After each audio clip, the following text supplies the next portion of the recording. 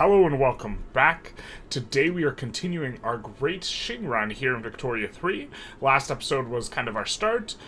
We got off to, a reasonable enough start, I think. Probably not the most pushed start because we didn't get, Brazil or Mexico at the very beginning. Or do like an EIC type of transfer into something else, which I think is probably the strongest start possible in terms of, what's going on there. We are currently about to reform the military because 1.5, the military is still a little bit buggy, and we are going to have to delete down basically all of our military in order to do anything. We're actually also going to merge a lot of these boyos, but we have to delete down all of our military to rebuild skirmish, unless it's debugged here. No, it's not. We see that, we are just stuck with a whole bunch of irregulars, and we will need to delete them down, all of them, and we're just going to leave the Korea Company, which is line infantry. We're just going to leave those as line infantry, and that'll be fine. But this is what we're going to be doing today, and the whole idea of this run is a military-industrial complex run, which is going to be making use of the unique modifier that we have here in Qing with our armed forces, which is newly created army. If we get them powerful, this minus 50% mill goods cost, combined with peasant levies, gives us minus 75% mill goods cost. And all of these military goods are still purchased at regular prices in terms of stimulating the economy. And so what this is it's a free money modifier. And so while, early on, construction's still going to be way better for stimulating the economy, eventually, this might be the very best way to get as high a GDP as possible in, patch 1.5 is Great Qing might be the absolute best country to do it as. Because eventually the construction falls off and marginal buildings are not particularly useful, but you can re-stimulate the economy instead of using construction by just building more military. And so, yes. Hey Java, how's it going? Hi, Snell Hysterma. Can you show your current laws real quick? Yes, I can. So let's kind of take a look here. This is the current state of affairs. I really think, laissez-faire is super meta. You have to go it.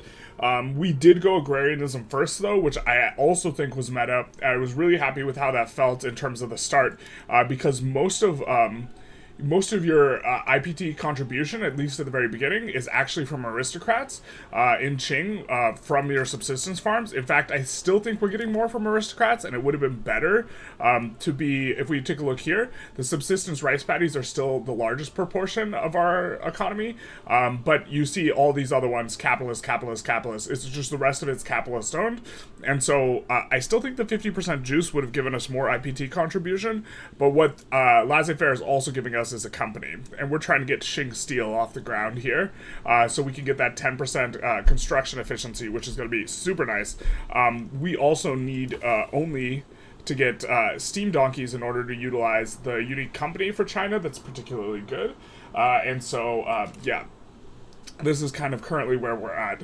That's pretty good for Qing. I think we did a pretty good job passing laws. We've been trying to push and keep this scholar officials in government and this type of thing. What are our taxes right now?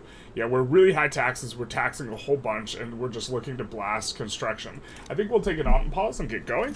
But yeah, we are, once we research percussion cap, we're going to need to kind of take a look for everything in terms of mappy and decide where we want to build all of our ammo, arms, and all this stuff. I'm thinking we're going to want some in Hebei.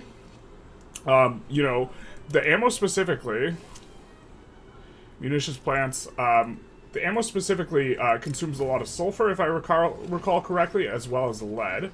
We're just gonna do this. And this is going to be somewhat nice as well. I think that we don't need to stick in this. I think we just decided to help them out for some dirt somewhere. I believe Lindy was what we had gotten, and so we'll just make sure we are colonizing here, and we are, and so this is going to be really nice, because I think we're going to cut Great Britain out here, maybe, and, have a very, very strong colonization game here overall, which is a big part of what we did as well. Let's take a look at diplomatic interests. I know we're using 14 out of 14. I think this is going to be way more important feature in, 1.5, in addition to Navy being better in 1.5, and so, we'll see. A little bit of a bad roll there, trying to get onto landed voting. And we are also trying to get this high enough, our bureaucracy high enough, so we can increase our institution level. I think we're going to increase our education. We want to also get the Confucian scholars above 20% clout and keep them there. Plus 40% authority. It's not quite as powerful as, the PB from the UK. But they can't all be winners, can they? But this is what we're interested in. Minus 100% radicals from standard of living decreases.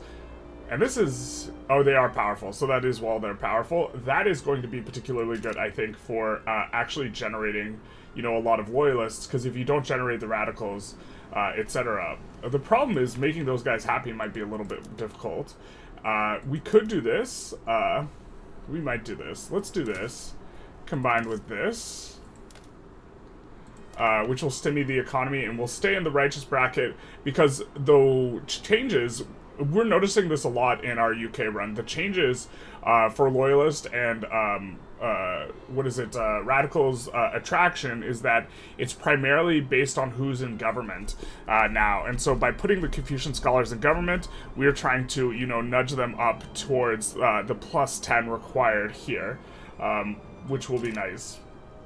If we can get to it, Of course, we could have added more construction instead. It's a little bit tough to say which is better. I wish we had a good way for paying them out more specifically. We are on state religion, though. So, let's see. Government wages. Let's lower the government wages here. But, I was thinking maybe increasing government wages, but I think this just increases more of these guys. We are getting their bonus, though, 10% authority, which is not very good. The literati for, or the Intelligentsia for QING in particular is not very good, because, 10% authority is not as good as the migration, generally speaking, although you don't need the migration as much. We complete a whole bunch of these government admins, and so we're going to increase our education level here.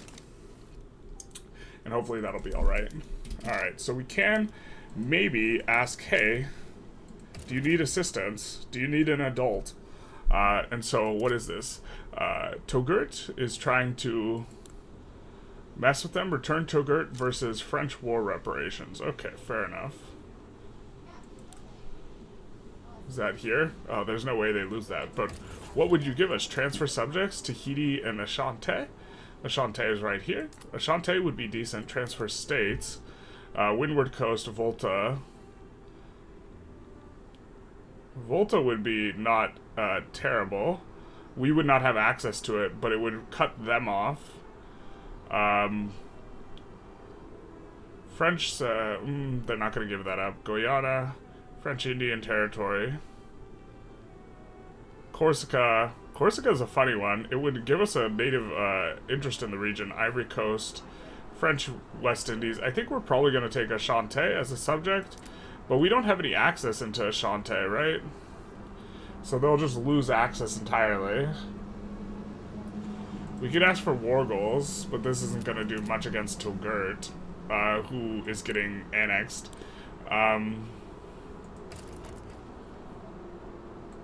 So I guess it's transfer states, and I guess we just take Windward Coast. That way we'll have an adjacency to Ghana and this later. French Windward Coast, where is it? And we'll just abandon them as soon as the play starts.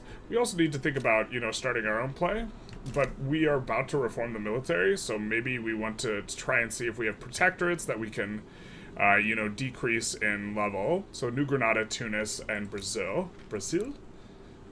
New Granada. So we could reduce autonomy here. They might accept. Tunis, reduce autonomy. Will they accept? They will accept. Only 2 infamy, but I think this will give us enough time to reform our military.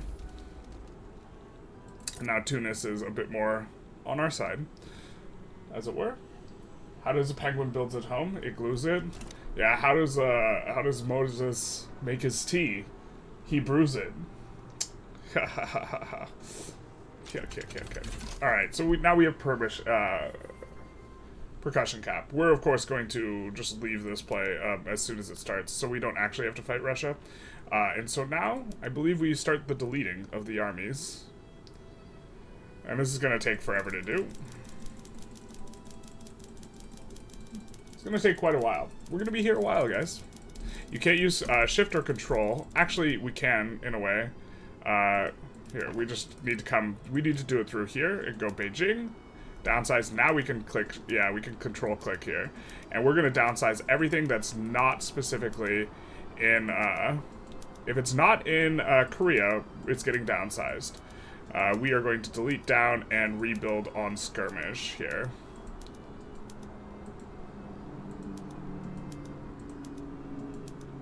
Hey baby, hey baby, hey bae. Jiangxi. Southern Anhui, we're just downsizing it all. Northern Anhui, downsized. Western Hubei, downsized. Eastern Hubei.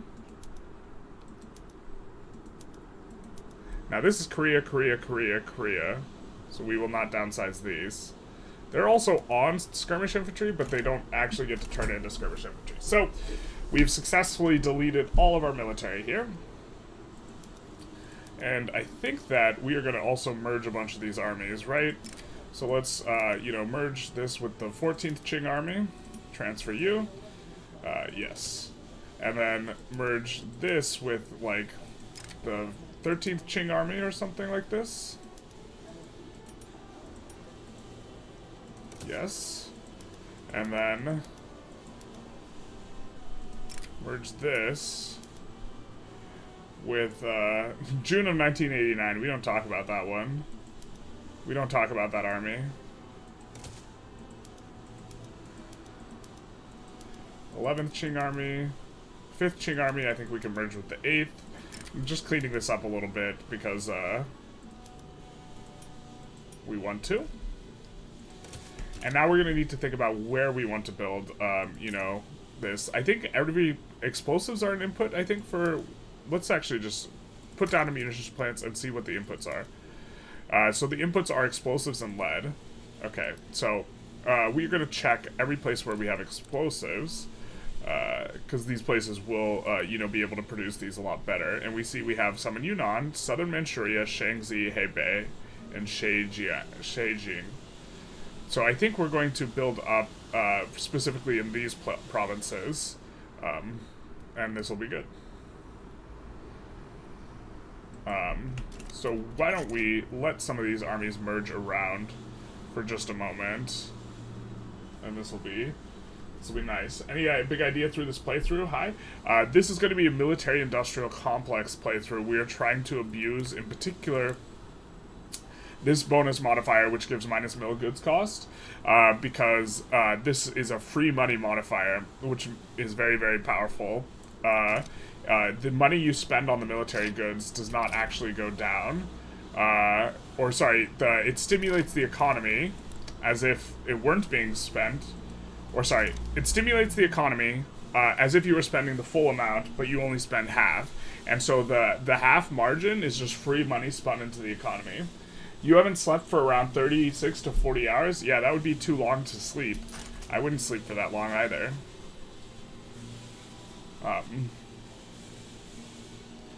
So, yeah. That would be too long, as it were. Okay, so these guys are trying to merge. They're not succeeding very well, it looks like.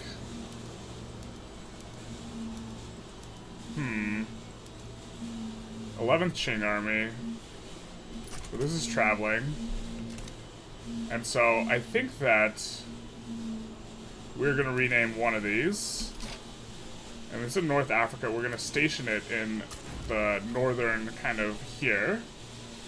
And then boosting qualifications and education access by decree is really powerful for small countries. Yes, I agree. Works really well for Nordic countries, Benelux and Switzerland. One moment.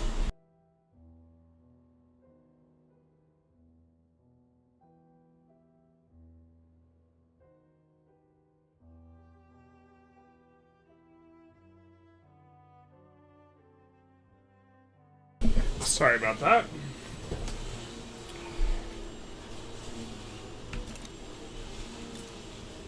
Got a little bit of vacuuming going on in the background. Okay, so we have an explosives factory here, so we're gonna rename this 12th Qing army, because I don't think this is merging. No, it is merging.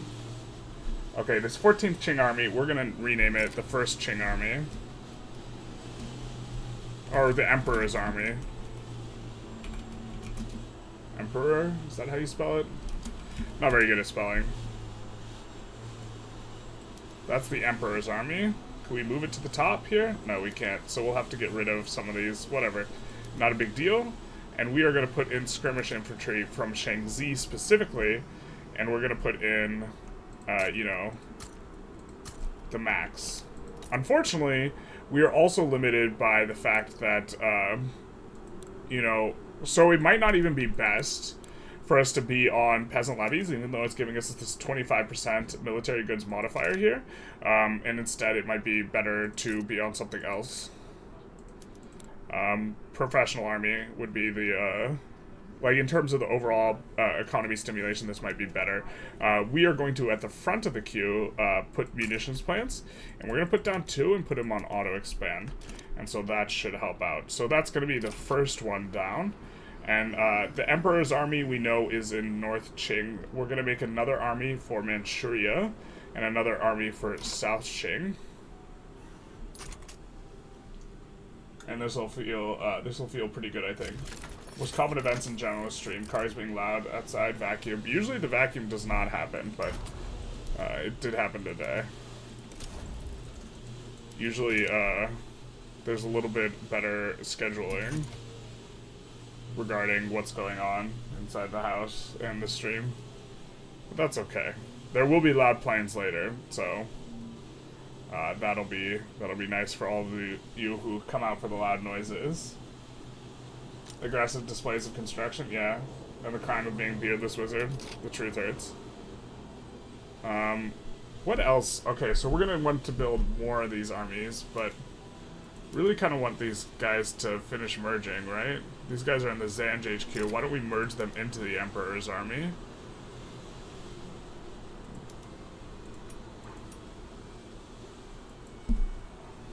Yes. We're just trying to consolidate a lot of these. We have the first Qing fleet, the second Korea fleet, so that should be fine. And the thing is our military goods for military buildings, not a lot right now. We're hoping to get this number up a lot higher. I think we have in the capital lead, so this will be pretty good. And this is also North China HQ. So what we'll do is we are going to put in a couple of munitions plants here. We're not going to put them on auto expand, and then we're going to add another 25 skirmish in the capital to these. So now the Emperor's army is now going to be 50 strong. What was this here? Bremen, conquer Bremen. Do you want some help, my friend? Transfer subjects. Diplopacts, bankroll, no. You won't give a bankroll. We can just ask for an obligation and then promptly abandon them. I think I like this. So we'll just ask for an obligation here. What tech are we currently on? We're on Steam Donkey. Okay, that'll be good. That will unlock our ability to use our company. And we have... Oh, we wanted to put the munitions plants at the front of the queue here for Beijing.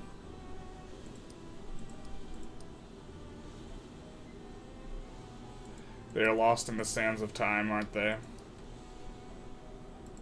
Where's these? There we go. Kick those to the front of the queue. Alright, so I think that, let's take a look here. All a little bit, Southern Manchuria, and I think Zhejiang, if I'm not mistaken, we're trying to be somewhat sensitive to the fact that, of strategic regions. I believe they're, oh, okay, Zhejiang is in, gonna be in northern China, so we're gonna put in more from the Emperor's army. We're gonna put this in Zhejiang, so we're gonna put in another 75 here. And, you know, again, to the front of the queue is going to be a couple of these munitions plants, which is going to pair nicely with the lead already being here. And the food industries are going to feed in well because they will use mobilization. Also in the Emperor's Army, we're going to come in here and we're going to turn on everything, even, you know, rail transport, which is going to use up railways, but it's going to give a lot of formation move speed, and so I think we're going to need to add a couple railroads here. We might even put the railroads on auto-expand. How come you use the ones in perfect face and with the beard in your thumbnails and beard? I haven't made new thumbnail things. I need to do that at some point though. I gotta record new thumbnail things. Let's take a look. We have Protectorate with Brazil. Dominion with Transvaal. Transvaal might accept being reduced. No. Brazil almost certainly will not accept right now. New Granada will not accept. You know, until we get this new army up, which is, of course, what we're working on right now. Russia sides with Prussia. Hopefully it's not with anything against us. Yeah, because we want to be able to leave this kind of early on. Prussia wants a trade agreement. I mean, sure. This seems fine. Can we invite anyone to the customs union? No. Let's improve relations with some people, with the intention of eventually getting them into the customs union. Just though, well, let's do Egypt as well for now. And this will be pretty nice. It should suffice. We're building rice. GDP has just been very comfortably cranking up here. Much, much nicer than the other run. Local police force. I don't think we're going to do that. That's a really annoying petition because they're going to be upset. And we can't make a legitimate government without them. Of course, we are getting unlanded voting, so maybe we can get something done where we can take them out of government before this, you know, kind of comes to fruition. But if we can't, that's going to be a bit unfortunate. We do have the level 41 uni here. I mean, we could put it up to 51. We also have 41 uni here. But yeah, maybe pro-army would be better. Just kind of back and forth on this landed voting we're getting. Okay, so these armies are not merging very well. So if we mobilize you and then try and merge you, will that work better?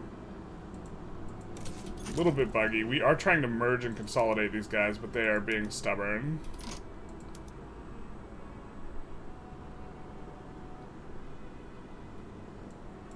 We'll take this jingoist guy, and then we'll try and merge this into...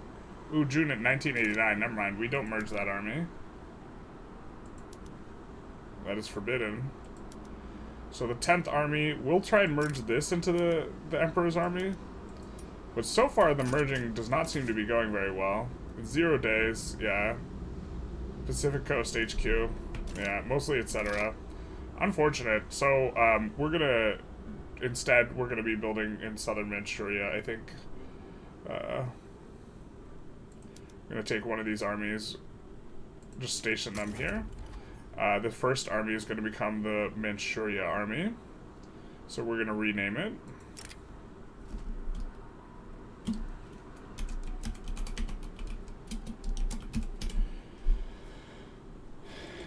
And then we're gonna get this, and we're gonna come in southern Manchuria.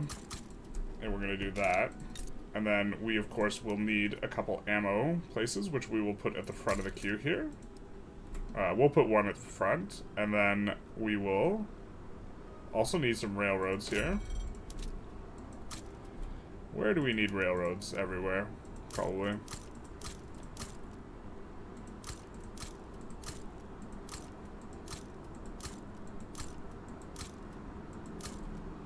Jujui, let's actually take a look here. I think we...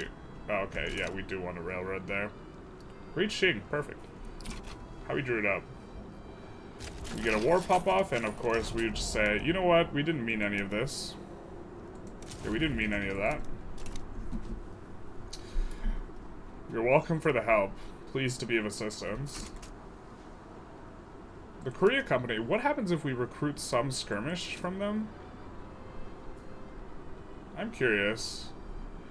So here we have, this is where we have our line infantry coming from. Now their PM says skirmish infantry, but it's bugged to be stuck on line. I wonder if it actually swaps it over to skirmish. If so, we didn't need to delete everything, but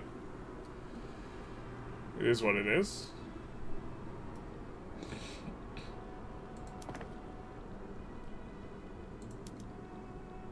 So, or will we just have, you know, 23 line infantry, 2 skirmish infantry?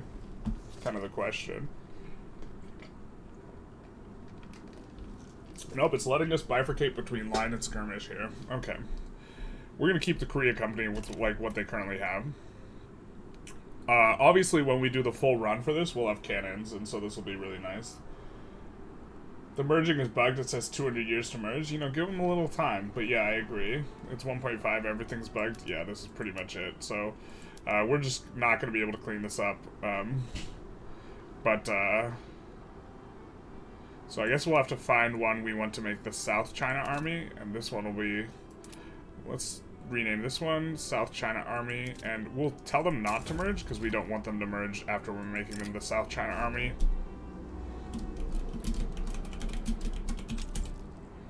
And we'll put first and second and stuff as needed, but we're going to put in skirmish infantry from Yunnan. And then we will, at the front of the queue, put in a couple of munitions plants. And hopefully that'll be pretty good. We don't have lead there, but we have explosives. And then... have we built everywhere where we have explosives industries? We built in Yunnan, Beijing, Southern Manchuria, Shangzi, and Hebei. Oh, we haven't built yet in Hebei. So we'll add this to the Emperor's army. Here. And then we'll also add some explosives. And the Emperor's army being 100 strong seems like a kind of good stopping point. But we'll add a couple of these to the front of the queue. And then a railway. Another railway. We'll probably need railways in some of these states anyways. Oh, this is perfect. Because very often in the Dutch East Indies, like, revolts, they will offer a whole bunch to you. You know? Education's been increased to level 2. If we got just a little bit more, we could increase it to level 3, which is maybe something we're interested in. Really wish there was a better way for us to make this guys happier. They really are not a fan of stuff. Official nationality. So, we can do all hail the Emperor. I don't think we necessarily want that. We're probably going to choose the last one. 20% assimilation.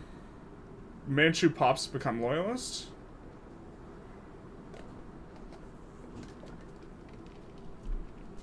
Mahayana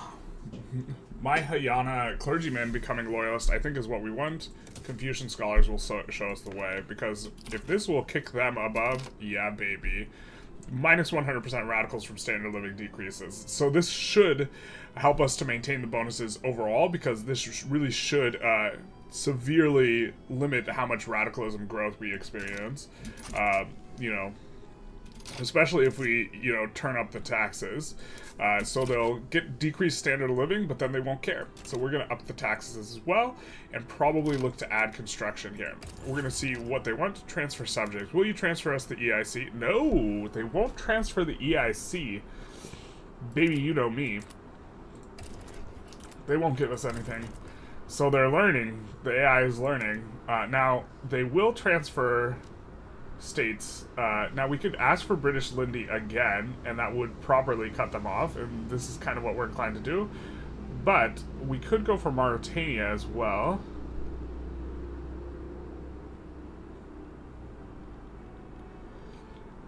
Let's just go for British Lindy and get ourselves, you know, a nice colonialization game. And this way we will be kind of free up in here. And we can use our newly formed Emperor's army, which we kind of want mobilized anyways. Traditionalist, Royalist. Alright, we'll take this guy. I think that we don't want to really juice up their clout too much, but we don't mind juicing up their clout. And so we'll do some of that. And then we also, for the Manchuria army, we want to make sure we're on every mobilization. And for the South China army, the same thing. Not for June of 1989, which never happened. I mean, nothing happened in June of 1989. Kiki has a question. What's your question, Kiki? It's crazy how easy to see it is to dismantle United China Qing if you have a decent army. Yeah, but that's history, baby. If I recall correctly, which I might not. Baking powder will turn on. Big nice. We also want to think about maybe finding a way to put groceries in some of these places. Because they are going to have local demand. These places have armies will actually have decent local demand for groceries. So we'll put in some food industries, especially if they're on the coast, we'll put it in. So Beijing will also, well, we'll put it in Beijing, but it's not going to be that great in Beijing because we don't have that much fishing. And this is, I guess we'll look for coastal places that have sulfur. I don't think we have very many. Rice is also nice. But here, for example, Shandong also has it. So we're going to look at what strategic region Shandong is. It's in North China. And so I think we're going to make a new army here. And we'll make this North China army. So we know the Emperor's army is also from here. Confirm. We're going to add some skirmish there in Shandong. And then, also in Shandong, we're going to add a sulfur mine. We're going to put it on auto-expand. And then we're also going to put in a couple munitions plants at the front of the queue. And we're going to put in an auto-expanding food industry to support this army. The North China army, we will change their mobilization. And then... let's see here. What else do we want to do here? We also need to put in down arms industries for all these places. So let's do that as well. We already have that there. Let's see, arms industries, because they'll be much more profitable in the state. We have arms industries there already. And we will want arms industries here. And then Shaanxi, we will also want the arms industries. We'll put this one on auto-expand, and that'll feel nice, I think. It should suffice. We're not actually helping them, we're just implying that we're going to help them by moving the North army here. I feel bad because I asked a question about different gameplay, but are you going to play Victoria 3 Cold War Project or never play again? I might play a little bit more, but that was mainly... as 1.5 gets fixed, I'll start switching to playing more vanilla. But I might come back to the Yugo run. I'm not sure exactly. I don't think I'm going to start a new run. If you were the one who asked about doing a Japan run, I don't think I'm going to start a new run on the Cold War project in the near future. If that was your question. We're going to look where our cheapest construction is. But yeah, you can always ask questions. I mean, that's one of the reasons I'm live, is so people can get... where's this place again? I think it's inland, like, way over here, and we don't have as much labor there, so we're going to build it here in eastern Hubei and Hunan instead. Where the construction is relatively cheap. Why is the construction so cheap here? We don't have any coal or iron, or, sorry, we have coal, but we don't have steel. I guess we have a bunch of tools here already, which is why it's cheap. A little bit weird. We will capitulate here. Hey, do you need help with this too? The fact that they ask for help with, like, meaningless wars is still a bit of a problem, but, you know, it especially lets you, like, this is just super exploitable here, right? We're going to ask for Mauritania, so we're going to get that, and then Inner Mauritania on this war. Oh, these guys will transfer Western Australia and Columbia District. We'll ask for the Columbia District, I think.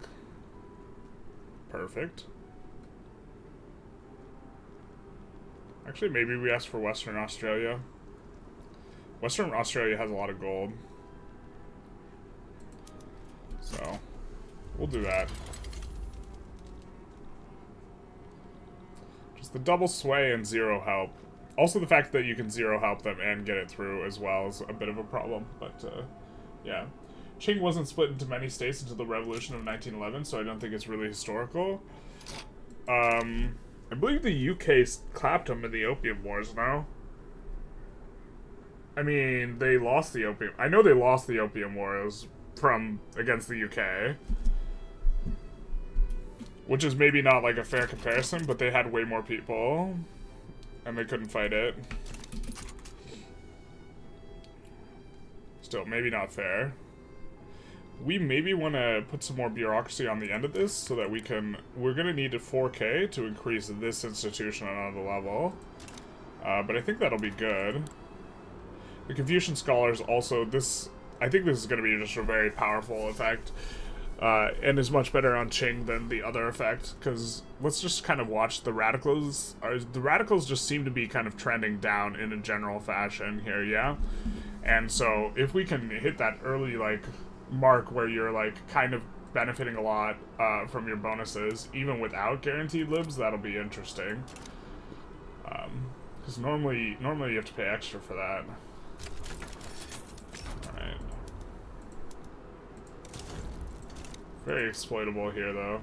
I mean, maybe we should help them out, but nice getting this. It does have a port, but also now they're going to get clapped by any revolution there. You know, we also have all of this. South Australian Proletariat Revolt. That's not our problem. And it isn't. We will get to colonize a little bit more here. And what are we're currently researching Steam Donkey, I think, yeah. We might, look to increase economies of scale. Enact-landed voting? Increased enacting chance? Alright. Steam Donkey. Really excited to be able to turn on our railroad. You know, like, railroads occupy just a big chunk of our, you know, what's going on right now, so. Still kind of without an army. I guess the Emperor's army is kind of coming up. So, let's see. We can reduce someone's autonomy, right? Protectorate of Brazil. We can annex Bukhara. Puppet from Hudson Bay Company. Puppet new. Will you take reduced autonomy? Oh, the planes are starting. So it begins.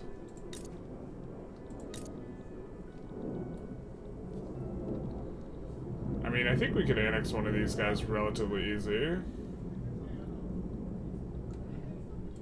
Could also reduce these guys' autonomy, which will give us a decent chunk of infamy, and they just accept. So while we're in this transitionary period, I think this will be good for us. So we just reduce their autonomy, and that's fine.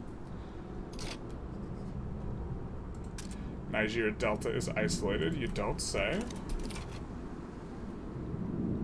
Making quite a bit of money here, so money moves, that is. So I think we want to look where we don't have a lot of upkeep, and we're also looking where we have a lot of pops. So Guangxi.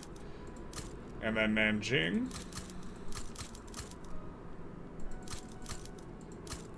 Oh, it's criminal that we don't have it maxed in the capital here. So we'll add all that. And then probably, yeah, where do we have infra problems? If you're having infra problems, I feel bad for you, son. You might be us. West Borneo. Okay, we might solve the West Borneo one with other means. Namely ports.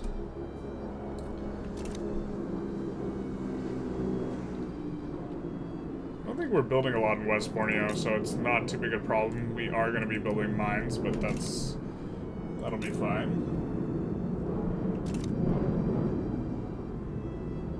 It wasn't about splitting the country. It was about the opium business regarding fighting. Well, I don't know what you mean by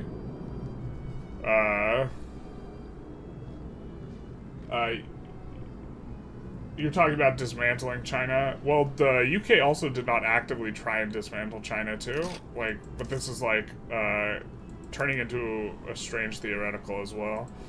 I mean, at what point are we supposed to just float some of this? I think we're just gonna come and put in a resource decree on Shaanxi, because Shaanxi is going to be like kind of the best place to build resources up in general. And you know, maybe as things transform, we start to build more around Shaanxi here. The Emperor's army is recruiting up quite nicely. It's still going to take a very long time. I'm super happy about the recruitment changes. You used to be able to just like build and recruit an army basically instantly, and now you can't. Steam Donkey comes in. Now, we're not that excited about Steam Donkey itself, but we will come in and switch it on for this, because it is very efficient on these. However, we are very excited, well, we're excited about this as well, about disbanding this and instead getting... Oh my god, do we not have it yet? We need to have, in Hey Bay, we need to have a level 11 mine, and we don't. Okay, so, in Hey Baby, Hey Baby, Hey Bay, we will punch to the front of the queue. Some more coal mines here. That way, we can have access to the company. We'll just not put in a company, that way we don't forget. It's gonna be nice. I think it should suffice. Much rice. Okay. We get increasing enactment chance. This has just kind of been going nowhere for a whole long time. Look at that lag at 86. Is speed 5 doing any better? Not really. It's going to be kind of similar, because, like, a lot of it's on the Monday rollover anyways. But we also don't want to just absolutely blast the speed, you know? Alright. Versat, we'll have another couple mines available now. And the tooling workshop should do really well there. Gold's depleted in Versat. Can we reduce autonomy on you? No, we have a bunch of infamy anyways from reducing the autonomy on the Dutch East Indies, so we should be kind of fine. Qing Togo is isolated. We'll add one of these for them. Just kind of watching. We're I'm very, very bullish on this, this railroad plus coal company. I think it's really strong. We see Mexico's side. They will give us Diplo Pact. Trade agreement, yuck. But the peasant revolt will become our subject. So this is an opportunity to get a subject here, right? We would have to fight Mexico. But I think we're fine with this, and we will send the Emperor's army. What is not under our control? That's a bit of a problem. Well, it says 0 days to the Pacific Coast HQ. So now can we mobilize and move? Alright, we can. Korea Company, we will also mobilize and put in on this other front. And that's kind of the two armies. Well, we have other armies recruiting up right now as well. We are also starting to burn a lot of money, but let's take a look at our military goods. So this is when we mobilized, right? And now we're spending all this here. But half of this, a full half of this, we are not actually paying. Or no, wait, not half of it anymore. We got to get the armed forces happy with us. We're going to do this, which will help to that front. And also, it will bring them more wages to try and, you know, get this in there. But that's not ideal. Certainly not ideal. Oh, do we not have the kind emperor himself? This is not the emperor we wanted. Who's the heir? Market liberal? Interesting. I forget the way to get them as part of the leadership, but we're gonna slowly phase those guys out anyways. Trying to get on landed voting here. We have a big advantage on that front for now.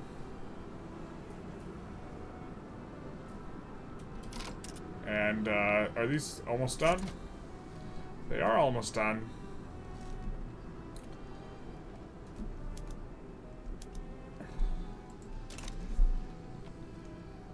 We will be getting a subject though, so that'll be nice. Change to customs union, anyone? No, no one significant. I think that's us finishing those, so we will come in, and now we can establish the Kaiping Mining Company, which tech spread is going to be a pretty nice modifier for us, but the bigger thing is that it's going to give, you know, the coal mines throughput and output and this type of thing, and also it's going to be on the railways too here. And so we do have these interesting local economies kind of cropping up around where we've built our barracks too, where they are, you know, supporting all this. Law debate failed. Yeah, the truth hurts. The Manchuria army, we will station this back home, just in case we get, yeah, it's already stationed there.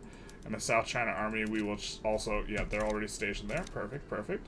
The June 1989, that army never happened. And we will see if we can move these guys over here. The 10th army, the 9th army, we're going to try and move these over and later merge them.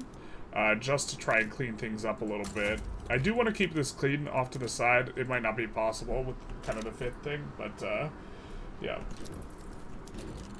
Did you liberate EIC strat to win the Opium Wars? I did not. They are not actually free. They are just a protectorate of the EIC. They asked for reduced or increased autonomy, it seems, which is a bit interesting, but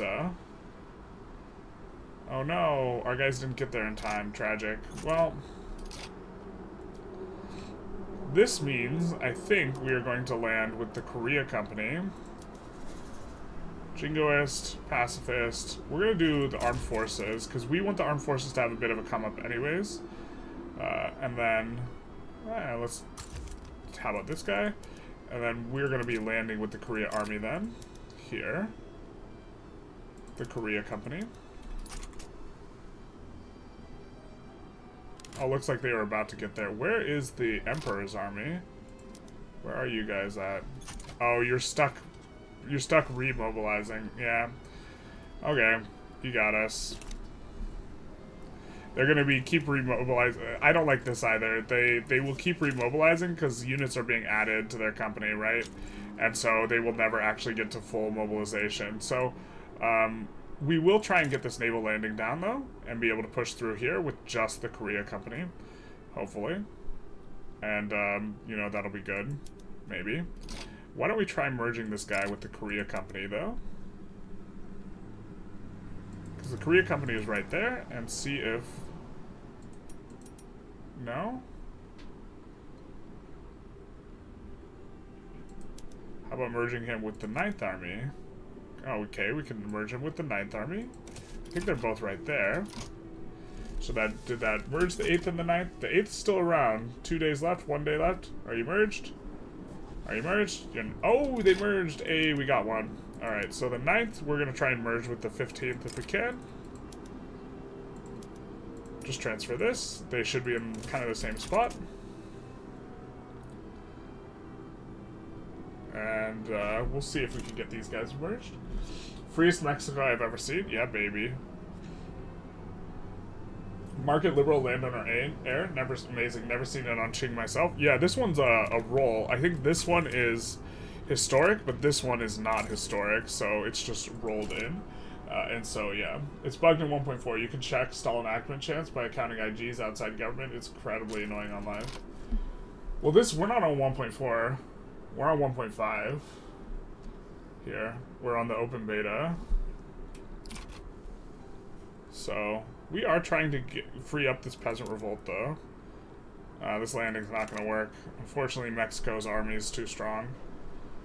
We also might need to merge the fleets so that we can actually land with our big boy. So, we're going to also increase the Korea fleet a little bit.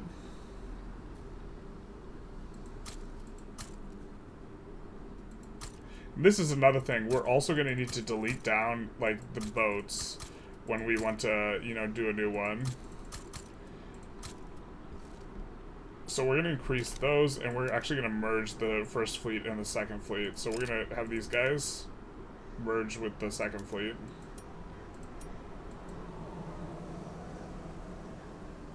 Actually, wait. Which one's doing the landing? I think the first fleet's doing the landing. So we'll merge the second fleet into the first fleet.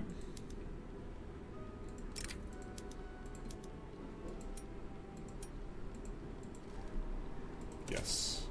That way we can land with bigger armies, hopefully at some point. The UK does not need help. That's fair enough. Prussia's looking thick. I'm gonna get a fat North Germany this run. That'll be nice. The Emperor's army, nice, 69. I think that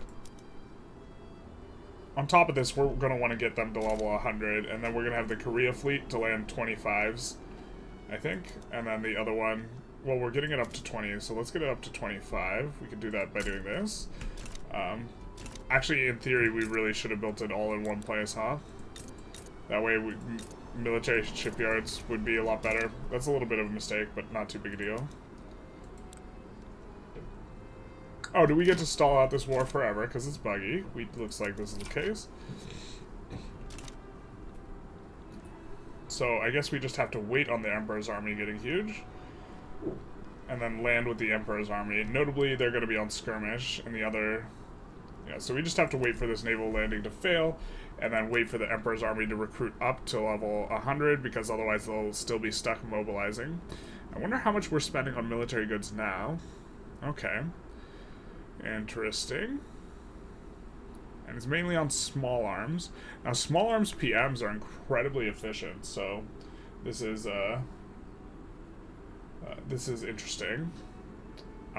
You know, it makes it so you actively like want to lean into these things more.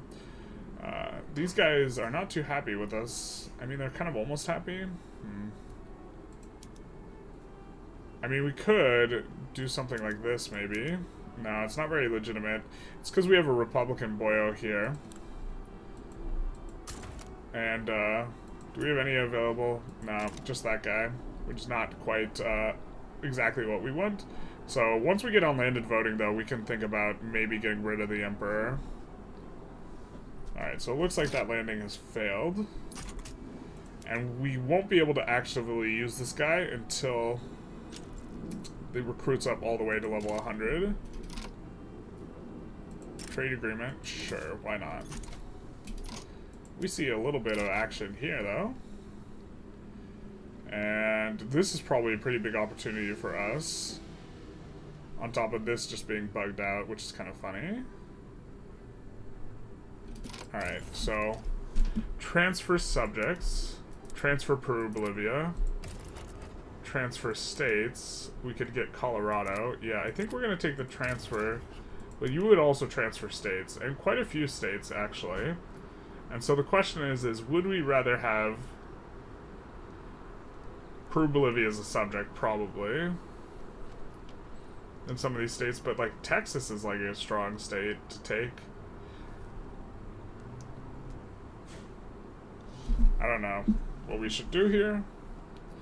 It's also free infamy here. I mean, if it was, yeah, we can't take Pennsylvania. Pennsylvania we would really want. I mean...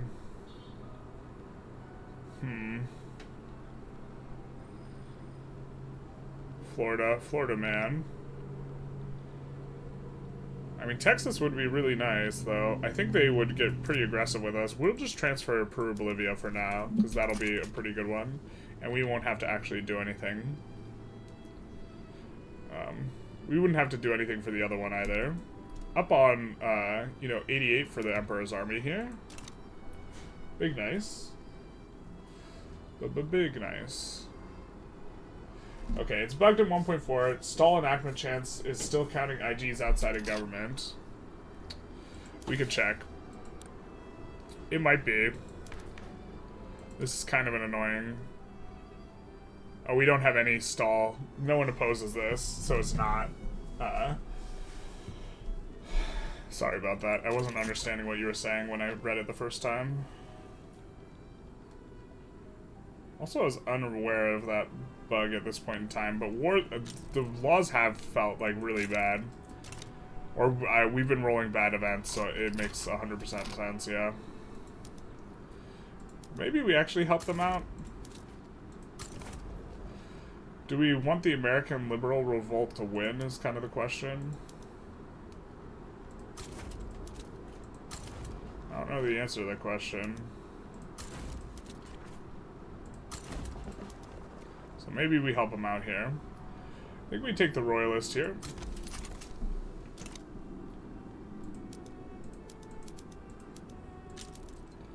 We are using all the PMs, and so that'll feel pretty good, I think.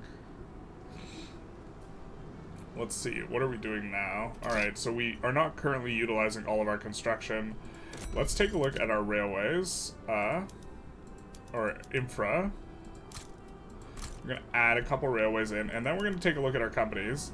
And the QING Mining Company is productive. Big nice. It's nice and productive. So we're getting the prosperity bonus on tech spread. We're researching Quinine actively. I think maybe we want higher level universities. Well, we're going to want 50 once eventually, so we're just going to add 5 for now. We're currently researching Quinine, but after Quinine, maybe we go into shift work. Shift work seems fine. Or do we want something over here? Egalitarianism is going to be too useful. I think modern sewage will be actually pretty nice here, so let's do that afterwards, because then we can upgrade the levels of our construction sectors. I think that tech is like kind of sleeper, very improved. I've been thinking of making a video on this, like the winners and losers of 1.5 as far as technology goes. I think maybe I'll do that later today. It would be fun if the devs let players support both sides and cause a civil war, because that's pretty logical to weaken one country. That'd be interesting.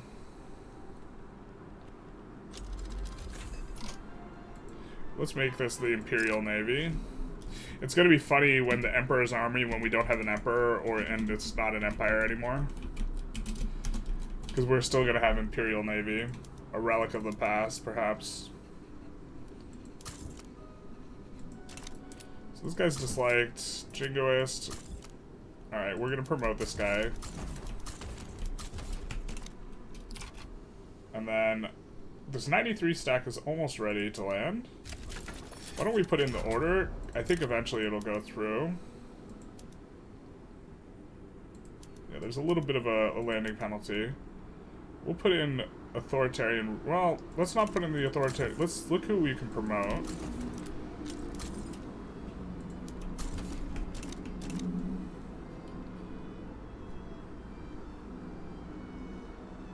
We should have a couple armies coming in to actually help them out. Do you need assistance, sir? Yeah. They definitely shouldn't be this liberal about transferring stuff. So here we can take Inner Mauritania, probably, with the kind of the way that they do things.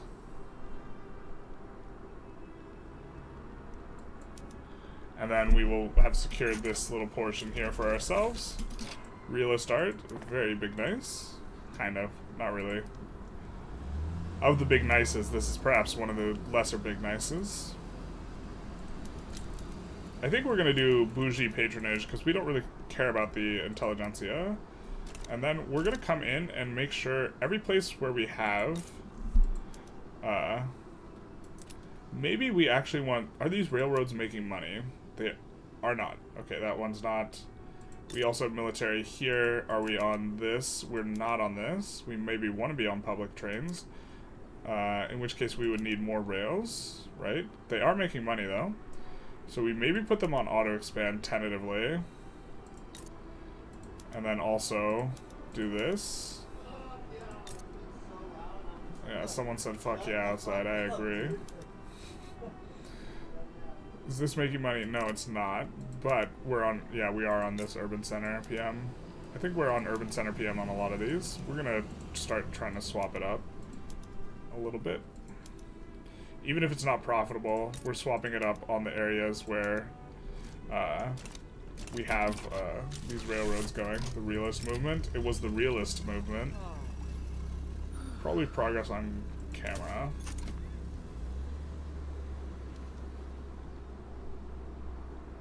And so I think this is not, oh, this looks like it is traveling. 0 days left. Don't like 0 days left.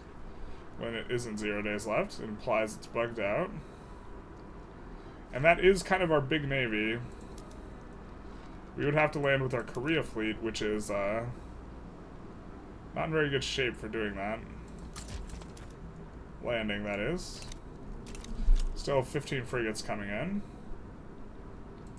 So yeah, I guess we did have to wait until they fully recruit up. That's kind of unfortunate. Yeah, mobilizing repeatedly. Alright. Frankly, ridiculous.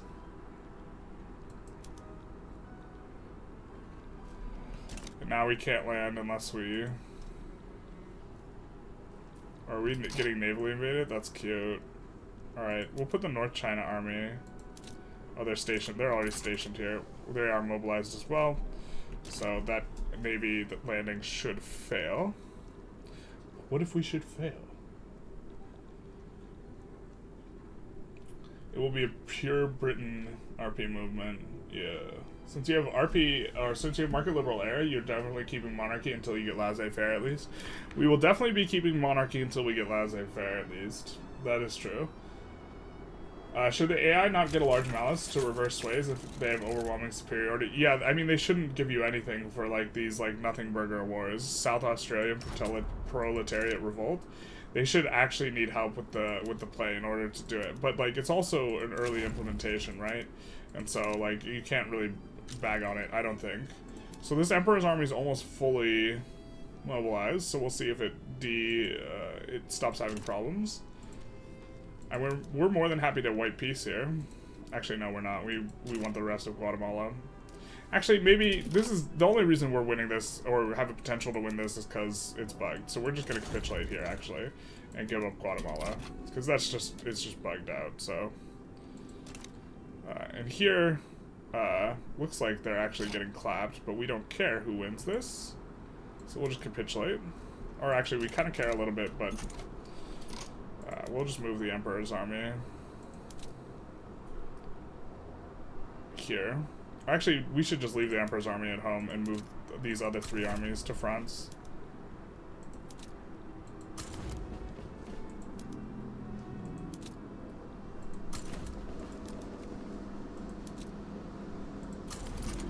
We want to try and win this for the Americans, which we kind of do. Because the Emperor's army is going to take a whole lot of stuff. But now everyone's like kind of fully mobilized, right? So let's see how much goods we're spending on military buildings. So this is a decent amount, right? I don't know why we're spending on conscription centers because we're not using them. But okay, fair enough. Good shout.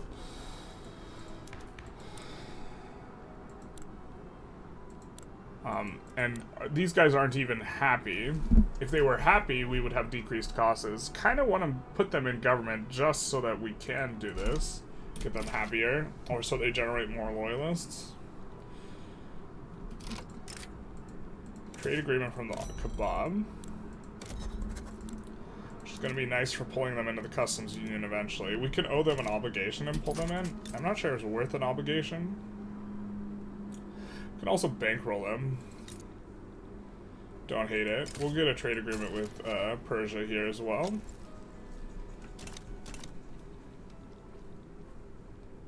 And we will be hopefully actually contributing here. And then probably going after New Granada with the idea that we want the canal. So actually let's see about this journal. We're going to survey the Suez.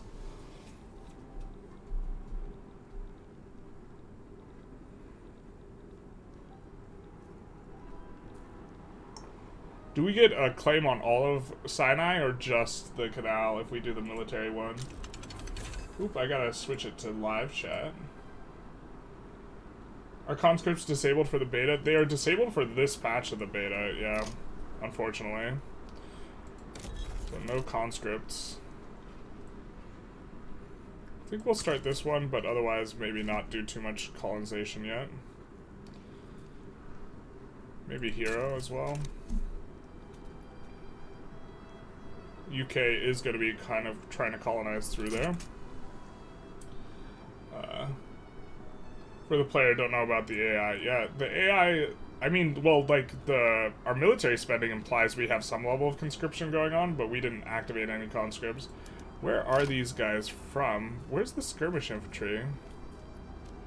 Where's the additional... This is like... I think this is a problem, because... South China Army, we only built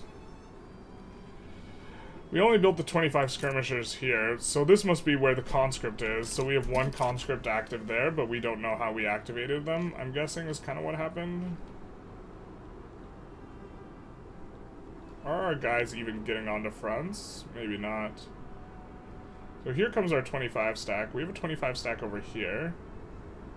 Now that's the Korea company, which unfortunately is not as well equipped. One day we'll get landed voting. One day. We do have to think about pushing economies of scale here, I think. Let's take a look.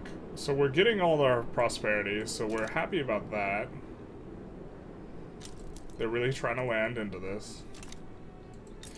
But we're going to be pushing the 51 one soon, so why don't we just kind of crank that up? And we know Shaanxi, we are encouraging the manufacturing or the resource industries there, so it's going to be above average performance.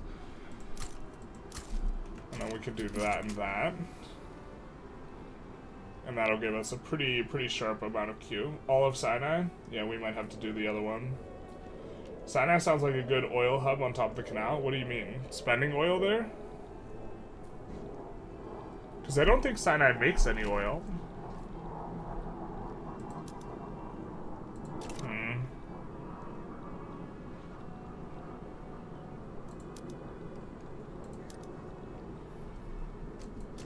Looks like we're having a little bit of trouble here, boys.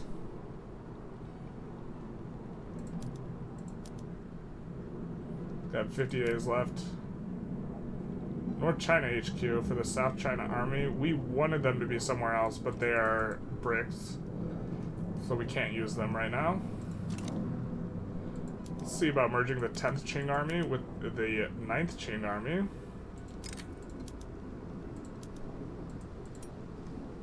Alright, hopefully they'll merge. They do just merge, so let's see about merging the 10th with the 15th.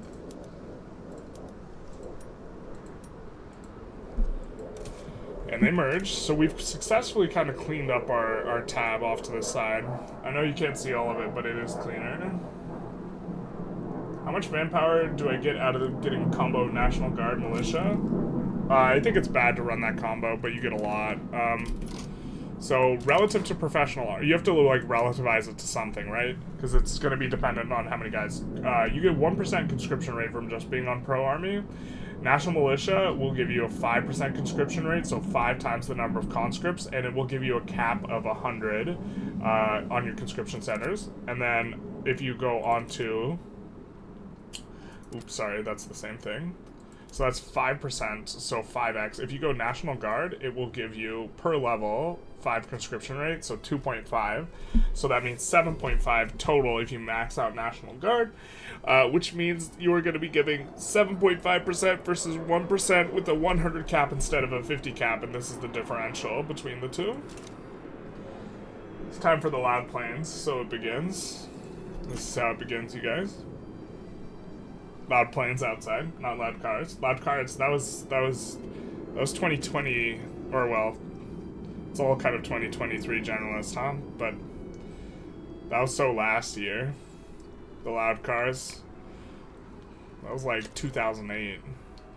This is the new and improved. Loud planes outside.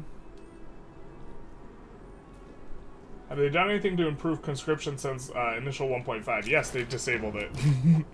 It's entirely disabled now. We're going to get rid of one of our consumption taxes here. It's not really making us... They don't really make us that much money. I think the resource industries on Shaanxi are going to be better overall. But now we can reform the government a little bit, or we're going to have to. Well, we can actually just wait to see how the election goes. And then, you know, think about, okay, where do we want to go from here?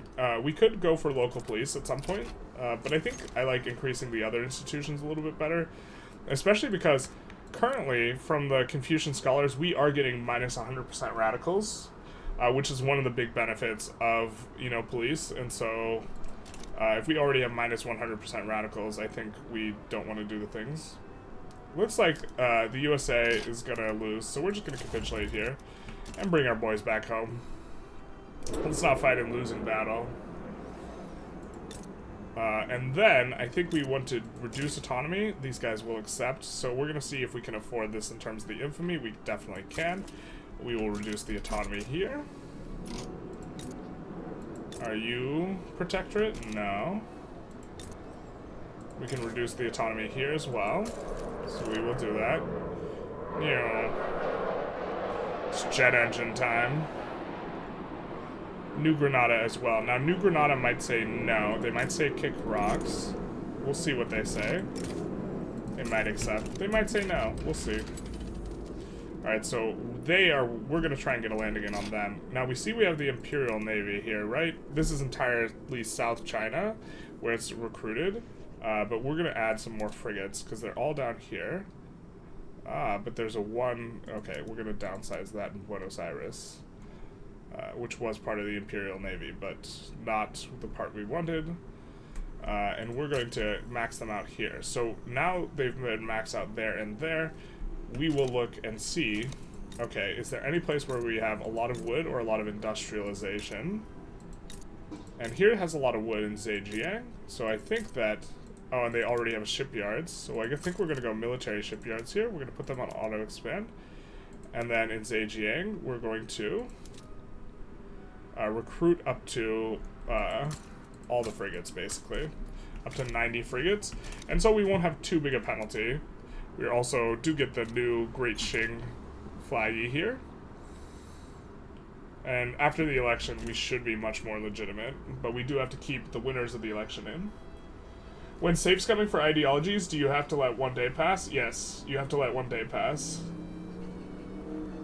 Plenty of oil rigs in Egypt in the Sinai region, but I don't know if it was discovered in the time period. You could also try... Also, thanks for answering the 7.5. Yeah, they're not discovered in the time period. Sinai overall is, like, pretty good, though, on an infamy to, like... infamy to value return, because it generally has almost no pops, and you do have these 48 mines, and so it's not terrible, but there is no oil. We're going to also add war reparations, which makes it more likely that they back down. We see the East India Company, or Spain. Spain, what are you doing? Go home, you're drunk.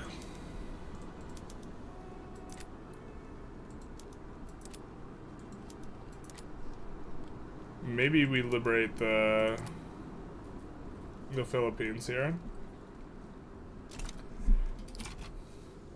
Yeah, maybe we just let it slide. I think we will improve relations with these guys because they're going to be the winners here.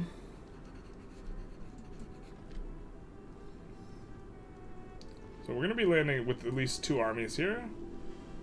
I think we are going to keep the Emperor's army out of this and instead mobilize the North China army, this army, and the South China army. And we'll move the South China army to... Alright, they're already in North China, and they will defend against landings. And we can see we will be increasing the goods for military buildings again. But overall, like, what's the value of the stimulus? I mean, I'm expecting it to be really low in the early game, and this is more of a late game feature that, like, because early game you're just going to want more construction. But we have, you know, 200 battalions, which is a decent sized army, so. Take Phillies, do it. You got a humanitarian for trade unions? I don't feel like taking the Philippines. I mean, it's probably better to at least free the Philippines. But the thing is they will contribute way less, you know, to the fight if we don't put anything in on them. But, yeah, let's just liberate Spanish Philippines. This will be fine. Actually, we probably shouldn't have. Yeah, whatever. I actually, as soon as we did that, I think we shouldn't have, because when the Spanish Philippines has a rev, will give us, like, the bag in order to defend them. And so we are kind of missing out on that potential. Alright, we are seeing we are starting to make money here, but we're researching modern sewage right now, so I think we're just going to let this crank out our debt a little bit, and then we will be able to build in better spots once modern sewage finishes. I'm going to take a quick look at the companies, make sure we're still hitting prosperity. We are, but this Kaiping Mining Company is having a little bit of trouble. And this is kind of the problem with the railroad companies. I think the railroad companies are extremely strong, but managing them is extremely tedious, because if we look where we have low earnings and we also have, like, so here we have a completely depressed price. So this is pulling down our productivity. And so, in Tucuman, where is the state? So here, for example, we're going to turn on the rail transportation, which is going to increase the demand for rails. And we're going to turn on the rail transportation, which is going to increase the demand for rails. And then we are going to come and look again. Where do we have earnings that aren't very good? Jujui. And then after Jujui, Shaanxi and Hebei. And northern Manchuria. And Yunnan. Interesting. So, but here we're going to turn on rail transportation. We're also going to use steam donkeys here, because we do want that to get employed up. So steam donkeys is here as well. And then here we will also add the rail transportation. It's just, it doesn't have a lot of pops, so there's like 0 pop consumption. I think we're going to come in here though and turn that on for everyone. Let's turn this, well, we don't want that actually to be a source of fertilizer, but we're going to turn on steam donkey for everyone there. And I think we're going to turn on, nope, that's not profitable. We'll just leave that alone. And then we had also in Shaanxi and these other ones, it's also not profitable, but that might just be because the armies are not mobilized there. Which is going to actually be like a really annoying thing, because they do consume rails.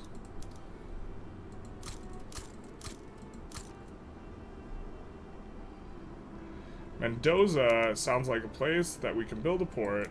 No, we can't. Okay.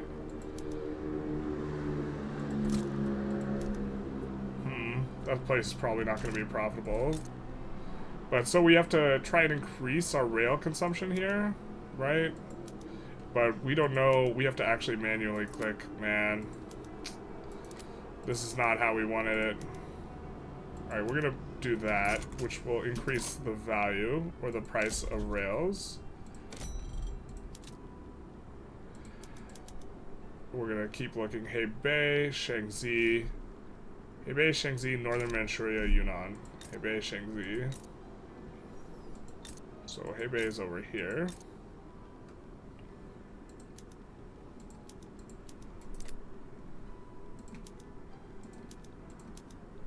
Northern Manchuria, or was it Southern Manchuria? It's probably Southern.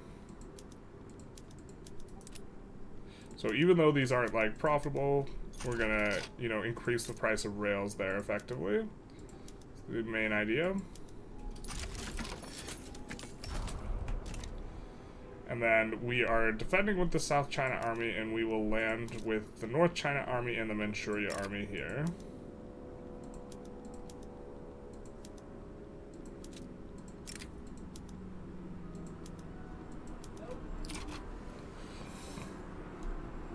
And then we have the election coming up, and that looks like it also probably helps us to pay less on subsidies. Oh, maybe it's not. I mean, in theory it should be. But this is like, this play pattern like sucks, you know? I'm not a fan of this. And the earnings are pretty tight, but I think the earnings are affected by... Oh, now the earnings, they're like reversed. Northern Manchuria. Oh, is Northern Manchuria and Shaanxi? Okay. We're gonna have to swap one of these. And then Northern Manchuria.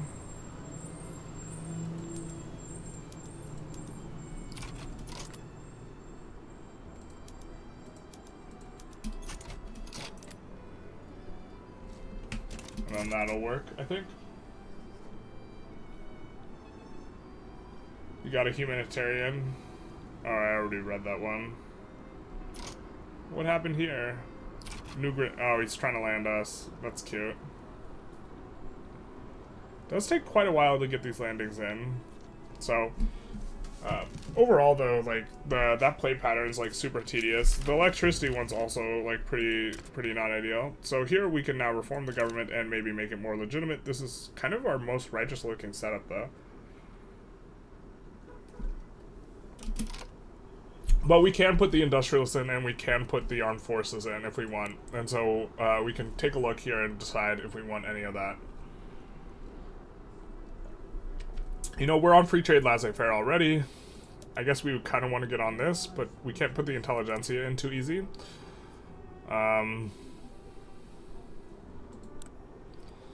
Right?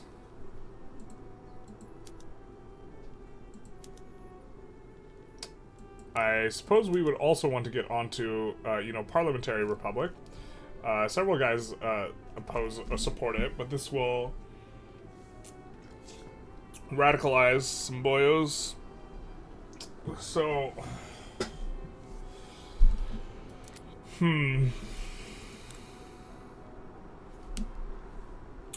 got the Luddite industry banned. Could do that for the memes. I think maybe we stick it on this for a little while and just kind of cruise and construct.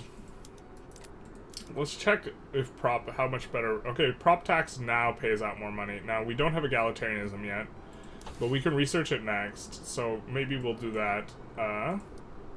And then once we finish egalitarianism, then we will swap someone in who can do this. The scholar officials won't like it, but that'll be fine. And also that will kind of help some things. Now, as far as the laws go, landed voting, we can look to move on to wealth, which the industrialists will support, and that will maybe be okay.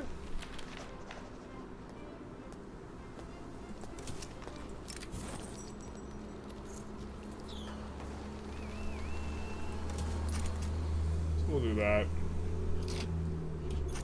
So not going to use our free reform, though. I might as well do a Scotland run and see if I can flood the world with rye and whiskey and Reuben sandwiches. Delicious. Man, I'm hungry. The most delicious run. It was the best of runs. It was the tastiest of runs. Much agreement. Korea fleet will come on up. Now... yeah, it looks like these guys are traveling nicely. Looks like they're gonna get clapped here. Absolute spanking.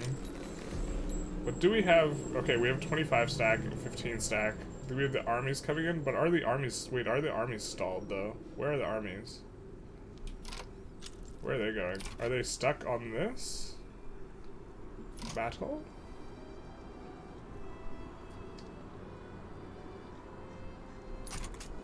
Colonization of Guinea is completed, though. I think we're gonna start off Papua. Papa. Not Papua. Oh, this is QING Guinea. We'll send a Korea company to deal with this.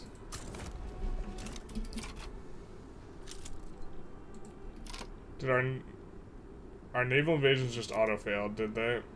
God damn it, dude. So I'm very confident we win this, but if it's bugged out, it's bugged out, right? Also, we kind of want to land the other side anyways, so... what's going on here, my guys? Oh, this is the army and the Korea fleet. That fails. Oh, is this one actually going through in? No, so this is the Ecuadorian... this is one of our subjects' armies. Oh! Oh! So now we're getting some of these battles going? So I guess it's been hotfixed, because we saw this also with the UK run, where we are getting actual some battles going. Some naval battles, which was like a new thing.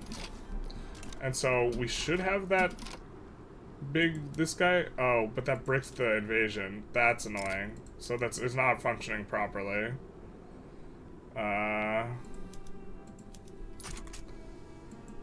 Because it's not supposed to get bricked entirely. We're supposed to battle and then get in. Right. We're gonna actually... where's the Manchuria army?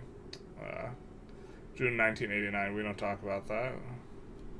So maybe we are gonna use the South China army then. And then we're gonna mobilize these guys.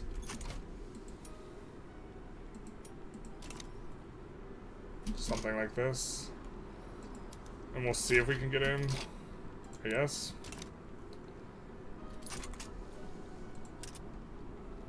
Windward Coast. kind of waiting on this to expand construction.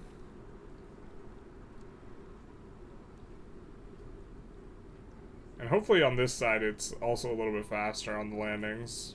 We can see the guys coming in. Now wait, did we... That's the Imperial Navy. KKK. We got it. Improve relations is broken. Let's see if we can customs union those guys. And we can. Big nice. No obligation necessary. So they will get to consume some of our goods. I mean, the eco's just been coming up, you know, really, really nicely here for us in QING. Yeah. QING just feels really good, like once you get rolling.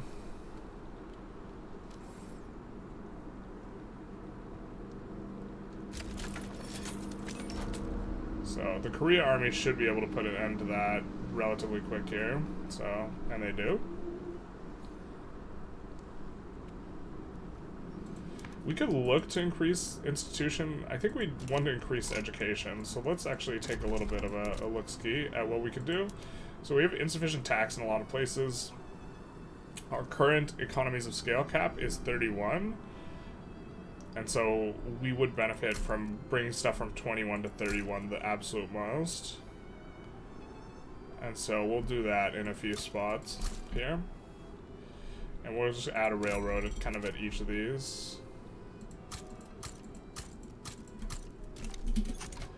Ahead of the schedule. Man, 35% construction on railroads is also just so nice, because they do cost 800 construction. They're meaningfully much more expensive. Alright, we will coercion, maybe. We get a claim.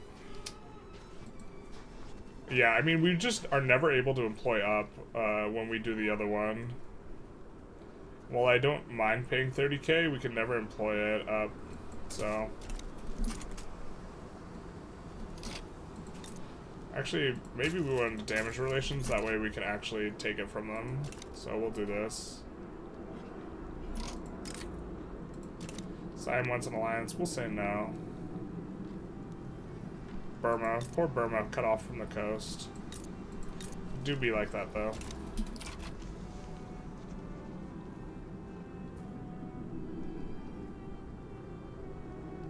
Can't invite the guy to the customs union. Is your subsistence farms doing okay? Do you mean is my unemployment okay? Unemployment's not too bad. It's a little low, actually. If by subsistence farms you mean are they like reasonably profitable, this is kind of what we got going on in the subsistence farm. Notably, softwood's expensive. Also, we're not fully employed out on these sub farms here, but we are building, you know, those rice farms, which we think are OP. We could even turn these on, given that we do have a bunch of available space in the sub farms. But yeah, the rice farms in particular are just it's an insane building, you know. Just very strong. But here we're not going to turn it on. But the rice feeds into this, you know, both the grain and the sugar, and then we have, you know, the iron also feeds into these.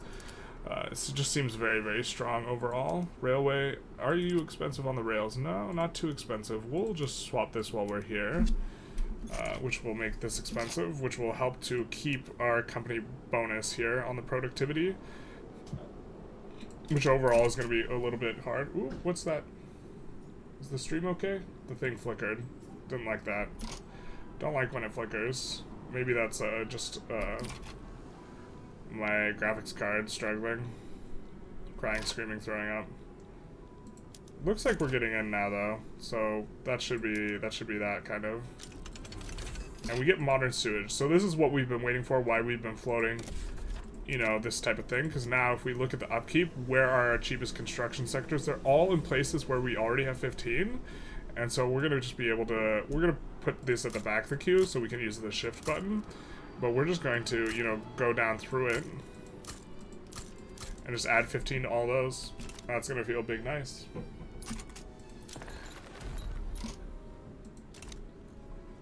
Fang has launched a native uprising. We'll send the Korea company to deal with that. Deal with Fang.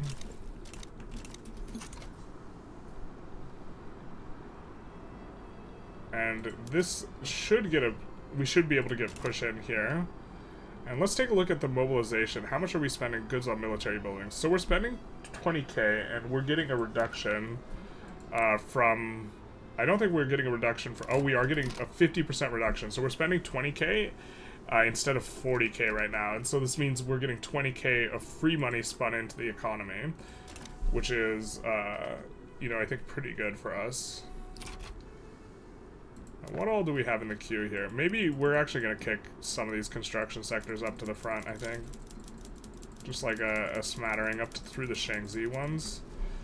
And we'll let those complete. And then once they finish, then the other ones can kind of take over. Let's take a look at our investment pool. Yeah, our investment pool is huge. It is shrinking slightly, but this is fine. Getting another native uprising here is a little bit annoying. We will take a look if any of these are stationed in... These are stationed in the Andes. These are Kukua Papua front. Alright, so since these guys are just stationed in the Andes, we'll move them over here to deal with that. Currently, the native uprisings also just have 0 troops, so I think it's fine. Your rice was ruined by grain mites. Terrible. I got more, though, so it's okay. Perfect. The rice is very nice. The amount you have should suffice. Head lice is bad. Alright, so I think we're actually also, you know, kind of behind all this. Oop, we definitely want to increase that. Behind all this, we want to make sure we're getting stuff to level 31. So, if something's near 31 on the mines, we're just going to get it across that kind of finish line here. And that will hopefully help them out a little bit. Hunan, Sichuan, Shaanxi. We'll do a little bit of that. A little bit of this, a little bit of that. I think that Shandong, Hubei, and Beijing, we're going to increase some of the fishing. The fishing competes with the other stuff, though. Let's see what the earnings are here on these. I said, okay, I guess Buenos Aires. Alright. We'll do something like that. And so now we have a nice big queue once we finish all the construction out. Do kind of have a lot of native uprisings and not a lot of infamy, so that's not ideal. We might move the... I don't want to move the Emperor's army over here because that's going to use a lot of convoys. So we're just going to put this as the strategic objective. I think that these guys should be able to push. We'll recruit another guy here, another gentleman. The Republican's probably okay, because we are planning on getting off of this at some point, and so we do want to get these guys clout up in general. So we're probably going to be a little bit aggressive about promoting. But yeah, we are kind of pushing in here on New Granada.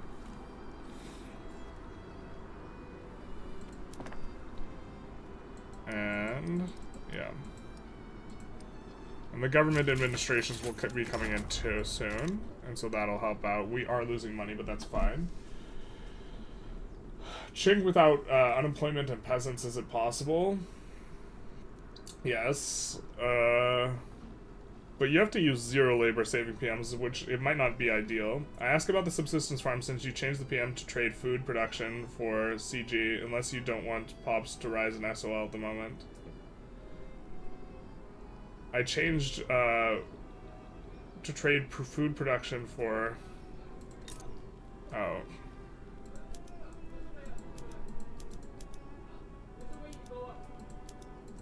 We cannot change the PMs currently on these. Unless I'm perhaps missing what you mean by CG. I'm not sure what that's standing in for. But we cannot trade over the PMs. We're on tenant farmers.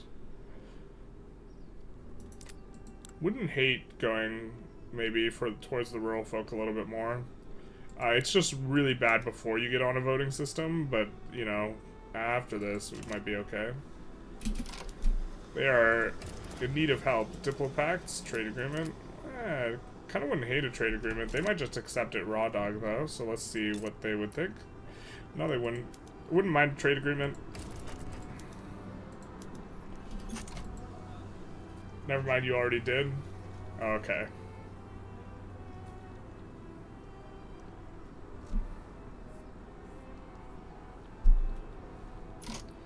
Good old never mind, you already did.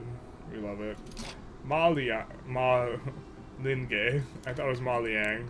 Damn. My three kingdoms is showing. Wants to ban industry. Oh, that's this gentleman here? Okay, fair enough. You got me.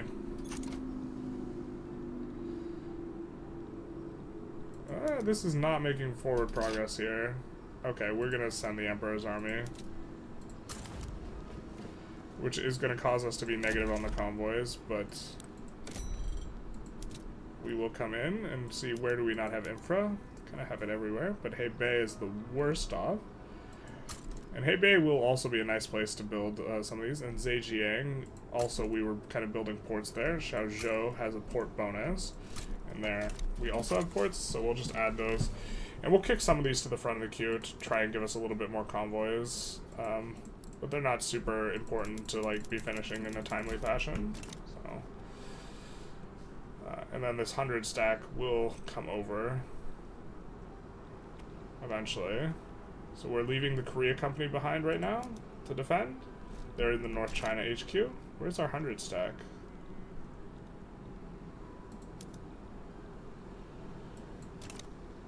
It's crazy that we're struggling to push 50 troops into whatever this is. Like, I guess Spain's there too, but that seems like, it seems like we should have an easier time of this.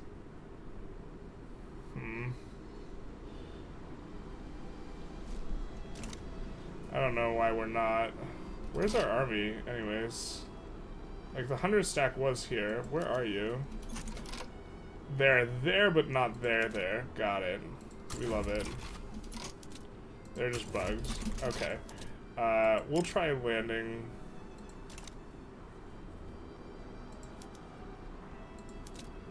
In Ecuador, then. With the 74 stack. It's gonna take 200 years for them to land. I don't think that that's an ideal amount. Yeah, we've just been experiencing bugs to try and win this war. I mean, we're gonna swap sides to capitulate if, like, this continues, though. This guy's just fucked, right? He's traveling to Galapagos Rise, but he's just stuck, is he? Is there no port here? There's no port here. Oh, we actually need the Columbia District or the Hudson Bay Company to be annexed. Otherwise, they're just stuck, I think. God, I hates it.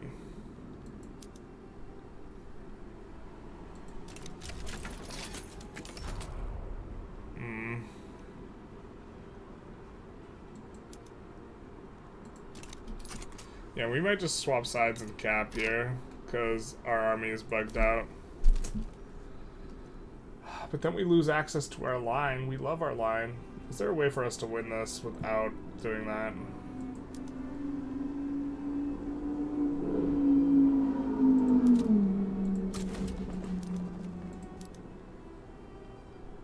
Oh, why are you stationed at the HQ?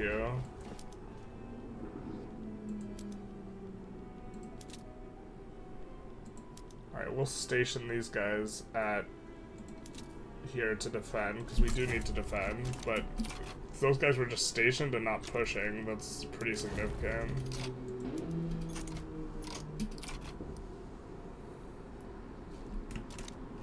Did it change the percentage? God, that's so stupid that they just station themselves there instead of actually pushing. Ecuador's out. That should help a little bit. Spain's pushing us, but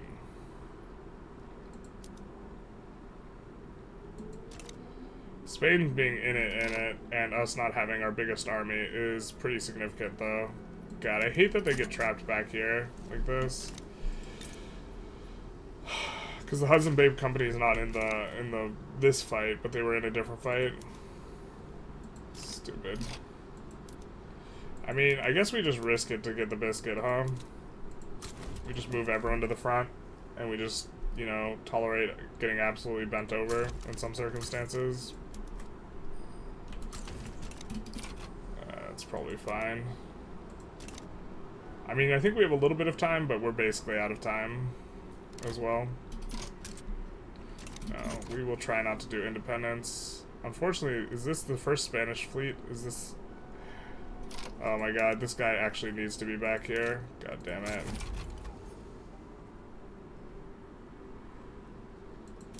Oh wait. Oh, an army's catching him. Okay, so maybe he doesn't need to be here? I don't know what army's catching him, but an army's catching him, so we'll try to just continue into this, but... So if we swap sides and cap, we will lose access to our graph, is the biggest problem here. We're going to reform our government to put the armed forces in. And the armed forces will love the fact that we are going on to proportional taxation. And also, this is going to be nice. Oh, we won't get a bonus. I was going to say we're going to get a military bonus. We won't get any such bonus. That also might piss off the rural folk too much. We'll see how that kind of shakes out. Now I think we go shift work, though. God, that's so stupid that he was just standing there, though.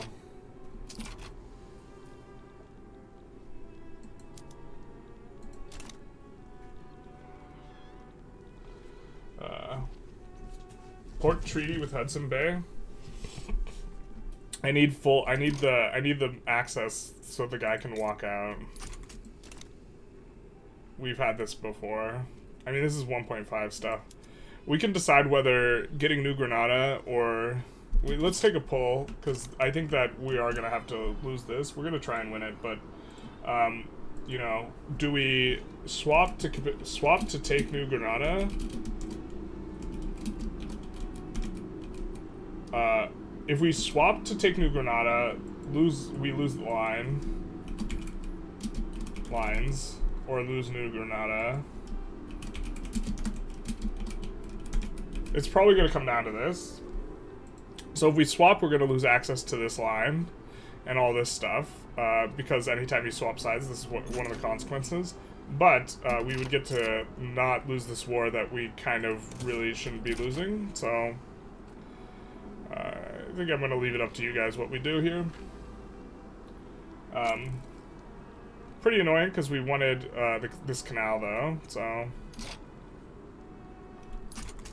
I mean, we have this Manchuria army coming in. Oh, the Korea company's still there. Okay.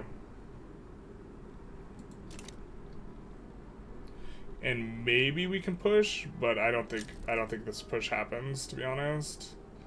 Because we have to decay them all the way. They don't need to take anything off of us. And while we will, it takes forever to disembark, but which I don't think is necessarily inappropriate, but it just is an observation.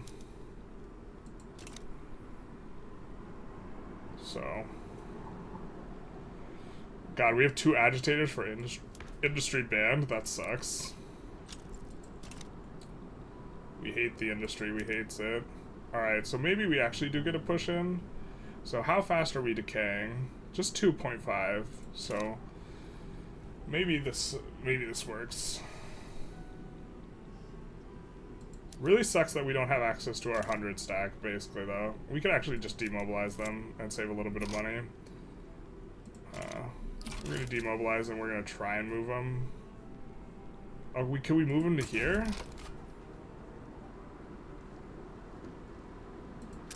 So we could move them to there, that would be very nice.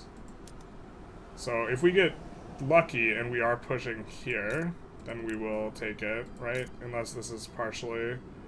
we're gonna take the rest of where we have, probably. Yeah.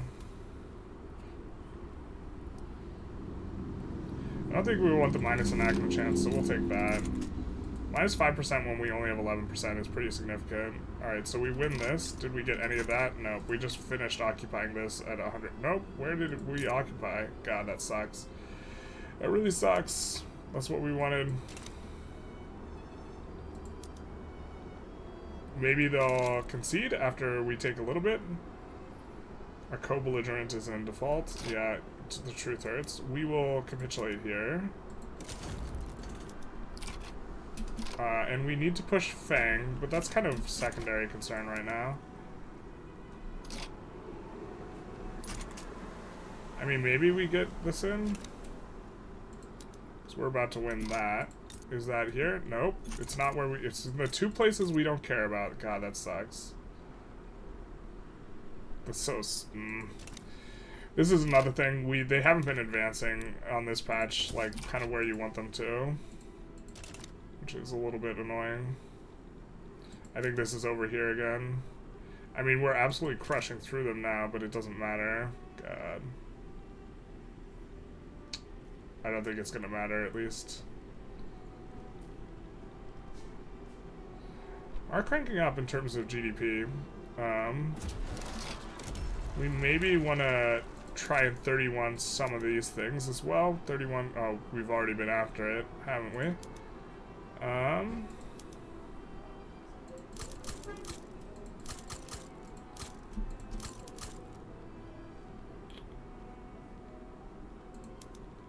Steel, we want to definitely increase a little bit on the slower side, unfortunately, with the way it works. I think with Yunnan and Shaanxi specifically, we're going to put these railroads on auto expand and hope that it doesn't crush us. And also in the capital here.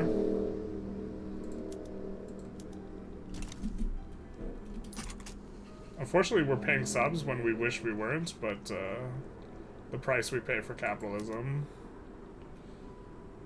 and not being interventionist. If we can move the Emperor's army, yeah, now it's... They apparently can travel to the Canada HQ, and if they get to the Canada HQ, then we can move them to the other one, but this is it's going to be too late to matter. There's no way that they get to this HQ in time.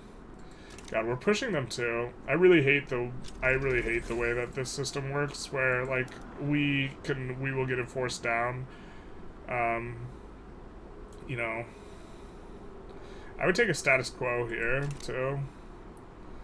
That would be much preferable, but I don't think we're gonna win this battle in time. So it looks like you guys are a fan of losing the lines. We're gonna take one more tick here and see if we can.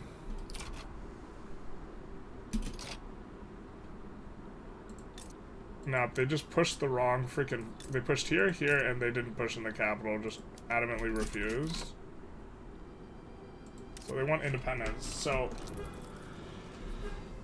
most of you guys voted lose the lines and do this out.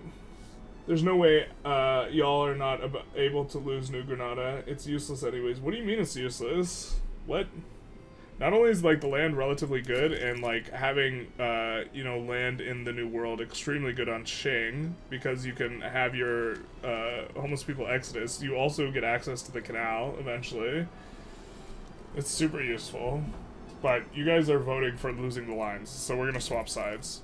We're also gonna lose all of our auto expands. It's so tedious, but we're gonna swap sides and capitulate here.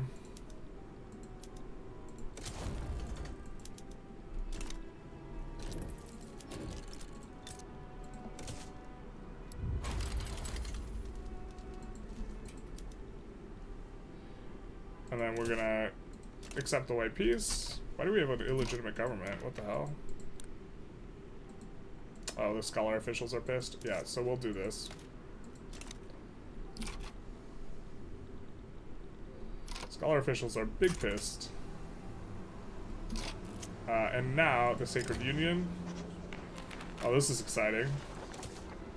And then, I think we will move, the Manchuria Company, the North China Company. We can't move any of these. We need to move some over to deal with Fang. Can they really not deal with Fang now? Alright, so, I mean, we said we would accept this deal. I mean, us capitulating is also fine. And I think we just kind of want to reset stuff, so we're gonna give up Qing, or we're gonna give them South Cameroon, I think. Or, actually, South Cameroon's huge. We're not gonna do that. I thought these guys were bugged out. If they're not bugged out, we're just gonna send them all. And we're gonna see if we can get this guy to a decent... Nope, he's stuck. He's very stuck. He can only move back and forth here.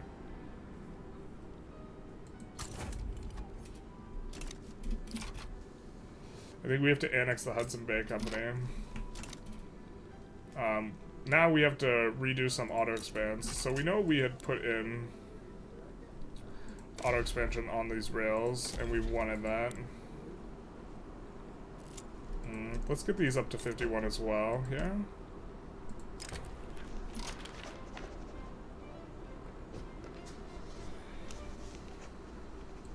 I think that'll be enough approval to put them back in government. No? Can we? Or they're still insurrectionary, damn. I mean, proportional taxation is really... Oh, okay, they're not anymore. Perfect. So now we can throw them back in gov and actually have semi-legitimacy. Perfect. I was gonna say, yeah, if it's that hard to pass, I think we don't want it. I think we also maybe want to increase this. Level 2 should be fine. Fine enough. And then we want to put some things on auto expand, I think. Because we lost all of our auto expands, but we're not sure where exactly we want to put in. So let's start with here. And let's switch to, you know, this. And then we will put auto expand on our tooling, explosives, steel, motor industry, munitions, arms, not the textile mills, all of these. And that'll be pretty good. Now let's come in here, and we're gonna want tools. Not steel necessarily, explosives, I think. Both the mines. And then also, I think rice we wanted on auto expand, food industries on auto expand here. I think we're also auto-expanding the rice here, so we'll continue doing that, and this. And also the food industries. Beijing, we're gonna expand the tools. The arms industries, the munitions. And I think that's good. Southern Manchuria, we kind of had a bit of a thing going on here. I think we'll do all these. And the railway we put on auto expand in the capital. And here. And let's just have it be the capital in there for now. We cannot get a minus enactment chance. I mean, we could get speed and just try and speed through it. Let's do that. Rip the dream? Yeah, rip the dream. Oh man, now you guys are even on the votes. Tragic. We're gonna end the poll though, because we already intervened. Oh, this is how we get the EIC. Big nice. Because everyone knows that the South Australian Liberal Revolt, a very tumultuous time for the UK here.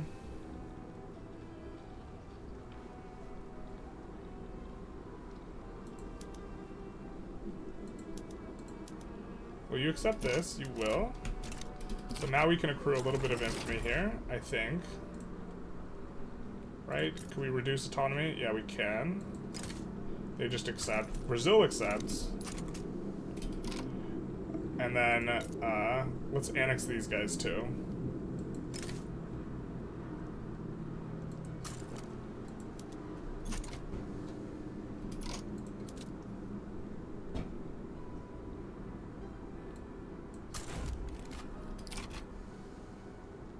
And they're bugged in inside of them. Cool. Cool, cool, cool. But they should get freed. I guess we're kind of condemning another one of these guys to death. Here. I guess we'll move him back here. Maybe he can mobilize once he's over there. A little strange. EIC joining is going to be a big deal, though. That's going to be big nice.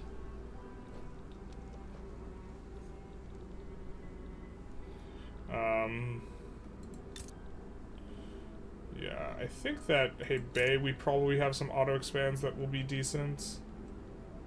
Let's do this and this, and then these as well.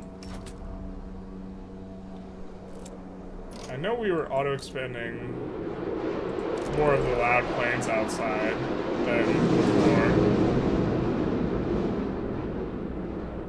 Guangdong is so close to 51, we're actually just going to 51 it and not leave it on auto expand.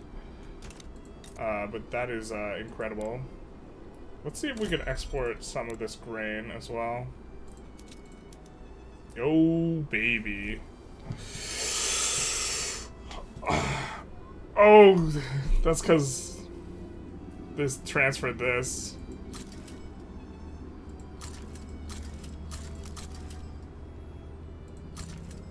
We could use trade route volume as well. I think sugar we also have a ton of. Yeah, we do. That'll be big nice. There was an attempt to plot a coup.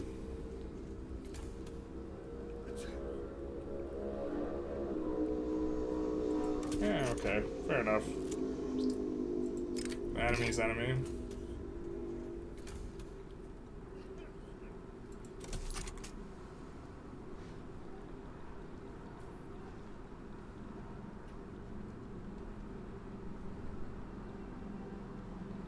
I think once we annex them, our 100 stack will be free.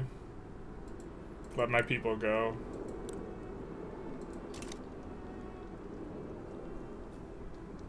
Also, these guys are notably just a protectorate, so... I think we're gonna take the 10% enactment chance. Thanks.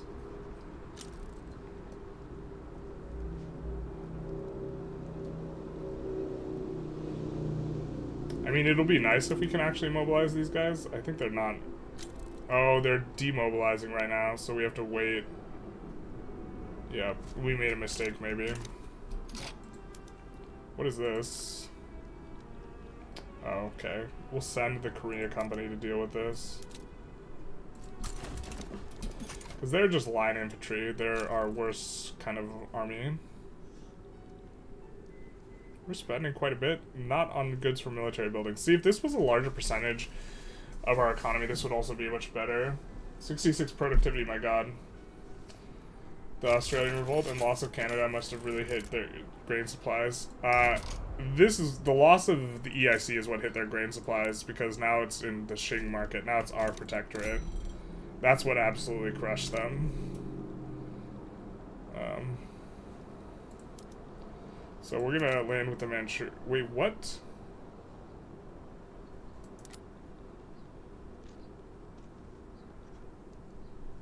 What? The hell? They have no passable provinces. Okay, this is just entirely bugged out then. What? They have no passable provinces?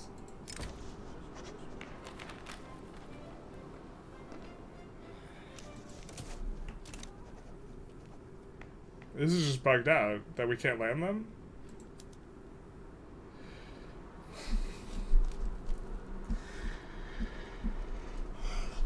I mean, we already swapped sides. I don't want to delete down this army. God, that's so stupid.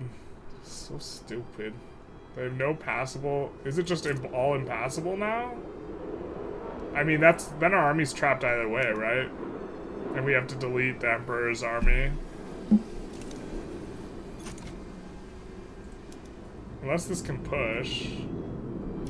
Maybe we give this guy a chance to push. Yeah. But he also might be bricked too. That's unfortunate if he's bricked. We won't put any more auto expands in because we think we see that we're gonna need to do that again. Oh well. Patch 1.5 things, you know.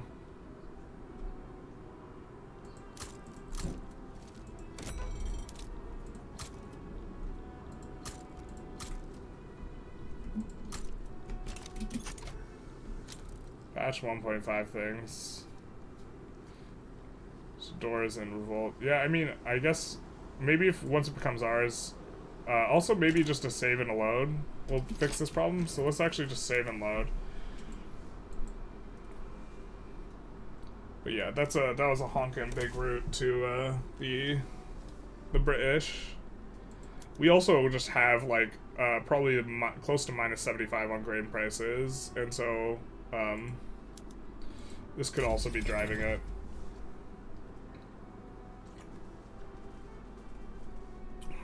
But yeah, I mean, hopefully the next we're actually like maybe only 10-ish days away from the next leg of the thing, so Let's see about maybe doing a naval landing. Nope, they're still impassable. So we'll let this guy try and do some work, the North China Army. It's looking like they can push, and they are pushing, but us being completely unable to land is a very significant problem for us. So there's that. We have a decent chunk of infamy, though, so it's not like being stuck in this war for a while is going to be too big a problem, but, yeah. Alright, so I think we maybe want to start considering a little bit of consumer goods action. And I think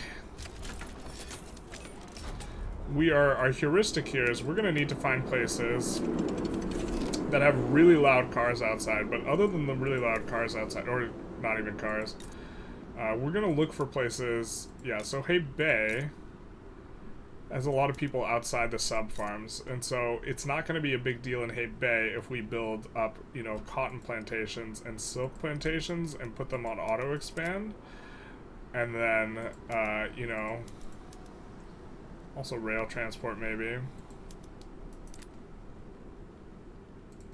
Let's try and see if we can get both of these on rail transport here. And this one. I guess the rails are already a little bit expensive, but we'll put in the front of the queue a couple more of these. And then, and also why don't we put them on auto-expand for the hope, the crying hope that we can, you know, do the things. And then there'll be a good place for us to build the textile mills, I think.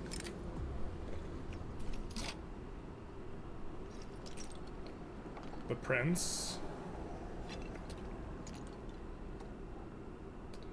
Suppose we don't hate, we actually kind of don't like our leader very much, and we would rather the next guy be in charge. But can we just step down with him? No, we can't. But this guy is, well, I mean, he's just whatever. We'll handle it later. By handle it, we'll let them handle it. Winds of change. Loyalists from standard living. I think we'll take the loyalists. Look at our balance, though, here now of loyalists and radicals. This is actually seems really strong, because we've had high taxes for forever, and I think it's just we can't generate radicals while the Confucian scholars are happy. And so, but we can still generate loyalists, and so this is maybe really significant. Now they're clapping us, huh?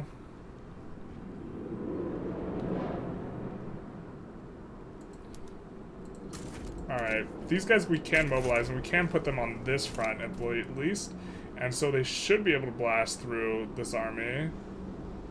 That we can't, of course, this is the critical issue for those who just arrived. We can't land them because it's bugged. So we might be swapping sides again, because it's not like we have a very long-standing line anyways, and this is very clearly a bug. Very clearly a bug. Hawaii doesn't want to become our subject, so we'll just declare neutrality here. But yeah, a bit unfortunate that, you know, 1.5 is buggy, but also the soup we're swimming in, so let's take a look at maybe what companies we can potentially put in. What's our weakest company? Definitely this metal company, but we do like having an iron company, so I guess we would want another iron company, and I don't think we have the spot for another one. This lets us do reg bodies and such. Not gonna be too important.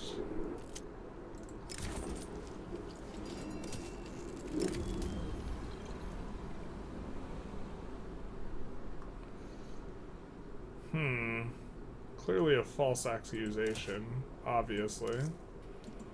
We'll ditch a consumption tax, that'll be fine. Really starting to pay a lot of money though.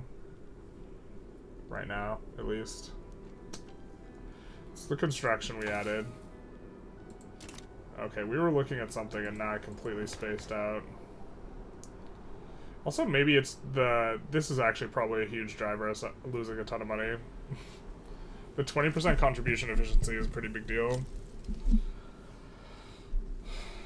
But we have almost every other group, like, happy with us, but they're not really driving that much, as much. So your colonization rights.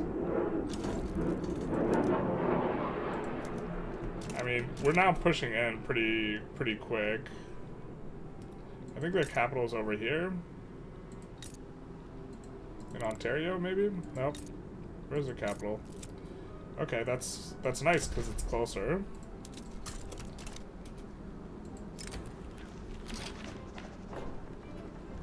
Plus 15% loan interest rate. That's not a thing we're going with.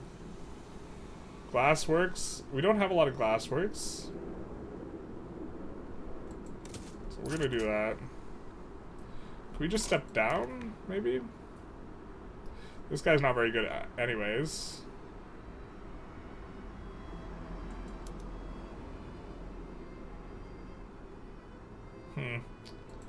Oh well. Backroom deals, let's do them. We'll stay focused on the lot. So I guess we're not doing them as much. I'm hoping once we annex these guys, we will renew access and we'll be able to get our guys out. But one nice thing about Hebei is eventually, because they have a decent amount of sulfur relative to the other minerals, I think eventually it's going to be good for us to build a dyes factory here, and then that pairs well with, you know, the presence of cotton and silk, I think. And so I think that this is a really good one. Maybe we'll leave the silk off the hook for these, and we'll let them employ up a little bit more. But I think we'll put both of them on auto-expand. Well, we might be swapping countries, so we should try and avoid that. We'll hover over here. I think mapping should be replaced with something that calculates transport time based on available transportation and length of transport. What do you think? I agree, except for performance. And I think performance is why it's implemented as it is. Unfortunately, what you're proposing takes a lot more calculations, and that seems to be a huge thing for them right now. And so I don't think that they should make I think it's necessary to bifurcate like what's good in a theoretical sense and like what practically speaking is like a reasonable kind of way of doing it.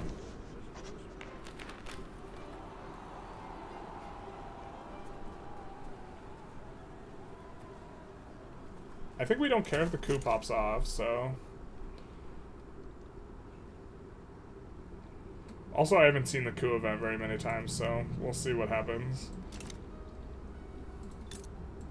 Are we... Okay, we're partially occupying their capital now, so we should be able to enforce them down, despite really this being silly that there's no access here. But if once we gain control of it, there's still no access. Maybe it's because they transferred this company to us? I don't know. I don't think we care about them getting, or we'd rather they don't get ambitious. Because those guys are enemies of the state. Let's take a look at our market prices a little bit here, actually. Because I was curious about... We export this a little bit.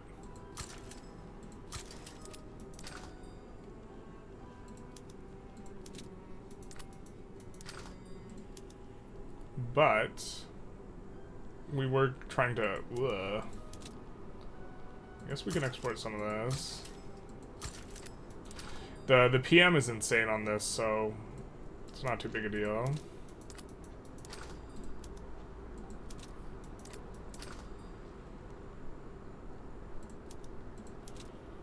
Not as cheap as I thought it was gonna be.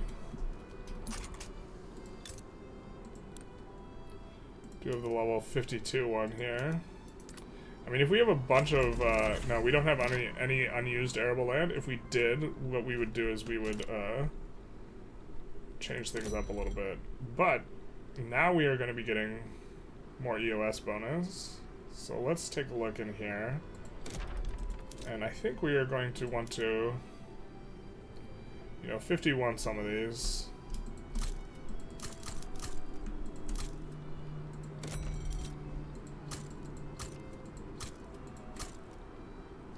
Also gonna look where we don't have a lot of infra. Look to solve that. And then, let's take a look.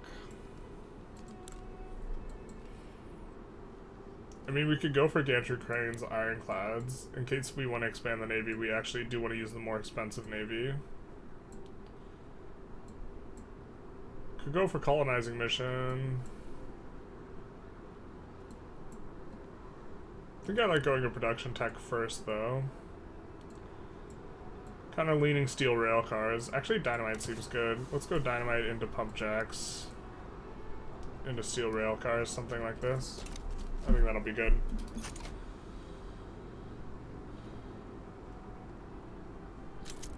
Alright, back to this discussion.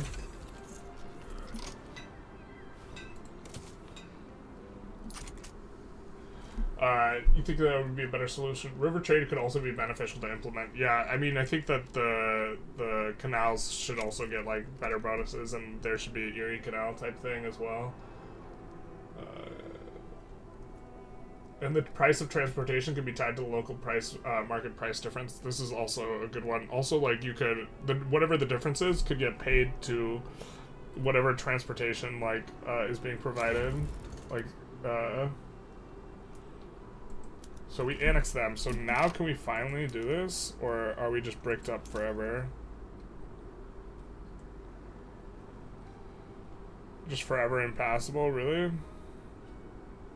We could just only move guys around the Canada HQ? Oh my god. And the North China army is also going to be stuck up there, aren't they? Yeah, they are.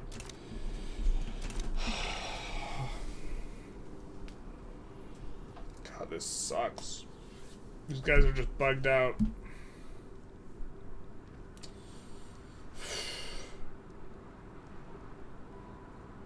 So, I mean, maybe we can try and conquer our way out. I guess. Huh. Except, I don't know what's denying access here. Why this is... It has market access. It just doesn't have physical access for these guys. Let's try moving these guys to just different HQs and see if that works.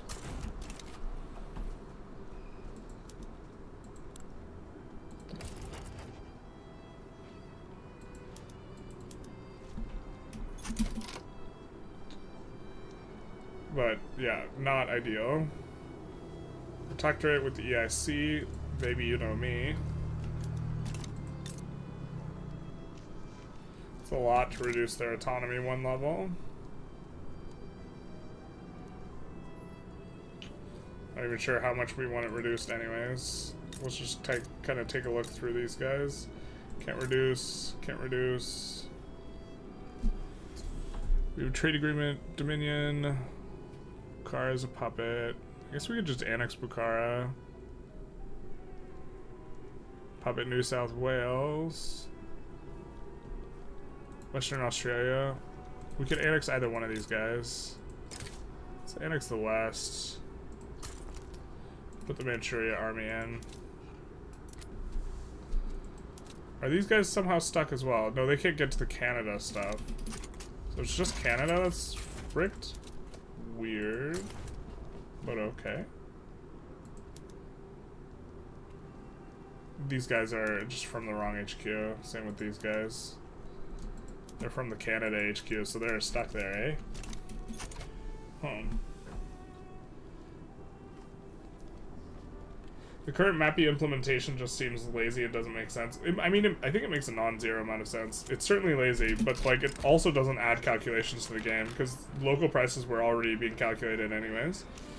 And so I think that this is a very obvious, like, positive,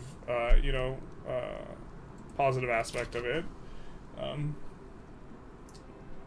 The Secretariat for Trade Equity at your service, facilitating the trade in the most unequal terms. Cheap grain, aren't you exporting most of it anyways? We're exporting a lot of it, yeah. But you can only export so much. MAPI actually depresses exports quite a lot because it changes the equilibriums of stuff. So that, like, the price of grain, we can't push down the the incoming price, they are using the price that's affected by MAPI, right? So we only affect their market price, not the price that actually gets paid at locations. So they will under-consume grain, and so they will under-import it as a result of MAPI changes. So tie MAPI to infra rather than a flat bonus from tech. I think I would be for this kind of tentatively. Our coup's about to pop, so I guess we're gonna get to see what that's about. These guys are traveling across the Canadian frontier. Alright. Scholar governments has successfully orchestrated a coup against democracy. Prince Gong, this guy, and... Okay. So it just switches us back to autocracy? That's not what we wanted. That's not what we wanted at all. That's like the opposite of what we wanted. Okay, so we should have done something about the coup a little bit more, but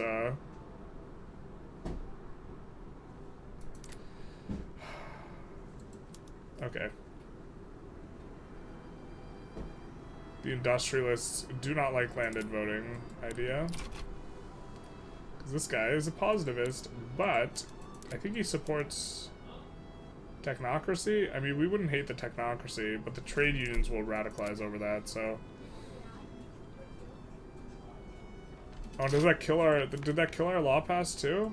God, that killed our law pass too? Fuck. That was the entire point. Wow. That's like, we moved so far back with that, actually. That's grim.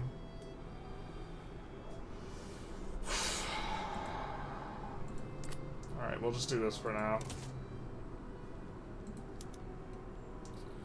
We're gonna need different ideologies on some of these guys.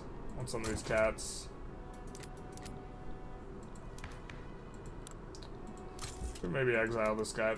We don't hate the positive as much as the royalist, right? Can't grant this guy leadership yet.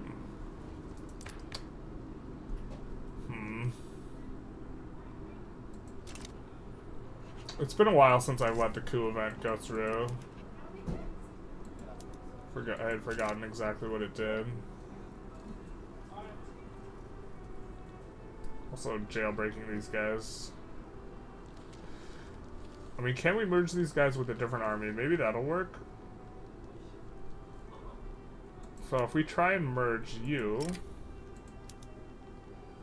with these guys who are in the La Plata HQ, does it just tell us it takes infinite days? Travel time not available. They can't travel. God.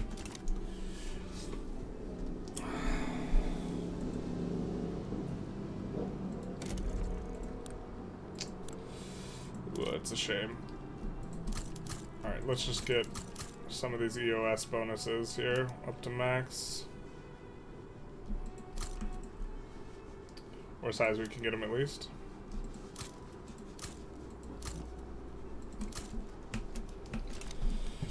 I mean, we have this huge movement for homesteading, but these guys aren't very happy with us. They're certainly not going to like a swap to homesteading.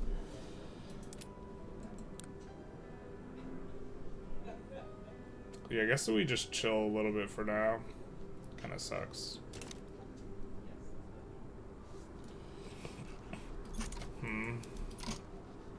What's this? Alright, we'll just send the Korea company to deal with this. Are you brick 2 now? I mean, you're not bricked. You're just downsizing or something. So we mobilize these guys. We can maybe send them in.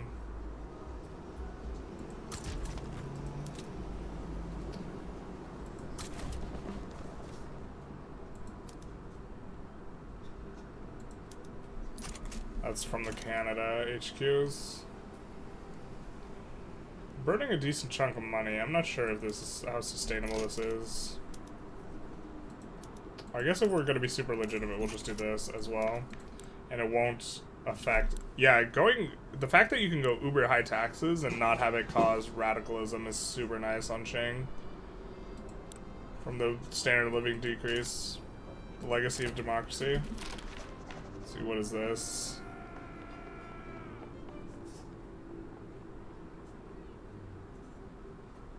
%. Alright, I think we take this. Tragic. Let's get rid of this then. Confucian scholars are Luddites? Yeah, they are. I think you should take Lower Canada to solve the bug. I mean, yeah, maybe we should. We thought taking the Hudson Bay Company would solve the bug too. We might just have to, like, well, yeah, we'll see. Oh, in this? We couldn't take it from them. In this, they weren't about that. Weren't about that life. It's been a while since you last played, but 1.5, it felt like the AI was joining wars against major powers, even though they should see them as rivalries. How do you escape bankruptcy?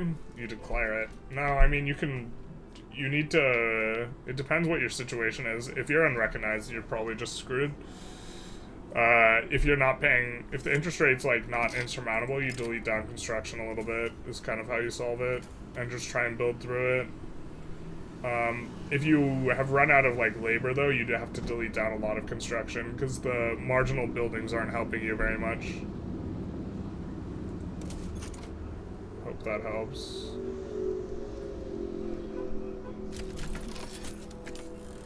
Okay, so now these guys are at Canada HQ. Okay, look, if we move them to the Canada HQ first, then they're okay with this, it seems.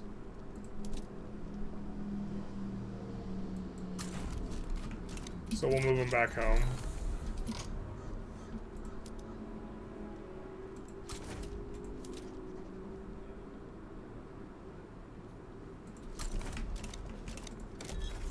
That's a bit of a relief. That was kind of an annoying, like, bug situation, to be honest.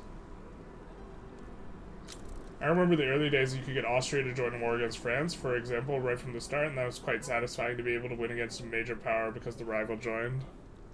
You're saying you can't really do that now? Or at least in 1.5? Interesting.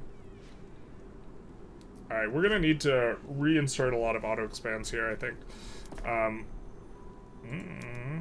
think we want everything on canaries. I think we need to reset PMs in this new Canadian territory. Unfortunately, I also think it's going to cause shortages now. Don't see a shortage, don't see a shortage.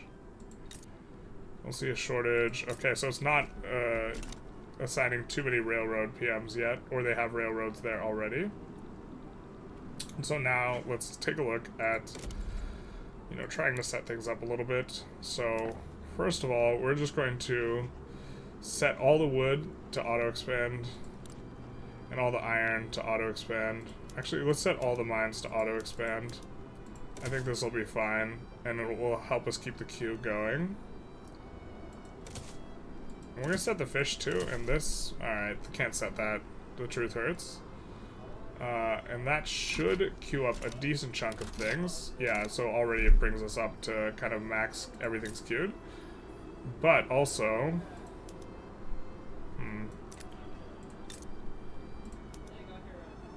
yeah, we already have that kind of in a lot of places. Alright.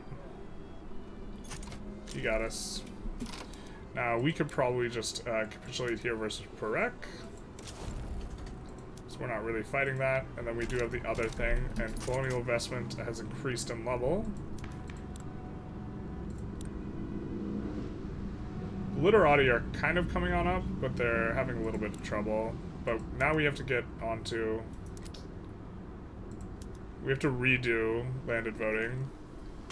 And the industrialist guy opposing this is kind of annoying. I mean, we haven't used an exile. We haven't really needed an exile in a while. I think we're just going to exile this guy, which is kind of weird because normally we kind of like the positivist ideology, but him not being a fan of some of this stuff is kind of annoying. And so now we can do this, and we can get back onto landed voting. And start all over again. The Confucian scholars, I think, yeah, I think we already read this, but they are Luddites, yes. Feels like they don't want to meddle, which is a little boring. Yeah, they decrease the degree to which they want to meddle with non-recognized countries. If you're recognized, or if you're unrecognized, you just get, like, clapped really hard. You couldn't start as Piedmont versus France or Denmark versus Sweden. No one wanted any part of it. You remember taking Rhone as Piedmont, which was pretty sweet. Rhone's a really nice state, yeah.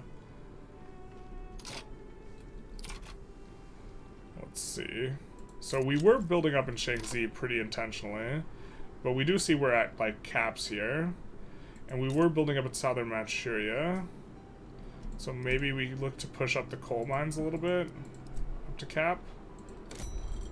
And add a couple railways. We notably do want to use all the labors here. We didn't want to use this because fertilizer. We wanted our fertilizer plants to be pretty active, but let's take a look at those fertilizer plants actually.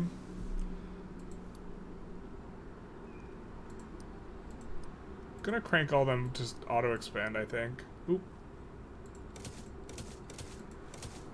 And that'll be, I think, pretty good for us. And then I think in the places where we had these fertilizer, we were auto expanding on the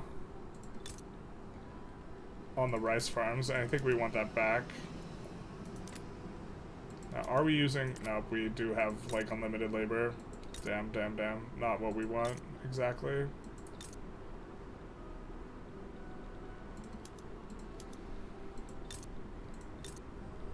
So let's take a look. Where are the so Sichuan. So we did Xi'an and we did Hainan, and we need to do Sichuan and Hunan. Hunan's around here. And then where's Sichuan? Right here. Okay. So we'll get these rice farms back on auto expanding.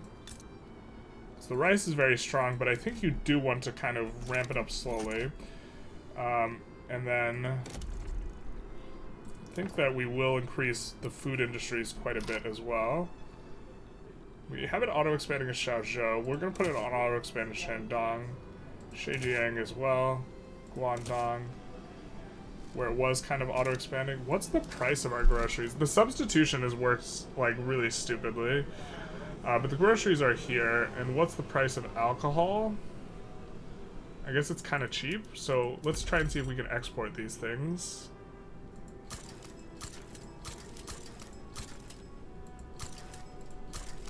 Let's see if we can also export the groceries. No. Alright. Our upper rung pops will be a little bit happier here if we could take a look at their needs that or current consumption of these pops based on what's going on. How do you update your army quick? Do you need to build the barracks for updated units? You gotta delete and rebuild currently in 1.5. It's actually really tedious, pretty annoying.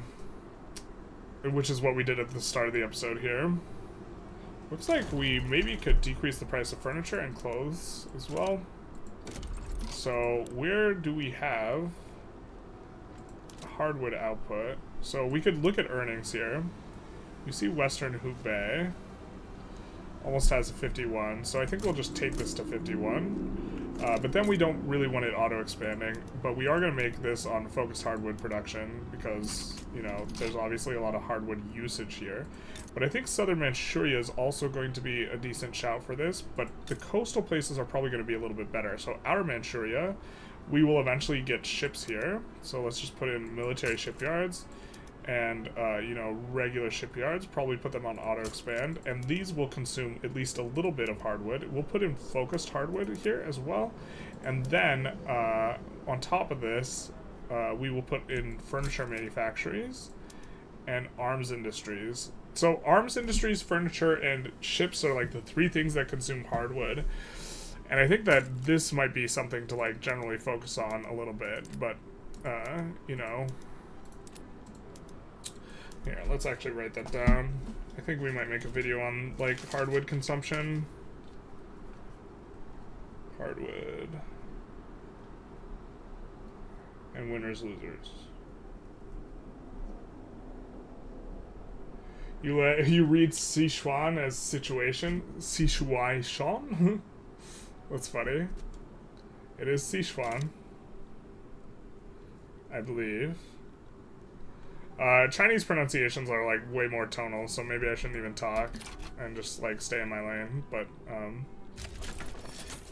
and then we had this other place where we were, yeah, cranking up on this, and so this is 36. So we'll just 51 this here, and this will be pretty good. And we'll add some infra, and we'll add some infra up here, or just one, I guess.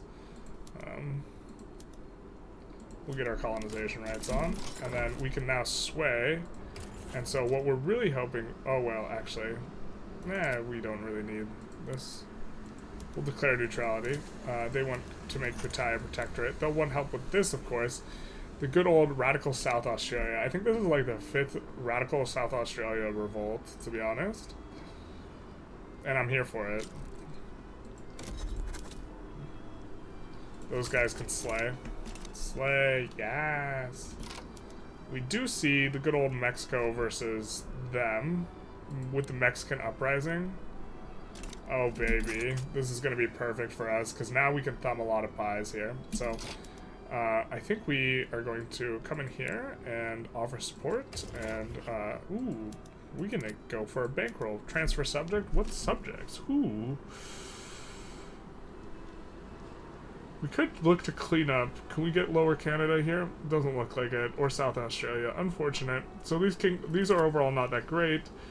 We could get transfer states, though. Overall, this is not going to give us... the fact that they are so willing to give up... you know, the reason they're willing to give up Irish states is because they're not incorporated. And they actually have a decent amount of pop. Yeah, they're just willing to give up any piece of Ireland. They're like, we never wanted it anyway. The truth hurts. What is this, Benin? I don't think they give up Benin here, do they? No, they don't. Maybe we leave this alone a little bit. Unless we could transfer Cape Colony. No, we can't. So we'll just ask for a bankroll here. And that'll be fantastic for us, and then we'll get involved in this other one too. What's our infamy look like? Okay, 13. We're still decaying. I expect, oh, the 1.5 next week, right? Since they do 3-week sprints. I think it's, so next week they will give, on Thursday, I think they will give the patch notes for the changes, and then the following Monday or early in the week will be when they do it, is my understanding. Uranus has a lot of, or Uranus has a lot of, hardwood input. Yeah, truth hurts. So does, yeah, the hardwood. With China population, you can colonize all things at max efficiency. Resettlement would be better than exploitation with China. It generally is, yeah.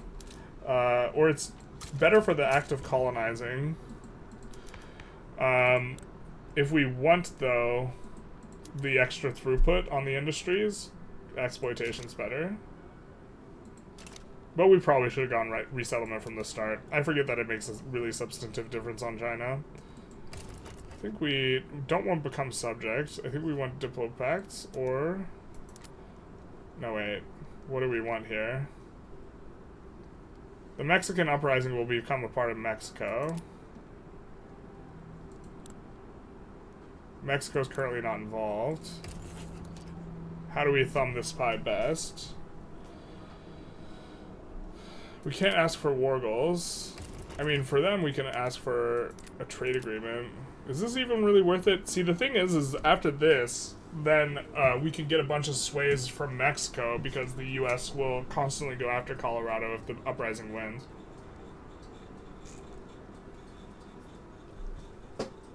So, maybe we go after just a bankroll. Because we want it to become part of Mexico. We don't want it to be our subject. So, I guess we just ask for a bankroll, which is kind of weird. But okay. And then we send the Emperor's army here. Oh my god, I'm terrified to send an army there. We're going to send the North Chinese army up there. Hopefully they don't get wigged out. We're going to mobilize these guys and keep them in North China just to defend. The Manchuria army, we're going to move over here. And probably do a landing with them. And the Korean company... We will keep at home, and they will deal with native uprisings and such, I think. Yeah, we'll just keep them there. And so we'll just keep this 50 stack at home. But the Manchuria army will almost certainly do a landing with instead as well. Mexican uprising accepts our support, of course, naturally. Frankly, ridiculous. Yeah, UK or the USA doesn't like any of that. Facts. We get QING Eastern New Guinea. We're gonna put in a thing on that. And we do have Radical South Australia. Maybe we actually just send these guys over here to deal with that, so we just don't get pushed. We'll delete the skirmish infantry here. I think we're in pretty good shape.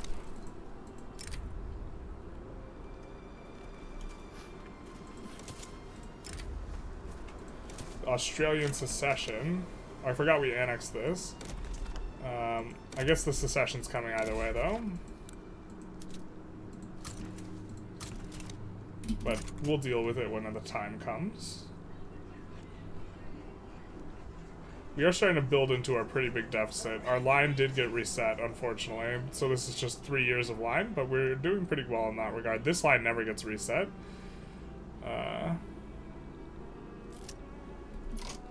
Desperate allies calls for desperate measures. That's going to be really nice, though.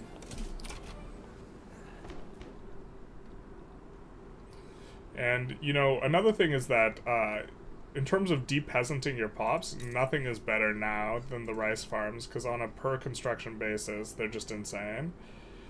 We might 51 this year, and then take it off auto-expand, I think, is what we'll do. And then, like, the grain price will be, like, depressed here specifically. We are exporting, like, a lot of this grain, but, that'll be good for the SOL for these pops. And we're also consuming the grain in northern China, which is wheat-based, and so we don't actually want to build very much grain there. So we do get our little secession, and now the Korea company is kind of coming in the right direction anyways, so we'll send over here. We could also just capitulate here. Not a problem. And deal with that Australian uprising. I think we also maybe want to increase our institutions, or maybe not. Alright, we got a bit of enactment chance by... Let's see how this goes.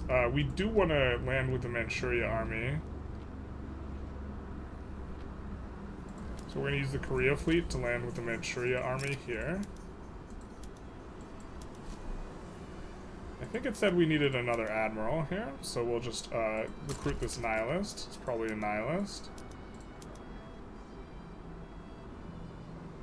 Recruit that nihilist too. Fantastic.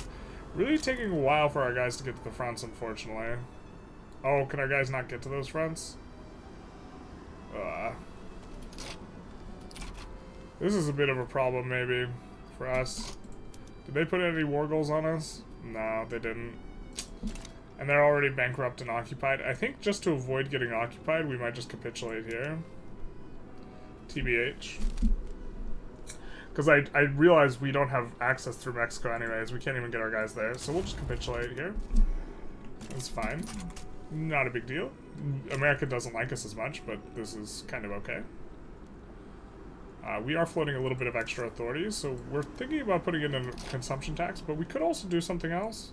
We'll just put in a consumption tax for now. We're looking to run down this investment pool a little bit, or this thing, but we have to keep in mind that we are getting a bankroll of 360k until the UK finally runs out of money, and so, yeah. Mexico is too weak to care for their homies in New Mexico. Yeah, shame on them. This is a useless tech for us. Did you go back to autocracy? Yeah, I let the coup finish. It's been a while since we've run the coup event, and I kind of just wanted to let it go through, and it switched us back to autocracy. I believe if the coup happens and someone else wins, it doesn't necessarily swap you back to autocracy. Like, you can get, like, parliament from it, but I think if it's the landed gentry, you do. So we are repassing landed voting, yes. And so, Do we still get the bankroll from New Mexico? We only get it for a second. They go bankrupt, like, immediately. And when they go bankrupt, it kills the bankroll, so... We probably only got it for one tick before they went bankrupt. Like, eventually the UK will run out of this as well. Do we have... What is this? Prussia. Oh, we just clicked on Russia, but Russia can give us a trade agreement here. I think that's okay with us. Prussia, we have an obligation. We're gonna just absolve it because it's going away anyways. Looks like they're doing Prussian things as well. Making the North German Fed. Making their way downtown, talking fast, something, and I'm homebound. Ooh, we could use a few more glassworks, huh? Okay, so glassworks, I think we want them on auto-expand in Beijing, because we know we have stuff there. Nanjing, there's certainly a lot of them in Nanjing. What's going on here? Why are they building so many in Nanjing? I don't understand. We're gonna build this in Nanjing. Maybe it's the labor's really cheap. I don't know. That's kind of not really what we want. Okay, because we want them built in places that have, you know, a bunch of lead. I think there's lead here. And so we're going to build up also. Wow, we have the huge explosives factory here.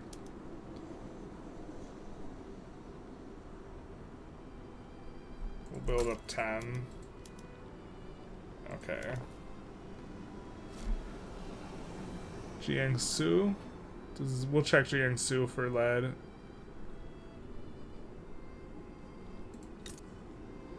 Nope, no lead. We know there's lead up here, though. So... put that on auto-expand and add lead and put it on auto-expand. We'll add lead here, put it on auto-expand, and we'll add a glassworks and put it on auto-expand as well. There's not even, like, dyes here. I don't understand why the auto queue is just decided to build up this, like, infinitely high, whereas was it... I don't understand this here. Why the auto queue loves this, right? We don't even produce dyes here. Like, if we produce dyes here, that's at least one of the inputs, but nope, nope, nope, nope. We don't produce dyes there, so I don't understand.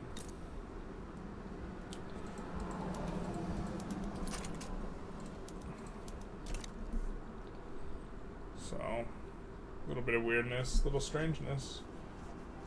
Just wondering why you haven't annexed Tibet yet, because we like a free Tibet. I mean, what's the Russian annexing Tibet here? I think, like, Tibet's, like, not that valuable. Notably, like, building in it kind of sucks butt anyways, because this is... Oh! It used to be so much worse. It's still a 25% construction malice is pretty bad, so, like... we would be content if they just built out all the wood there, and we just never have our auto queue touch it, kind of. I mean, it does, like, look a little bit better in terms of the borders, but, you know... What is this? Tidor versus Tidor Capitalist Revolt? Alright.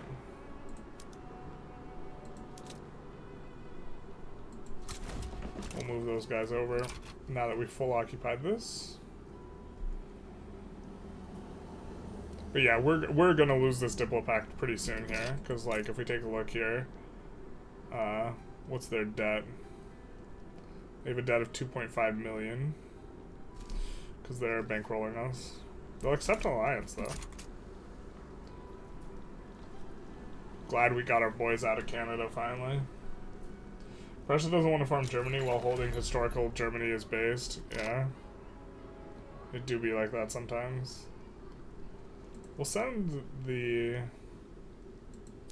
Manchuria company to deal with this native uprising.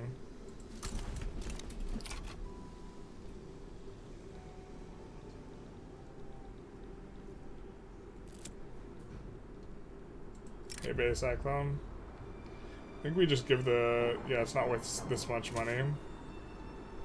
Alright, now we're starting to make quite a big sum of money. And how much of this is the Diplo Pact here? Because this is going to go away. 3.7k, so that means about 20k of this.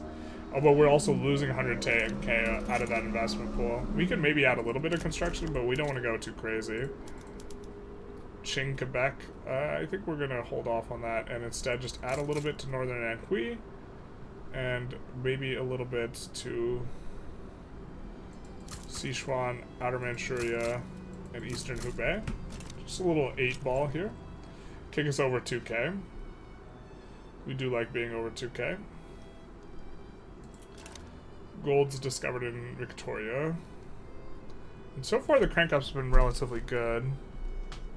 I suppose we have to think about... Yeah, this one's going to be good too. So let's take a little bit of a pause here. And turn on all of our things, including especially these. More boom booms and more everything. I think we can afford it. That implies we can't, but it also often lies. The tooltips often lie. Also, it also trades profits from one thing to another. But we'll just take a look here. Explosives industry.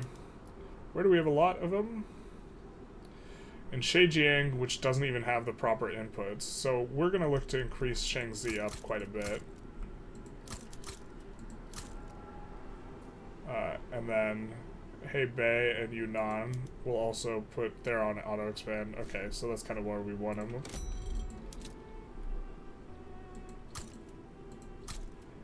And let's see where we don't have enough of this. In Saskatchewan. Very fun to say.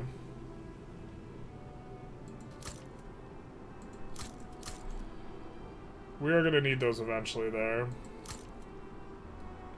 So we're just kind of ahead of timing some of this.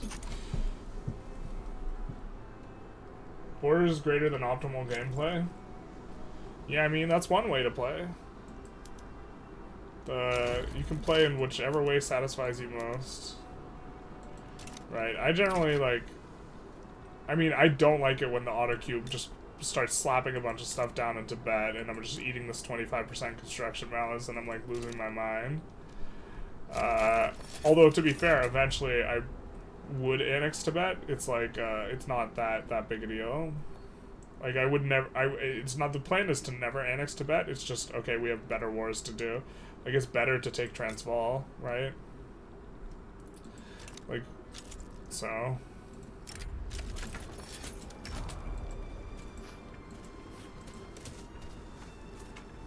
I think we actually will need to land with the Korea fleet here.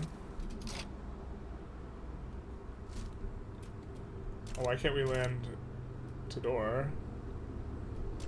Oh, are they fully occupied? Alright, if they're fully occupied, that's fine. I thought they weren't. So let's move the Korea company then. Over here, because the other guy seems to be having a hard time getting over there. Thoughts on converting Indochina to China? I'm generally in favor. I mean, I wish I could do it diplomatically. That's kind of the way I liked doing it in the 1.4. So that is an example of not playing optimally that I enjoy, is like doing stuff diplomatically and stuff, but we can actually, we don't have any opposition to this law, so I think we're actually just going to take these guys out of government and, you know, kind of move to this higher legitimacy tier here. And also, we do want the Confucian scholars to get their secondary bonus, and having them in government will generate more loyalists, so we're going to do this as well. And we already have, you know, a decent chance on here from them, so this will kind of help out a little bit. Hopefully. Well, I think it should, but we'll see. If this front's bugged out, we've seen a lot of native uprisings be buggy. We can always just, you know, give up Qing Equatoria without it being very consequential. In fact, we might just do that anyways, but we'll see. Because we could just recolonize it pretty quick, so it's not a big deal. It would be nice if you could turn off auto queue in certain states. Yeah, I agree. Like, I would just turn it off in every place that just has, like, 25%'s a lot of percents, you know? so it's like it's not something that you want to have really. This is Hesse versus Hesse. Yeah, okay. There's 42 days coming in. Let's take a look. Like, it also would be better for us to colonize all of these, but I don't necessarily... Well, we'll colonize Canal, because it actually does have decent resources, but the problem is then we need to build ports everywhere. Oh, we can't build a port in Canal? Grim. Grim, grim, grim. So I think we're gonna let this guy do... Well, actually, let's check the infamy. If it's 0... No, it's not 0. If the infamy was 0, we would just capitulate here. But since it's not, and we're currently decaying, we'll just let it decay down. We are going to be losing a ton of money once Great Britain finally runs out of money to bankroll us. But they're not running out yet. Looks like Austria's annexing Krakow? I don't think I've ever seen them do that. That is a new one for us. Probably continue for about another hour-ish.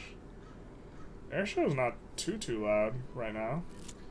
They have like towards 4 is kind of where they have their maximal loudness.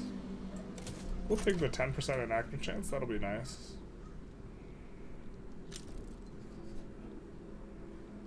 I wonder if there's a better company for us to be using. We see we're starting to maybe lose the prosperity bonus here, which is unfortunate. So let's see if we can export coal, first of all, because we did build a lot of coal. Yeah, we can. So this will help to increase the price of coal. And then also, we're going to come in here and we are going to look at rails, and specifically we're going to look to try and see if there are places that have really bad earnings. Now, we've already kind of addressed some of these, but Alberta, Mendoza, and Shaanxi, and Yunnan, maybe we can help. So Alberta, these are... Okay, let's zoom to Alberta. We will turn on rail transport there.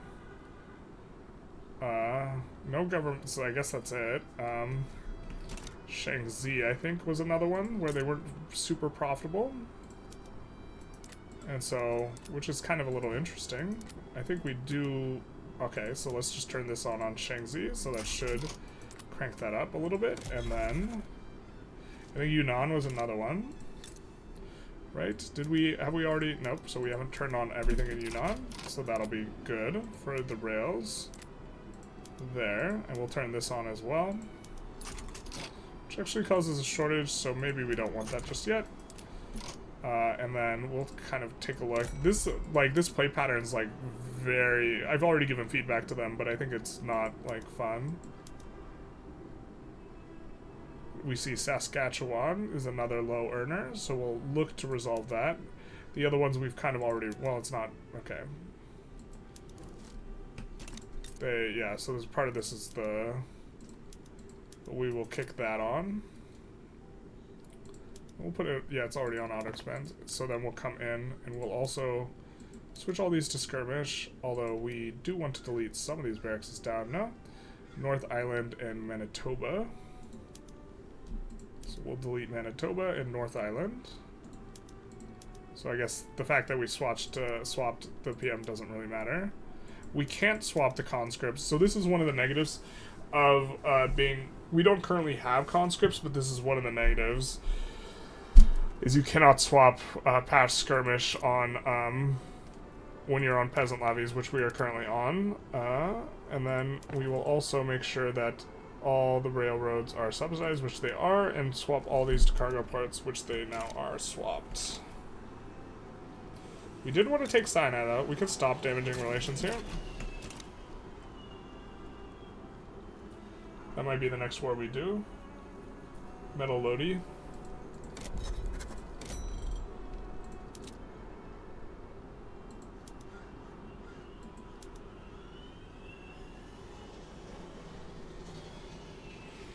Jujui and Tukaman were two places we kind of tried to solve earlier. They have just like employment problems in general.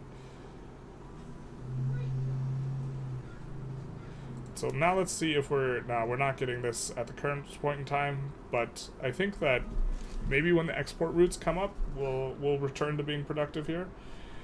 We do want to use labor-saving PMs a lot more aggressively in, you know, these buildings. And, oh, part of it's also the swap to explosives, and the explosives aren't very profitable. But we want to use labor-saving PMs a lot more aggressive. So let's check Urga out. Because labor-saving PMs will increase productivity. So we're going to add a railroad in Urga, and then look to, oh my god, dear Barbara. You love to see it.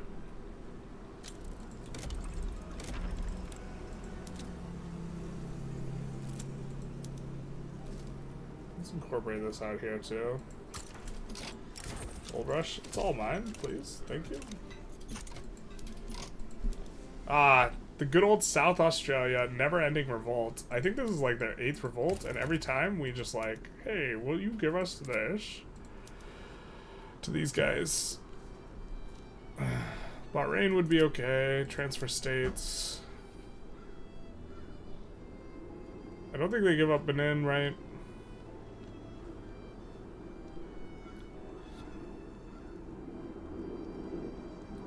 Oh, they're willing to give up a lot of this here.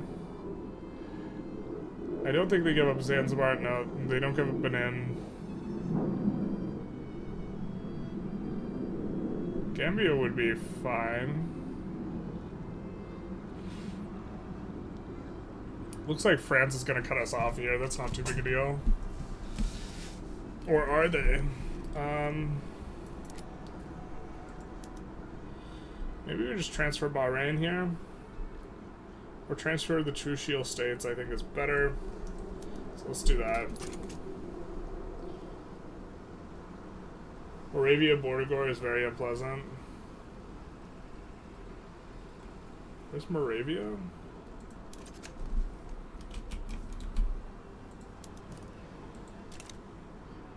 You don't like that one?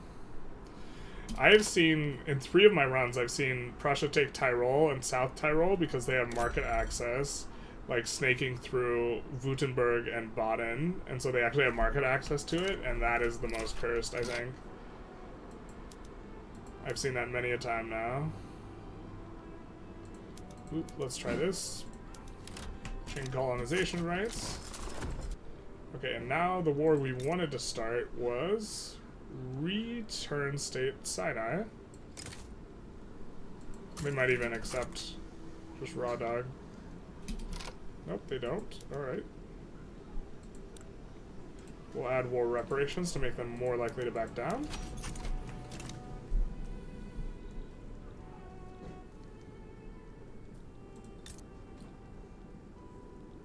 We maybe should have reduced autonomy in some of our subjects first, but this is probably also fine. And when these explosives factories finish, especially just the huge massive stack we have coming up here, this should make Austria sides with Egypt. Come on, my guys. You really got to do it like that? So we could sway UK in with an obligation. The UK is not going to do anything, but it makes them more likely to back down. We could do transfer subjects. No, I don't think so. Transfer states. What did you want? Outer Manchuria? Kick rocks, my guy. So we're going to sway in with the obligation. There's not a whole lot we can use with the obligation, and we're just putting that in to make them more likely to back down. More so than the UK is not going to help us, because the UK never helps, but their help only hurts as well. I think we'll take this. We generally would like this group to get stronger, especially if we could get them above 20% clout would be nice to double their bonuses, but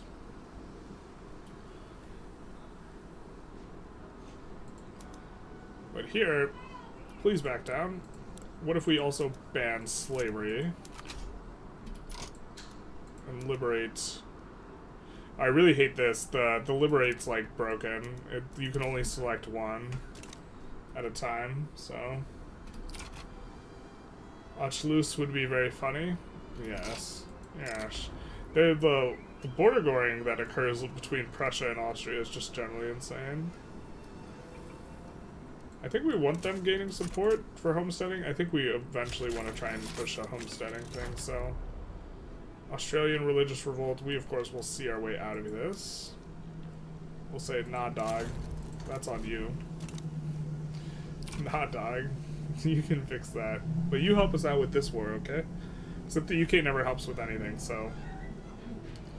We will move the Emperor's army, though. Oh, no. No, no, no, no.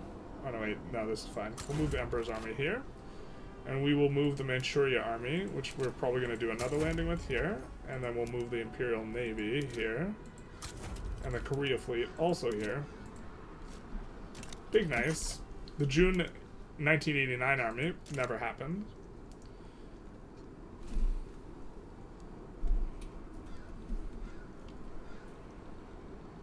Yeah, it's definitely slowing down quite a bit. Part of this is we do have 2K construction, but 1.5 definitely seems to have some severe performance issues, which, like, makes, like, the slowed down army kind of play nice. We're slowed down the eco. The eco's generally a little bit slower, so... It's the era of Border Gore. Border Gore is the only natural in Vic 3. Yes, yes. Pump jacks is going to be kind of nice, I think. Maybe we should have just gone steel passenger carriages instead, though. Let's take a look at our companies. We do want to make sure our steel company is prosperous. But we also, kind of in anticipation of increased steel demands, want to increase the steel production. I think we look to push it up specifically in Shaanxi and here a little bit. We don't want to push it too fast, though, because that's how we lose our prosperity bonus, unfortunately. Can we export steel, maybe?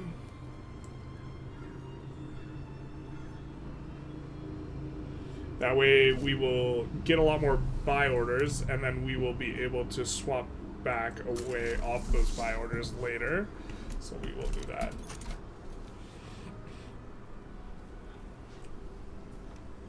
Great Britain's exporting from the British market to the Qing market. Grain? What the hell? Are they just trying to counteract our export? I'm pretty sure we're exporting a ton of grain to them.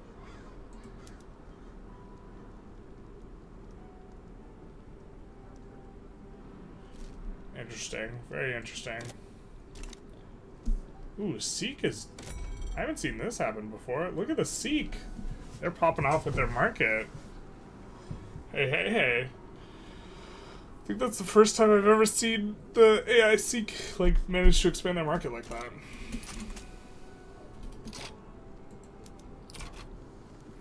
What do they want? Conquer on Annam and Tonkin Treaty Port. We might be able to sway with a funny one.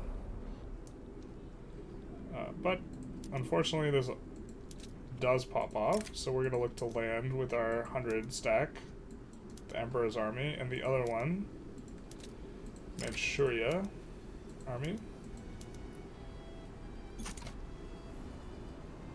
And this one, we might be able to brick, by taking Annam ourselves, we might be able to brick this. And what's funny is then they could back down, because the Tonkin Treaty Port's not primary.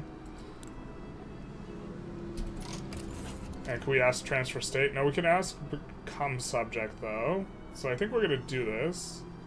What's our infamy? It's kind of low. Probably going to be stuck in this war a while. We're going to ask become protectorate here, though. And we'll put the South China Army, we will park it in Dainam. And we're going to park the North China Army up here. The Manchuria Army's landing. And the Korea Company, we will also park up here, I think. They're in the Nile HQ, which is interesting, but... Oh, you know what? Can we push from the south? No, we're not up there yet. But we can push into... Maybe the Korea Company we'd rather have over here to actually push into French Republic territory. I think we can defend them with just that stack. Maybe a little bit ambitious. But they're not putting... France isn't putting any war goals in on us. In fact, they're fearful. Good. Serves them right. Progress to adoption. We got these 2 armies coming in here. So, this is good. After a certain point, I started to build your economy into a state where I can do most things automatically. It's just too tedious. Yeah, so we kind of trying to do that to some extent, but we're trying to make sure we're getting them in the right places. Thoughts on doing Operation Downfall. Which one's Operation Downfall? I don't have most of these names memorized. Apologies. So, hopefully we're getting our prosperity bonus. Yeah, now we're starting to get the prosperity bonus now that we decreased the price of explosives, which was a major kind of thing for us. East India Company. Well, we don't want them to get pushed, but we're kind of just hoping the French Republic just backs down and gives up more reps, but I don't think they will. Yeah, they're actually starting to conscript up now, so... So, the European wants a trade agreement? Sure. Once we bring this 100 stack back, though, it's going to basically be impossible for them to land us or land Dainan. And Dainan is going to be, it's going to be useful that we, you know, we have diplomatically expanded our sphere. Downfall was the invasion of mainland Japan. I mean, we could do that, I guess. It's not really that, like, efficient a route. I think. Oh, you know what? We're going to land our 100 stack on France. That's what we'll do with the 100 stack, and we'll send Manchuria back to the capital. I think this will be fine. Where are all these guys coming in at? Okay, so we don't see them coming in here because they are, in fact, coming in on an ally. But I think the Korea Company, well... The Korea Company, maybe we're going to move back to Dainan. Because I think they're landing Dainan. Yeah, they are landing Dainan. So we'll move the Korea Company back there. And it'll take them a little while. Oh, well, some of these guys are coming back. Interesting. We do have a revolution here. Peasant revolt. Not ideal. I think the EIC should be able to handle this themselves, though. And is the UK going to do anything? No, they're not. Strict non-interventionists. We are getting a little bit clappy-clapped there, but I think we will be fine. So maybe we're going to send the Manchuria guy back relatively early. Although it looks like... No, it looks like they're hard changing their minds here. So then we're going to move the Korea Company back over here, I think. They don't know how they feel about this. They're crying, screaming, and throwing up. Anglo-Canadian secession. The truth hurts. Damn. Well, the problem is, like, you adjust all these PMs, and then you get these revs, and then you have to readjust all of them again. It's very annoying. Especially with the local goods, specifically. Like, when you could click one button to reset all the PMs, it wasn't an issue, really. Now it's a bit of an issue. Can we take on their debt? We can. How big is their debt? Hold a British debt of 21 million. This 21 million, by the way, is from bankrolling us. So, that bankroll is going to end relatively soon. And then we're going to be losing money again, but we have a nice little bit of a bank to work with. Could probably look to increase the construction sectors. So, we're going to max out Outer Manchuria here.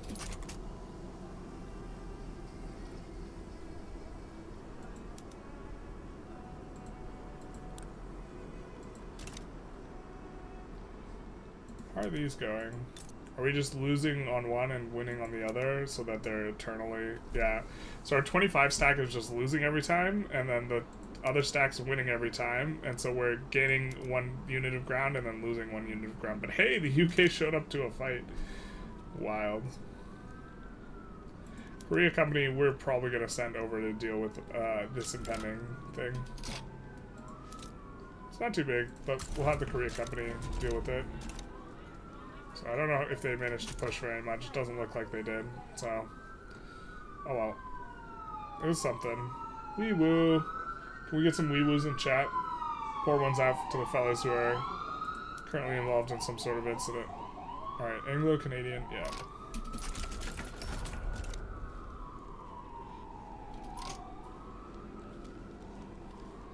Looks like this landing's not going very good for them. It is so nice to actually be able to defend an ally too. This is like very, very cool that we can do this. Yeah, we're just gonna lose one landing and then win the other. God, grim, grim, grim. So, but the other one, the Manchuria, has failed. So now we can try something else with them. I think we're gonna move the Manchuria army back to Dynam, because that seems like that's where they want to land. Or actually, the Manchurian army, maybe we're going to have them put down this revolt here. Yeah, let's do that. And once this 100 stack is done, you know, pushing in here, then I think, breach loaders, nice, completely useless. After this 100 stack gets in, I think we will look to push maybe Sinai.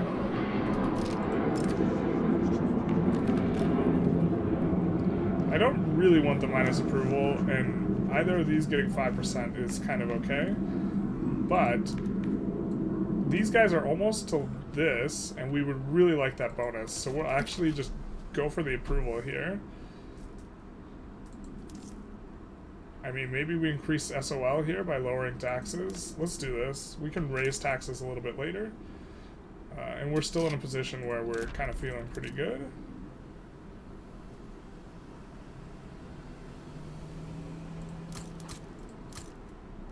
Let's do something like that.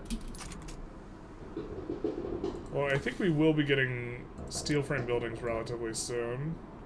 Let's actually get those instead of the steel rail cars. Let's do that. Mutual funds is also going to be nice. We're going to get in on investment banks too, so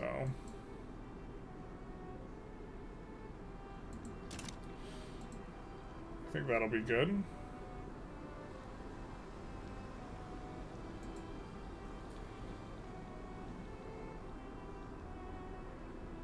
It looks like they're winning this either way, but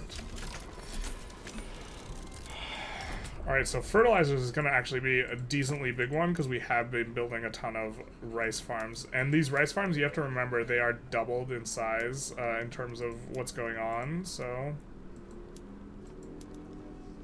we're suddenly going to be producing way more rice. It's wild that they're all profitable through like what is a fertilizer shortage, but we will increase, obviously, now we have improved fertilizers. Does that cause an iron shortage, though? Said it was. Maybe it's just locally causing an iron shortage somewhere.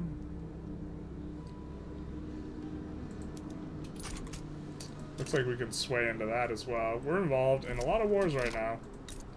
A lot of guys moving around in the thing. We all have to learn to live together. We'll take the minus modifier for the Kazakh. We'd rather just pass landed voting a little bit faster here, which I think we are. Oh, maybe we should have used our one time there.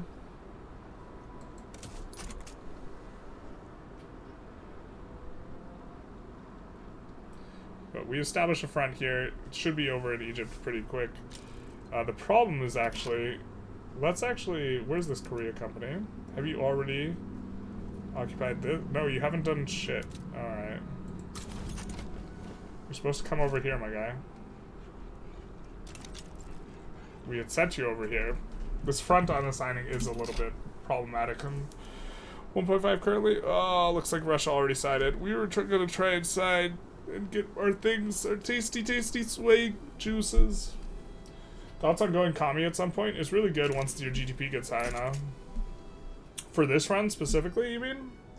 It would be decent. I mean, we're past like a GDP level where we're kind of okay with it, but we are not at a GDP level where we would actively seek it out, I don't think. We got a lot of laws to pass before then.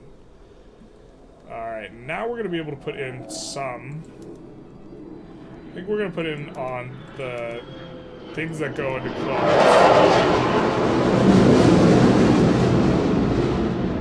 It do be like that sometimes, you know? It do. It really do be like that sometimes. Alright, we're gonna crank this up as well here in Shaanxi. And in Shanxi specifically, I think we actually have a lot of, yeah, we have a lot of pops. We have a free space in our thing. But Shanxi doesn't have, unfortunately, Shanxi doesn't have either rice or cotton, which is a little bit not ideal. What are you running a shortage of? Engines? Yeah.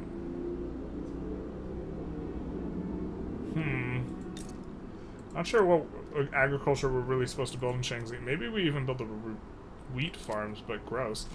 Why don't we put in some tobacco and some vineyards, though? We're probably going to be able to 51 those, as well as 51 some tea. Normally we don't build a lot of agriculture, but we're so built out here, and we would rather build these things here where we have unused sub farms than somewhere else where if it auto builds there, it will annihilate the sub farm.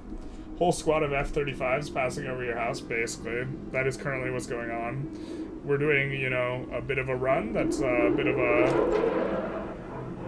a military-industrial complex. And then we have, you know, the military-industrial complex overhead currently. It's wild that it's, like, sound gating my freaking thing. Like, it's sound gating my mic. But, yeah, that's where we're at.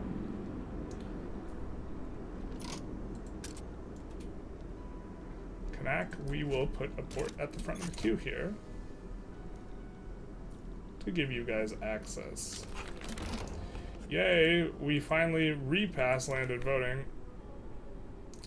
Now, we won't be legitimate until we get a thing, but I mean, we could try and move towards something else. I don't think we do, but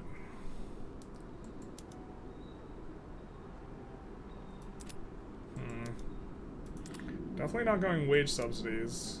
We have movements for industry banned and wage subsidies. Oh man, our movement for homesteading died. I didn't even realize that. That's big. That's less than nice. But we do have these parties coming through. The Agrarian Party looks like they're going to get a lot. Same with the Industrialist Party.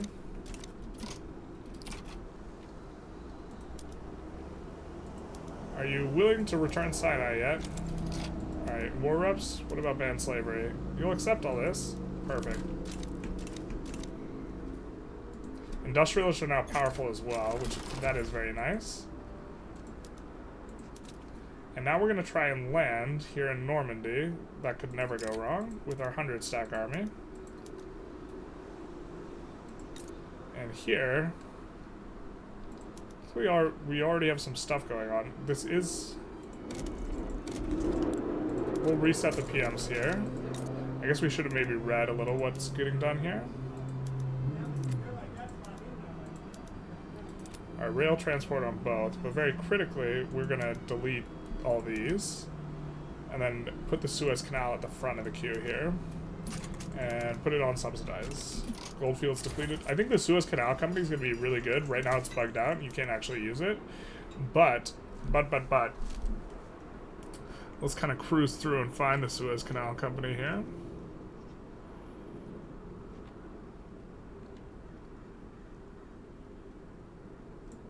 I said let's cruise through and find the Suez Canal company. So it's going to give you minus 10% trade route bureaucracy cost, and this interesting modifier, minus convoys requirement. So this stacks multiplicatively with increases in number of convoys because of like how math works. So this in theory might make it so you can trade way more, and on top of that, it is going to be giving throughput on ports, right? And ports, notably a huge portion of their cost for you as a government expense is the labor, and so getting throughput on that is actually really, really good, because it's more than just, it's better than just having 20% more of a port, right? Like if we, let's find a port. If we, ooh, looks like they're trying to do a little bit of a landing. If we find a port and we take a look at it, wages are like 60% of the cost. So it's better than getting just 20% more ports. It's like, actually it's 20% more ports at the same cost. You know, but I don't think they can land into 50 units here, so good luck to them, I guess. Or 150? I don't know why it's reading out as 150, because this guy's not there. But this army will pack a wallop. you know, coming in. And then, yeah, we do have, of course, the engines. So we know that the motor industries are generally going to do better in places where we have a lot of coal. So maybe let's take a look at where we have a decent amount of coal. And we increase the engines there as well. They're very profitable right now, so... He's so hot right now, that Hansel. Okay.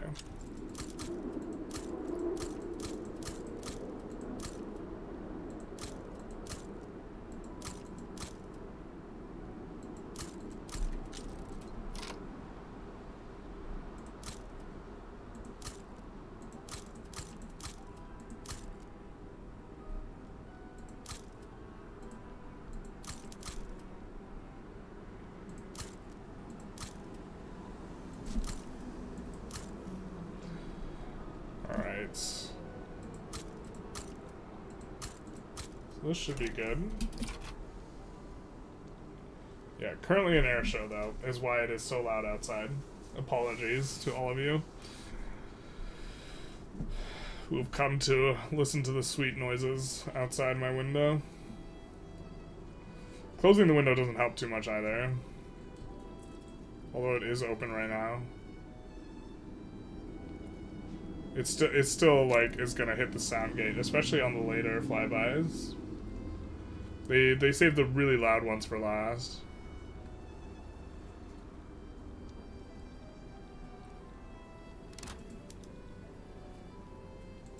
Yeah, we would be okay with a white piece here too. Not really committed to oh, Yukon territory, 12 gold. Oh, sign me up, baby. I think we'll add a wood and put this on using this just to kind of free that up.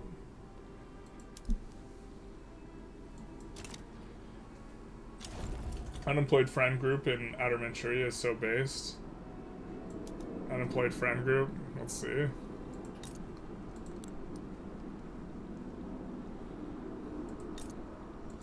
I'm not sure I catch your meaning. We are out of engines there, though. So maybe we do add a few. Having some engine problems. If you're having engine problems, I feel bad for you, son. You might be us. I think we're down to 0 infamy as well, so we would want a way to accrue a little bit of infamy, unfortunately. Engines are causing railway problems, I just realized. We need to get more engines. We're gonna kick these to the front of the queue. I think they were already getting worked on, but... How big is our engine shortage, actually? This is an important question. If it's really big... Okay, it's not that big. It will get resolved by, you know, what we have in the queue currently. Or we won't be running a shortage. They'll still be really expensive, but... there won't be a shortage. So this will be okay. Now we can swap back the PMs here. In Ontario, and we will need to swap a whole bunch by hand. Unless these, nope, okay, these are fine. Because we don't have any rails, so we can't do the rail PMs. Obviously.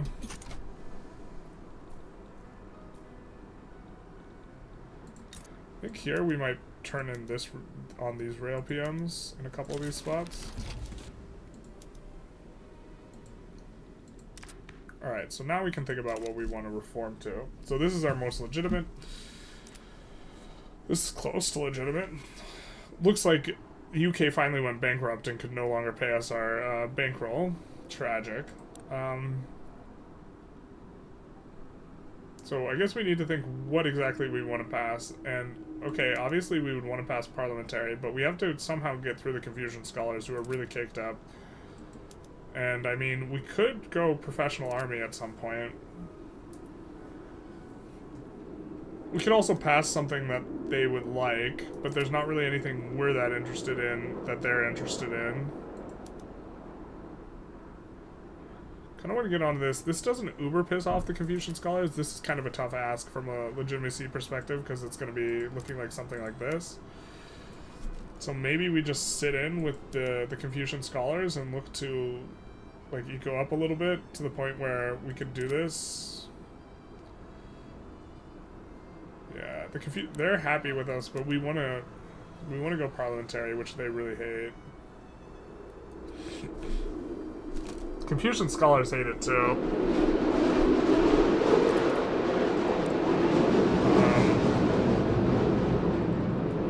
And maybe we want a different agitator or a different Confucian scholar guy. Technocracy wouldn't be insane. This guy will start a movement for it. It just, the problem is it radicalizes those boyos. Damn. How do we reach this thing?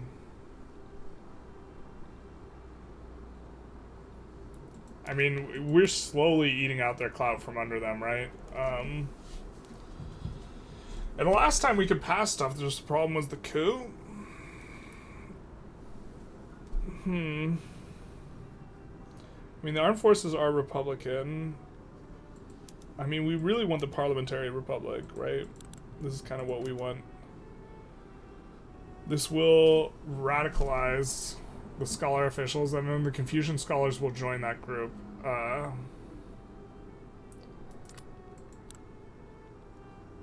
But this guy being, like, this doesn't help us out any. So why don't we do this, and we're gonna exile this guy and see if we can roll something. We can't. Damn. Alright.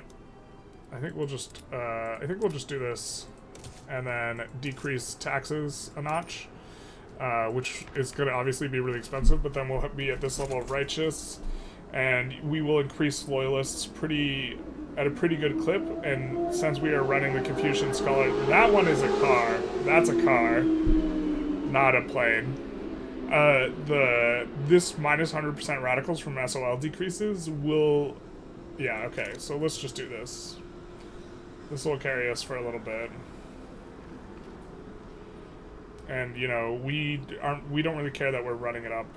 We're just gonna hold tight until we get steel frame, and then we're gonna look to swap up really aggressively. So we actually do need to be a little bit prepped for that, to be fair. God, I absolutely hate that this thing is like 50. I don't know what's going on with why the AI really loves expanding that. It's probably because they don't have better options in terms of, yeah.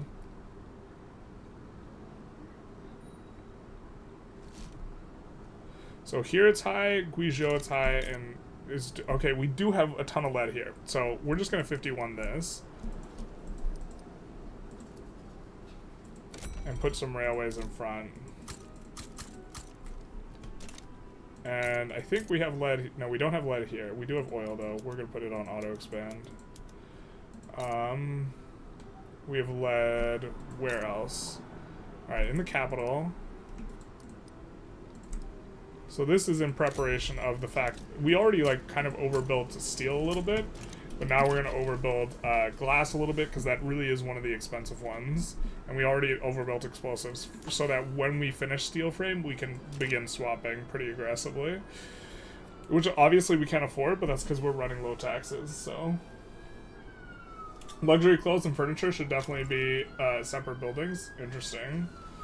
Well, one of the problems is every time you introduce a building, you introduce a way that the pops can bifurcate, right? So if we look at, like, we could take a look at all the pops here, right? And we will have laborers, and they will be of different groups, and they will be separated not only on their groups, but what buildings they're working in. So every time you add a new building, you increase, like, for example, the sulfur mine is employing all these different, like, pops, you know? If we look at the workforce, it separates out all of them, right? And okay, a lot of them are just Han, so it's not that big a problem. It's a problem when you get a lot of migration and when everyone gets migration. But if we add a new building, this will add a ton of new different pops for that building. And sometimes it's like 10 Jewish people, 10 like of this, and then 10 of that. And so every time you add buildings, you like significantly decrease like performance potentially. I think that maybe the split would be good from like a realism perspective, but like from a performance perspective, maybe not. Crank it up here. so this begins. It's time to swap.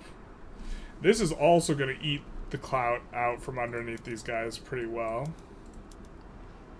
I'm going to swap onto that. Or out from under the, oh my god, I'm blanking on their names. The landowners. But they're not landowners for us, they're called something else.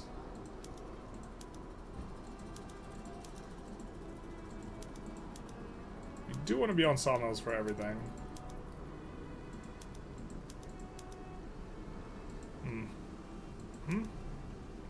Okay, fair enough. You got us.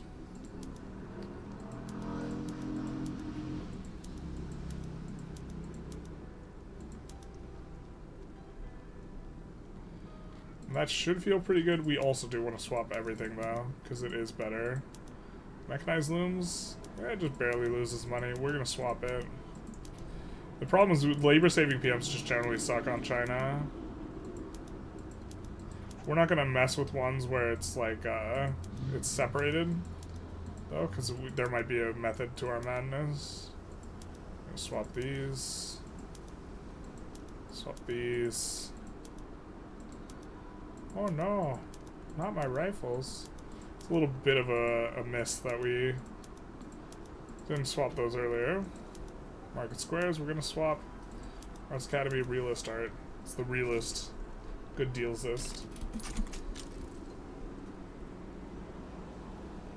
There we go. Petite bourgeoisie are now influential. Hot damn. And they don't like the republic. Oh, they don't like the monarchy either right now. Right now they don't. So we're just kind of getting on up on some of these loyalists. So, can we reform the government? No, not with the petite bourgeoisie doesn't give us more things. Let's go for some meme conquest. Oh, we have to finish this war with France first. I've always wondered why you need clergymen for a lot of farms and plantations. Generally speaking, rural places tend to be more religious. It's, maybe not the best abstraction, though. I agree. The Voices of the Nation. Now that's a cool anthem. Alright, so now the war is over, and so we can reduce autonomy on some people. So let's take a look. We have a protectorate with the Dutch East Indies and a dominion with Brazil. I think we want to reduce Brazil, so we're going to reduce autonomy, which is going to give us 13 infamy. Now, what meme conquest did you have in mind? We're going to reduce autonomy in Peru, Bolivia. They will accept as well. And we can reduce autonomy here, and they will accept. So we're kind of getting set up to annex these guys in the near-ish future. And then we almost certainly want to reduce autonomy on the true shield states as well. And they accept our demands. What's taxation capacity in China? It's not the best. I mean, we could increase it if we wanted to increase our institutions, but we mainly are only increasing it to increase institutions. Or if we wanted to add a new institution. You know, we wouldn't hate charity hospitals, unfortunately, not supported by, you know, our guys. We also wouldn't hate private health insurance. I mean, it's kind of, like, not the best on China, like, for us right now, but, the Confucian scholars don't specifically support the things, so, like, we would have to get, like, specifically, yeah, something else to get support for it.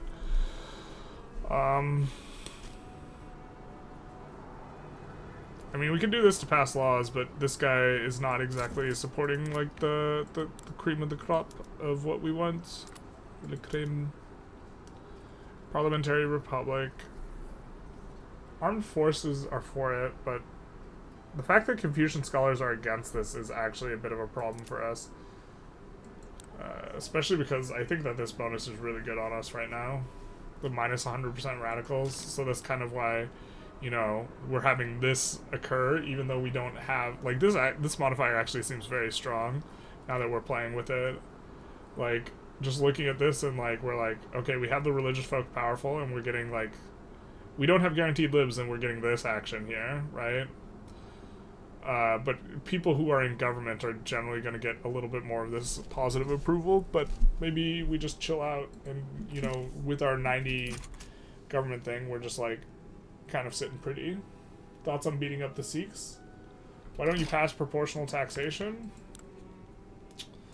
We could go for this. Yeah, maybe this one's okay. The problem is this one was the one that got us into trouble last time, but yeah, maybe this is the way. We would need to put the rural fork of the armed forces in Gov. There's not a super good way to put the rural forces or armed forces in Gov because this guy's a Republican, but we could go for it. I mean, it would be better. The agrarian, since this guy's traditionalist, might be even a better shout here. It will make these guys upset, so we will lose this bonus, but that's not that big a deal, but we'll gain some of these. And so this will be good. Oh, let's try it. Let's go for it. Prop tax, and then these guys will go to being a little bit upset. Not hyper upset, but also we will develop more loyalists from them, and we can increase taxes a little bit, and it won't cause problems. So we can just increase taxes 2 notches here. And it won't cause any radicalism, because these guys are giving us minus 100%, so there we go. Thoughts on beating up the Sikhs, though? I do kind of like this idea, just protectorating the Sikhs. It is an expensive one, so we would have to kick that one down the line. I am a fan of it, though. I'm kind of low-key hoping our subject in the Dutch East Indies does it for us, because I know they're coded to go after Punjab, and so I'd rather just let them go after Punjab and annex it. But this is maybe okay as well. That's just like what I initially thought about it. We have a ton. Oh, the petite bourgeoisie is happy, so now we can almost increase an institution. I think we're going to not do that, though, because then they're not going to be happy with us forever, right? I kind of actually hate that bonus, because it baits you into overstretching yourself on some of the things. Alright, let's see about increasing this on opium. We're going to put it on automatic irrigation. We know in Shaanxi specifically we want to be on automatic irrigation on everything, because here is where we're producing a lot of these, so let's do automatic irrigation.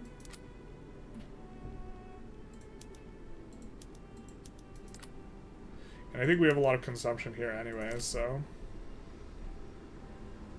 52, it's still really profitable. The pride of our nation, Shaanxi.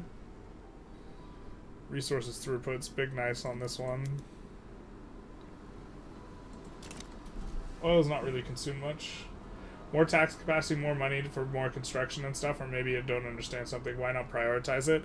The cost of the government administrations, the weekly balance you have to pay exceeds the amount that you generate through tax revenue. So it's better to just let the pops have their money, generally speaking.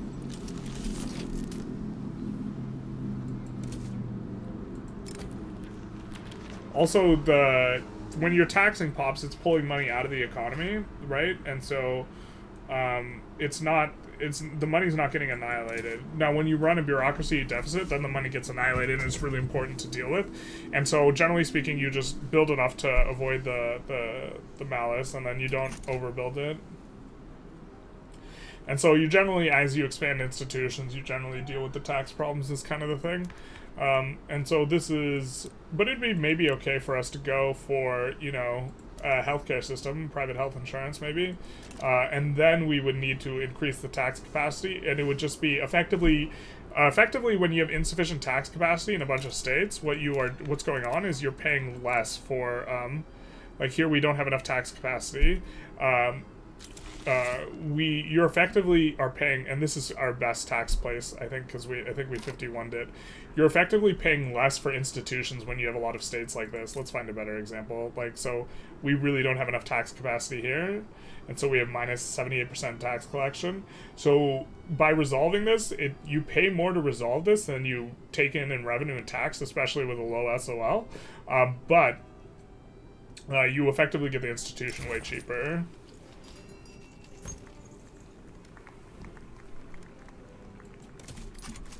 I'm gonna get throughput on the buildings. Happy day. Bremen and Communist Bremen. We actually can't influence this, so we'll just, or actually is Bremen coastal? Is it coastal?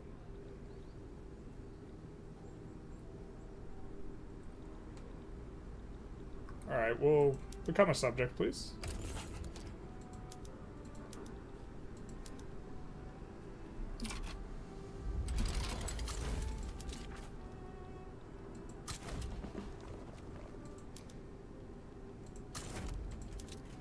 We'll send 50,000 troops there. That should be more than enough. And now we're going to start turning on some of these steel frames. We're going to turn them on specifically in our very best, our places that are producing steel, like a lot of steel first.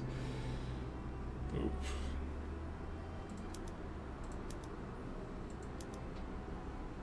So there, I think this one, yeah, we got some steel here. We're going to do this one. And then also in Yunnan.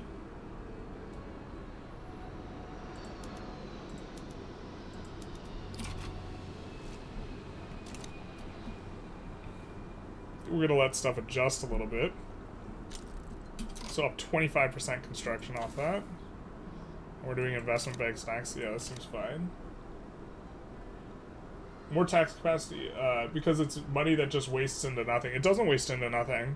So when we have insufficient tax capacity here, these pops are paying less. You know, less. If you were running a deficit in bureaucracy, then it wastes into nothing. But here, you know, the ownership share, they have dividends, cash reinvestment, and they also get taxed. They get taxed less, and so they spend more of their money on, you know, consumer goods. And so, you know, what happens is you get, yeah, these are not productive right now because of what we did.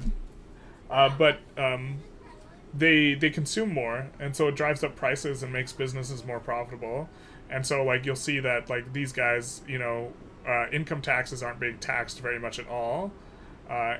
And, you know, we would be taxing these. We're currently on high taxes, and we're barely taxing these pops at all, and that's because we have low taxation capacity. But that means that in turn, they get to have higher SOL, and they get to spend more on their needs, right? So it doesn't get annihilated. You can see they have pretty big excesses, but that will go down as we continue on here. I think we'll say no to that.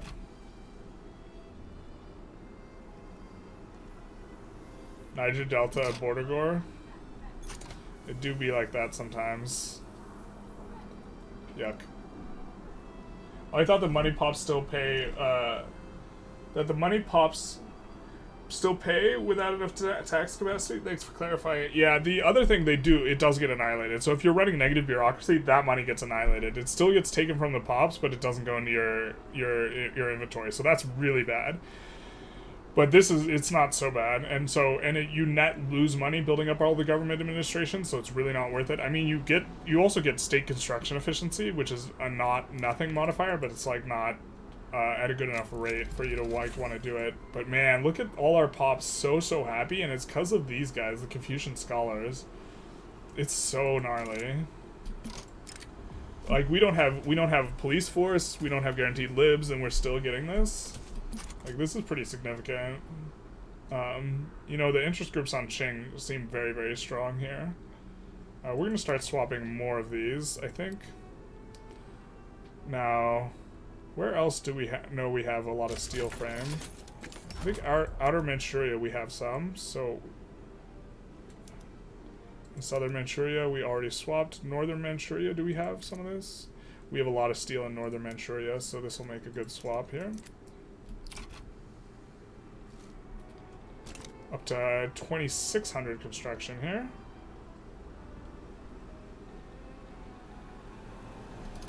And let's take a look at our companies. So now this company is back to productive, but we are currently having a little bit of problems here, and this is also because we're like swapping down steel, right? But our steel has really high productivity, and so we're gonna need to build more steel.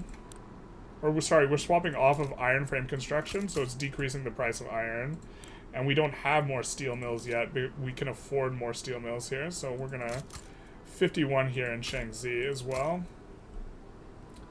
And in northern Manchuria, we might also 51. Kind of out of labor in northern Manchuria, so let's maybe do it in northern Anhui instead. This place is already pretty high level, and so let's 51 there. I don't know if it's on auto expand. It's not, but this is kind of all they're producing. And kind of yikes because they only have coal. But we can here now turn this onto steel frame buildings as well, especially because there's really not a lot of these. And maybe we want to build glass here. Maybe we build some tooling workshops instead, though. So we'll put this on auto expand as well. We finished some colonization, as it were. We've full occupied over here, so... Oh no, we've been full occupied over here. Just kidding. So I think we'll land with the South China Company. Here.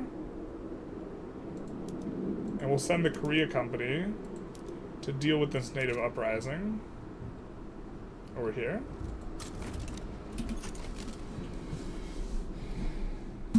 And now our GDP is really cranking up here. We have the company coming in, a new one. We maybe want to go after Norway for their iron company, to be honest. I think the generic iron company is working pretty well for us. Yeah, I mean, we just need to finish a lot of these buildings here. But, yeah. That was unknown to you. You're very welcome. Does anyone know how I upgrade troops? Try in the beta, you delete them and rebuild them. Sorry. Sometimes it seems to work if you save and then reload, but like, or this has worked for me once, but it doesn't seem consistent at all. In this run, we deleted and rebuilt the true turrets. We are getting a bit of a landing in here. Wait, how are we not able to push this? 13k into 5k? I mean, I guess they have the high ground. True turrets. Feels bad, man. I mean, we're still making money. Money moves. On really high taxes, tons of consumption taxes in, and our pops still love us. You love to see it. So I don't think we want to take this huge minus approval, so we're going to take this minus enactment chance. Because we're just barely getting the bonuses on a lot of these guys. Like the Confucian Scholars, barely getting the bonus, and I don't want to lose the bonus on these guys, so we're not going to do that. We're just going to go a little bit slower on prop tax. You know, we have 20% chance. It's a decent amount, so we'll maybe just kind of keep that where it's at. Minus 1 million, that's a lot of money. Just going to kind of take a little bit of a look around here. Open Hearth process. That is going to actually be a super nice one right now. Well, so here, we're going to put this on auto expand. But here, we're also going to turn the construction sectors up. I guess it's not a lot, but they are using glass, which is a bit expensive. And then Open Hearth process is actually going to make a huge difference for us here, because this is going to maybe save this company here. Yeah, now this company is stabilized the prosperity, just kind of in the nick of time. And now the prosperity is even growing. Perfect. How we drew it up. Because it's created a huge demand for the iron.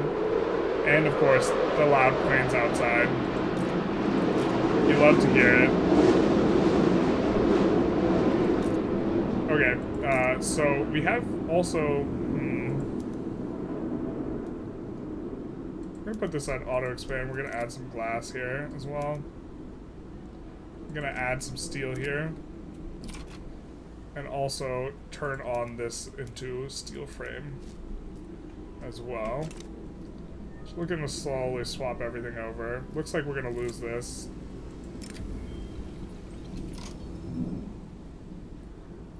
I'm gonna ignore it. We don't necessarily want them to get tanked out.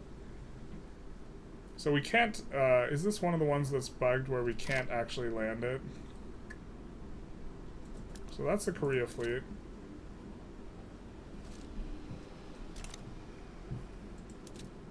This might be the bugged out thing. So we're gonna try landing again with the Manchuria, or the North China Army. Or no, the South China Army, rather. Sorry.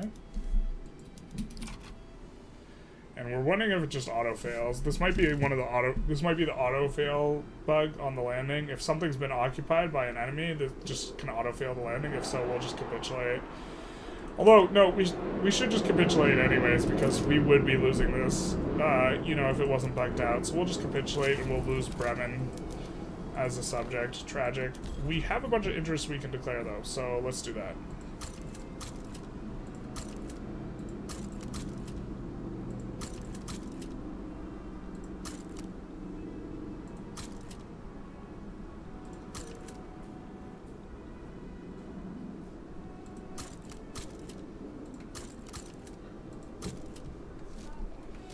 Should be good.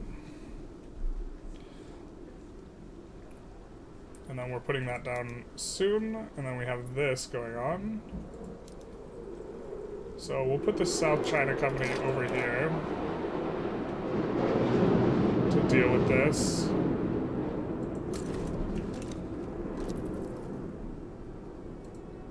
Thanks for that. I hope it gets improved. I imagine it'll be improved in about 10 days. When they release the next leg of what's going on. About to finish a bunch of glass. I think after we finish the glass, we might be able to make the swap. I also think that the dedicated super build tall glass places should maybe not be producing the luxury good. So like here, we might want it on prioritized glass. So let's put this on prioritized glass. Allies of convenience, welcome their support, sure. And then now maybe we can swap up all of these. 640k is like a lot though. Let's swap up, or Yunnan's already swapped up. Swap up Beijing. And then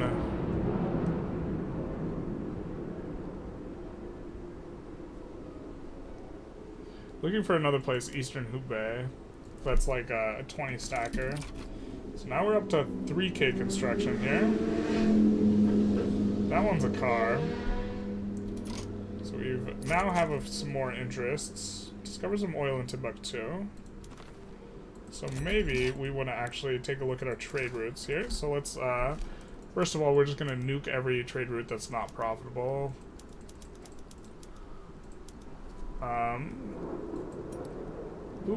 Let's not do this. And then let's see what we can export. So we generally want to export anything that's capitalist based, but also grain, because the grain PMs are insane. So we'll export that, and fruit, which comes with the grain, and sugar, which also comes with the grain. So we see that we can't really export them too efficiently. How about groceries? Hardwood, no. Iron, I'm guessing no. Maybe we could export iron to buoy up the thing, at least temporarily. Into the Dutch market, maybe. No, this is fine. The clothes, not too productive. Generally speaking, trade just feels generally kind of kneecapped. And luxuries, because of how the tax works, because of tax inefficiency, the way it works, generally speaking, luxuries are in higher demand in, Qing. We could export opium. It wouldn't be terrible. Yeah, not too many good routes here, unfortunately, actually. I mean, we already have a lot of our best routes in already, so this is kind of the way things go. It's the way the cookie crumbles, you know what I mean? And so import, we generally want to import the agrarian stuff, with the exception of what is being produced in the rice. So let's import that. This will be good. Fish, we can kind of go one way or the other. We'll just import the fish because it's kind of somewhat productive. Fruit, I think we don't want to import fruit very aggressively because it is produced by the rice farms. We probably want to swap our PMs if hardwood is importable. Seek market, bro. And sugar is another output from the things. But we kind of don't want sugar to be built itself, so we'll import it from a couple spots. But not too much of it. Yeah. Ottomans switched to the Sicilian market? Bastards. Yeah, let's put some plans in chat.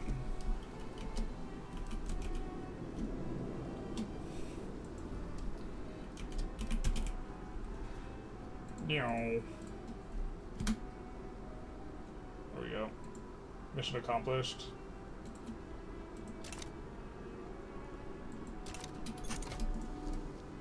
And now let's see if we can customs union anyone, maybe? Persia's more than happy to accept. Perfect for us. Persia is perfect. You don't say. Now we're adjacent to the kebab market. But they don't like it. They're cautious. We can improve relations, though. And also with Egypt. We did take something from Egypt, obviously, so maybe they won't be that amenable to that type of thing. Russia's importing dyes from us. Interesting. Now, we're not really producing a lot of dyes. We could produce a lot more dyes down here if we wanted, but I think that a lot of these places will have not have unused arable land, which is like kind of what we're looking for as a general heuristic. We do see there is some unused arable land here in Xiaozhou, though. And so maybe we could build clothes in Xiaozhou utilizing the fact that we have silk and dyes there.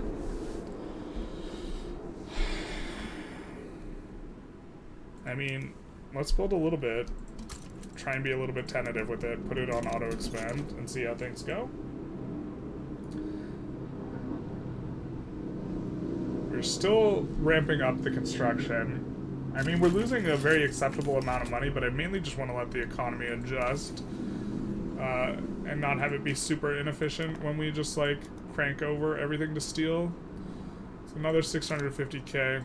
We'll swap over Guangxi as well here then. And here. I'm just starting to swap more.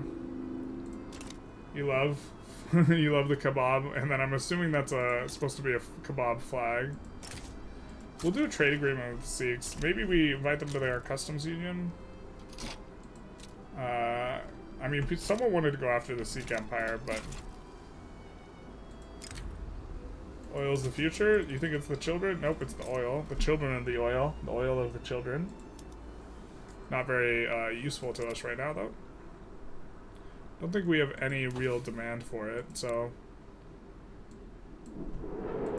What's interesting is it repeaters? No, it's not repeaters. Bolt action rifles is actually an incredibly efficient PM as far as per oil, which is pretty interesting.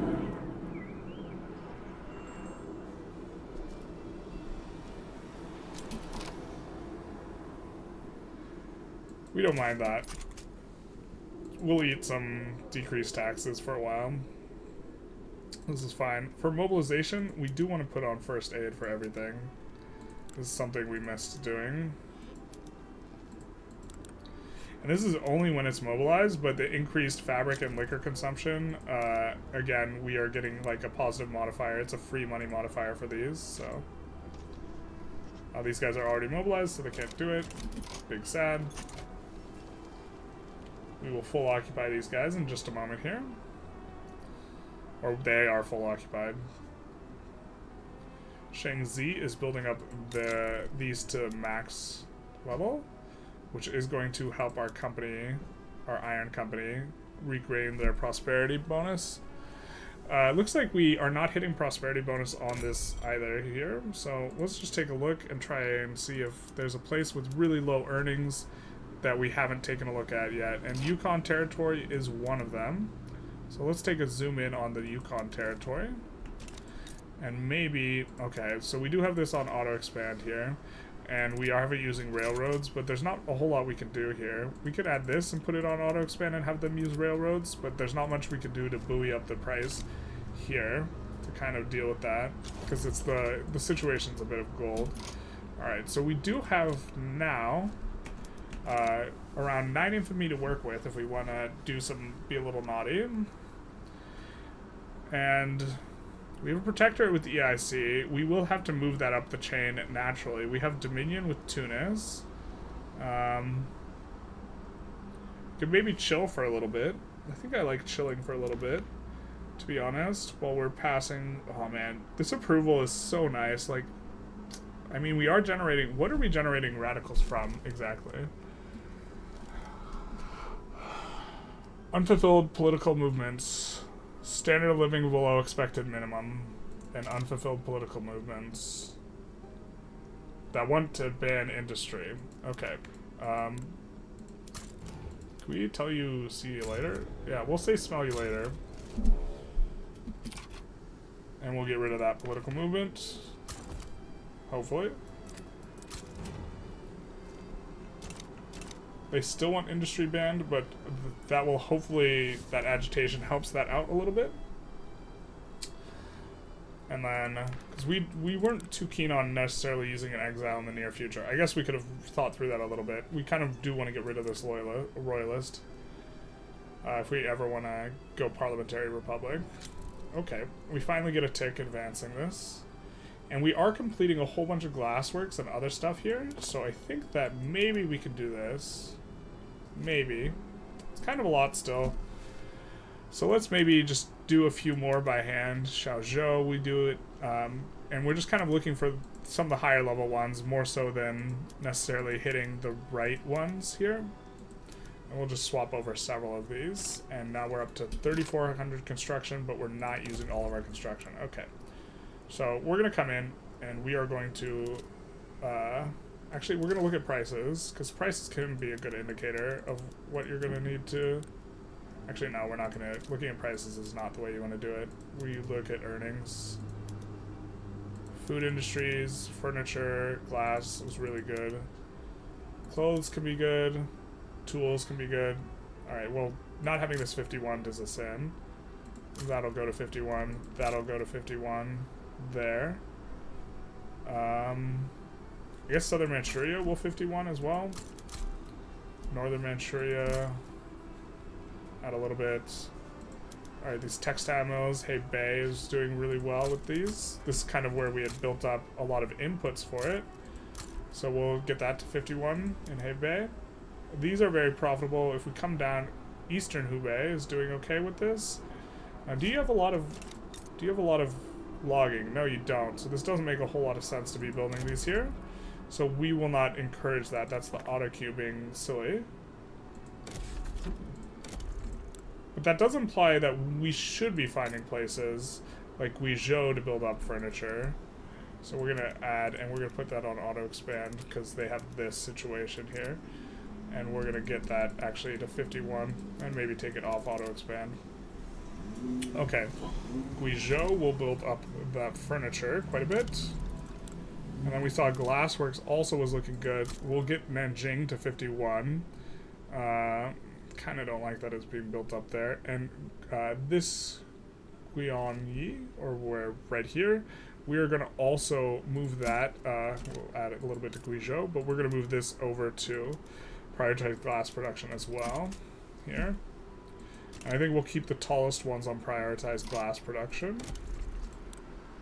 And then the food industry is also, some of these were looking really good, but that's where there's a lot of local demand and not too much supply. I think we'll just keep doing what we're doing with the food. Doesn't earn very much. These are earning a ton, Jesus. And Outer Manchuria specifically, it's looking really good. Not a lot of labor there though. Hebei has got a lot of labor, and Southern Manchuria has a decent chunk of labor. Northern Manchuria, we could also 51, but they don't have a lot of labor, so I think we're going to 51 in southern Manchuria, but I'm not sure this is correct.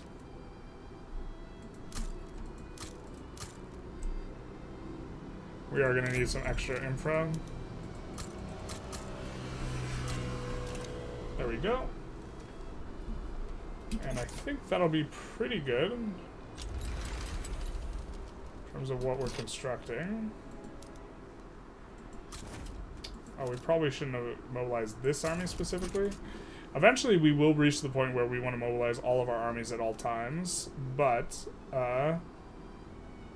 you know, currently the goods for military buildings is not a big enough proportion of our economy that the free money modifier we're getting from the armed forces, I don't think this is currently strong enough to, you know, really be using it like that. We could probably make the heir into a general now. No? You're 19. You're ready to fight. You're no longer a child. Tragic.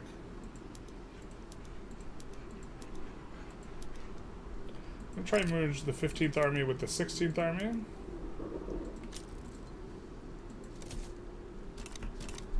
And clean that up off to the right a little bit.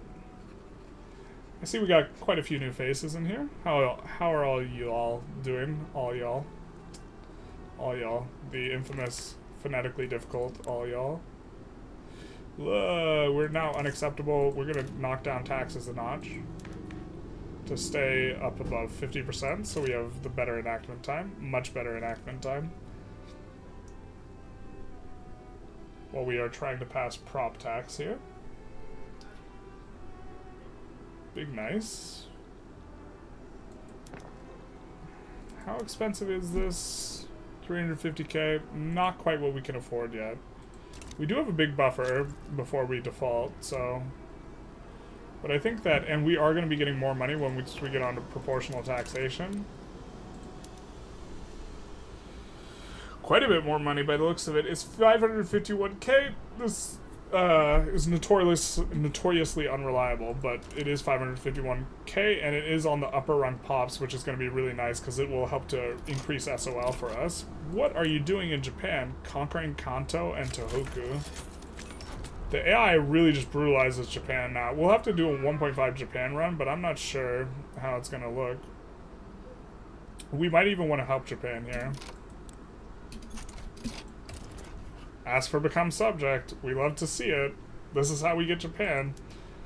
Become protectorate, please. And we'll put the Manchuria army.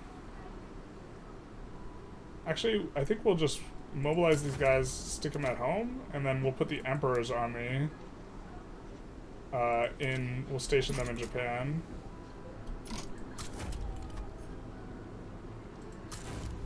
And South China Army and Korea Company will station everyone else kind of in North China here. Looks like we could use another general. Reformer. More than happy to get a reformer in this mix. Got a couple reformers here, actually. Authoritarian? Nah, don't like that. Protectionist is probably okay. So we'll recruit that up. What's the fastest you've ever gotten to 1 billion GDP? I'm not sure. It's definitely with Qing. It's definitely the fastest we could do. I mean, we're kind of closing in on it now, but 1.5 is very depressed, like the overall economy, so you can't compare 1.5 to anything else, really. Poor UK. They were big fans of us. They have loans, huge loans, because they paid us a ton of money for forever. I think we're going to move the Korea Company someplace useful, though. So we're going to move the Korea Company down here and let them kind of do work. We'll keep 75k back, or 175k back, rather, basically, effectively. Actually, we'll let the Korea Company deal with this over here. And we'll put the Manchuria Company over here. Nihilist? Hey, maybe we'll be able to get off of state religion. Not that I'm sure we're supposed to, but that's how Qing deals with the Japanese threat. Yeah. Defend them. We can now roll anarchists. Won't be too useful. 5 weeks to having another company, which is going to be nice. I don't think we actually have a very good available company. We haven't been pursuing it too actively. I guess we should have gone after Greece or Belgium here. North German Fed formed. Big nice. Of course, we have this perfect hand-holding little border war right here. Just request, yeah, just ask them to accept you as your Lord and Savior and Overlord and Savior. I mean, I think the UK can't possibly win this war, so... Ooh, we just eat dick here on whatever that was, minus 15% on that event. Law stalled, minus 15.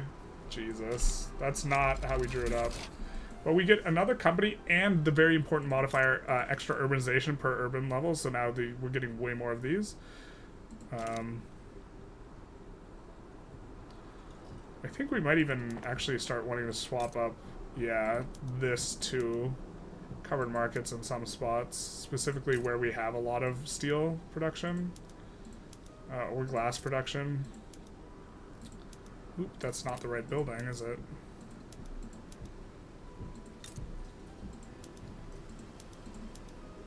And there's one down here. Is it Eastern Hubei? No, it's Southern Anhui. Nope, it's not even Southern Anhui, it's Nanjing. But we'll swap this over to covered markets as well. Now we can research another tech. So ironclads is coming in, so we might want to go gantry cranes. And notably, we will want to build ironclads at some point, which leaves us in a really awkward spot, because we're going to need to like have bifurcated shipyards, because I don't think we want to delete all of our frigates. And so this is why, like, the official run, this is one of the reasons why the official run for this is not going to be, this is more of a practice run for this. I guess we'll go steel rail cars for now, but, because I want to at least see what we're nat spreading, because if we nat spread, we can just nat spread the good thing. We could also go civilizing mission into malaria prevention, but I think we'll let some of this nat spread a little bit more first, go steel railway cars. Maybe we want to go ahead of time, actually. Yeah, I don't hate pneumatic tools here either. We are starting to need glass, and we have oil, and we don't have a sink for oil, really. Although we're about to with the canning. It's not a lot. Alright, our company time. And we could do something funny with, like, going after more rice, but I don't think it'll be that good. We might end up doing one of these. That doesn't feel too terribly good either. Is there a mod that you know of that's lets you play as United World at game start? Not that I know of. The performance on that would be terrible, though. I'm sure there is one. I think I got a 1 GDP as Super Germany in 1800s on 1.1. I've definitely gotten over 1 billion GDP before 1900 a lot, but that's still pretty good. Why Finland usually have a very high SOL in the late game? They don't have a lot of pops, and I think they have some decent bonuses in resources. You know, they have the logging industry's throughput bonuses everywhere, and decent resources. And so, usually it's the gold places that have the very best kind of situation of what's going on.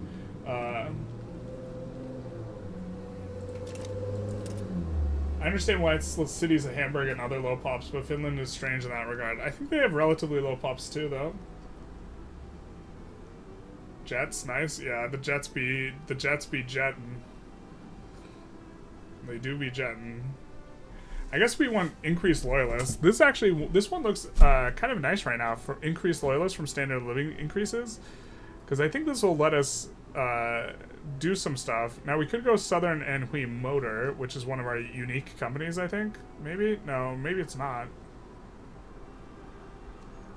I think we have some more unique companies that we don't have access to at this current point in time. But I think that the increased loyalists combined with the 100% decreased other guys is going to be actually pretty nice. And, you know, glass is something we're kind of currently producing right now. And I think that the furniture manufacturers are pretty good too. So we're just going to go with that company for now. War with the UK has broken out. Tragic.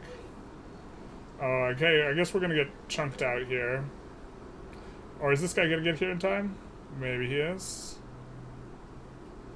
A little bit slow. This 4 stack's moving over here, so I don't know if we're just going to be 2 ships sailing past each other in the night. We might. Or we're just going to lose the rear. Maybe that's fine. Our 25 stack is moving over here to occupy Zanzibar, so that's nice. Did forget about Canada a little bit. Did forget about Canada. I mean, maybe we actually just need more of these.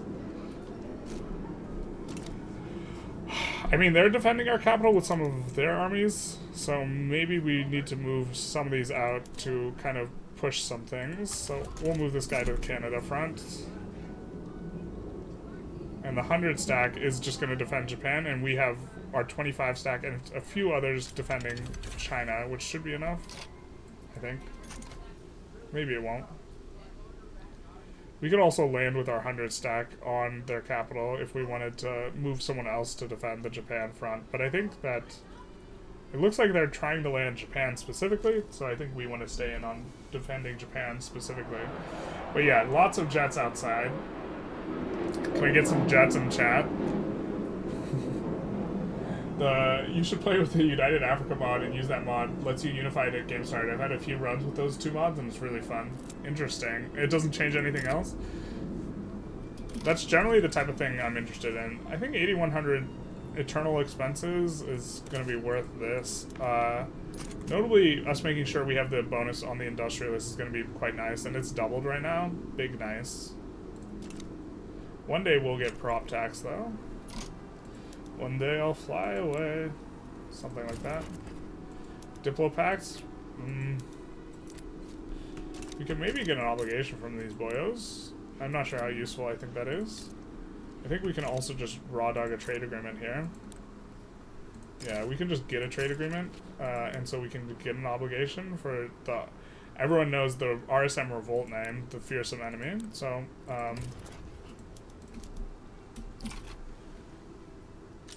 The construction speed on all of this glass is also incredibly nice for us right now, because we're getting construction speed on glass and furniture as well. Maybe we take a bigger look at furniture and we try and start being a net exporter of furniture. So do we have a ton of earnings? Yeah, it's in a ton of places like this. So Sichuan, I think, does have a lot of logging, though. Yeah, so... And we can put them on focused hardwood production, which is going to be a little bit better, but then it's going to be even better if we just slap down some furniture there. So there is some furniture. It ain't much, but it's furniture. We're going to put a few rails at the front. I think we'll acquiesce here. Kind of don't like that we're rolling down some PB approval, but they're about to be marginalized anyways, so I suppose it doesn't matter too much. On the verge of marginalization.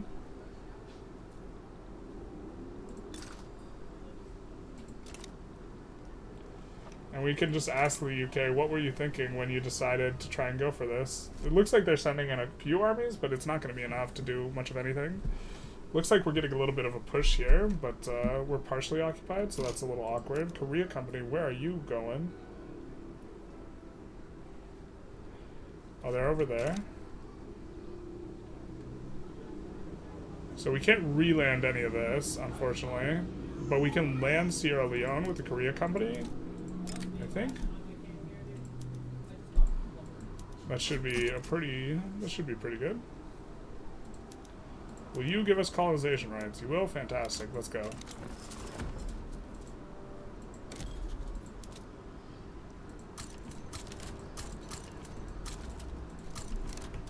Do some of that.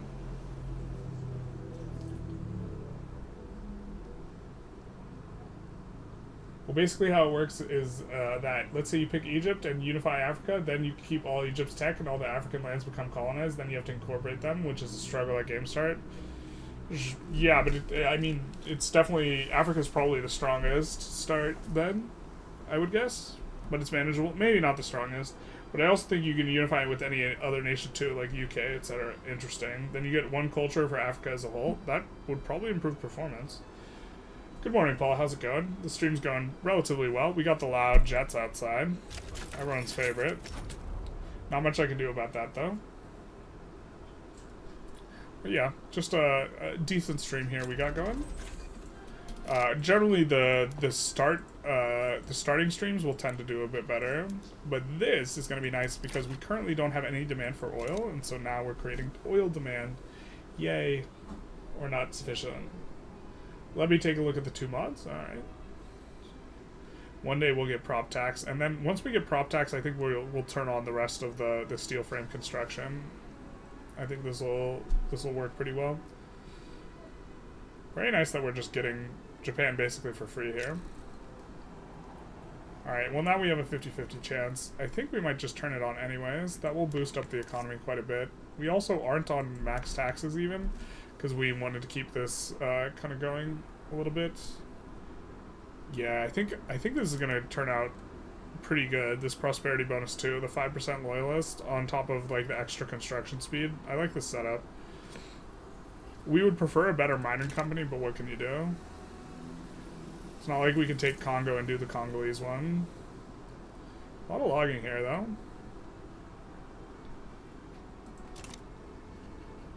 I mean, maybe we want to think about starting to expand some of these for dyes or stuff like this. This one's pretty specialized into coffee, so we could expand that. Oh, we have... yeah, we should have enough engines to start swapping over stuff. Let's do this. It's gonna be a lot of tea.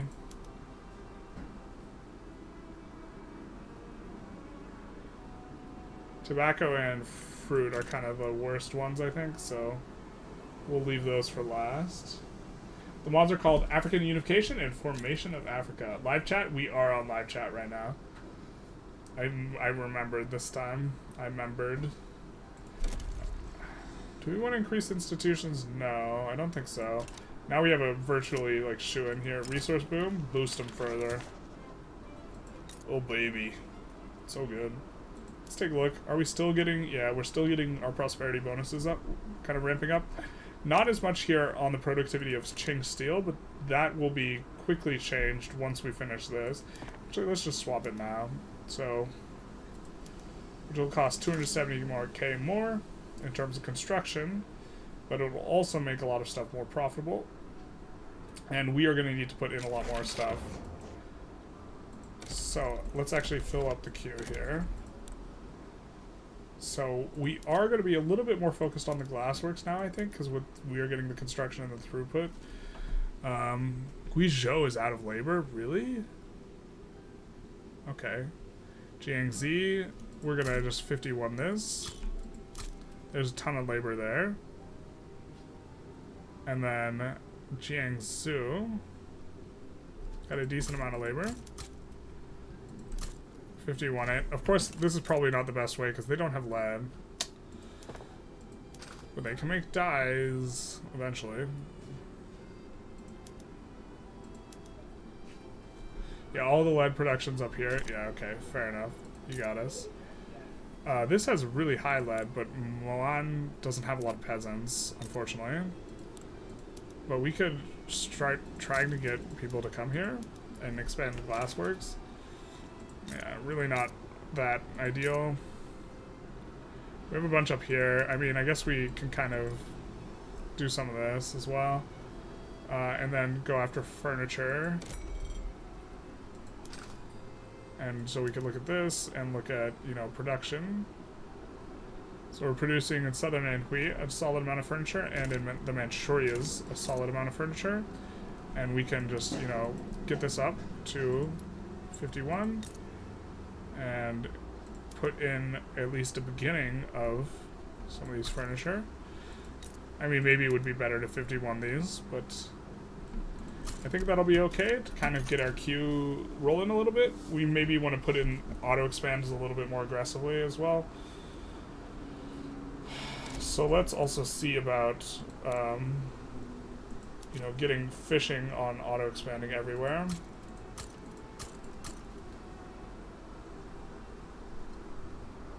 Looks like we have it in kind of all the home areas, and same with logging too. In fact, logging's almost been exhausted.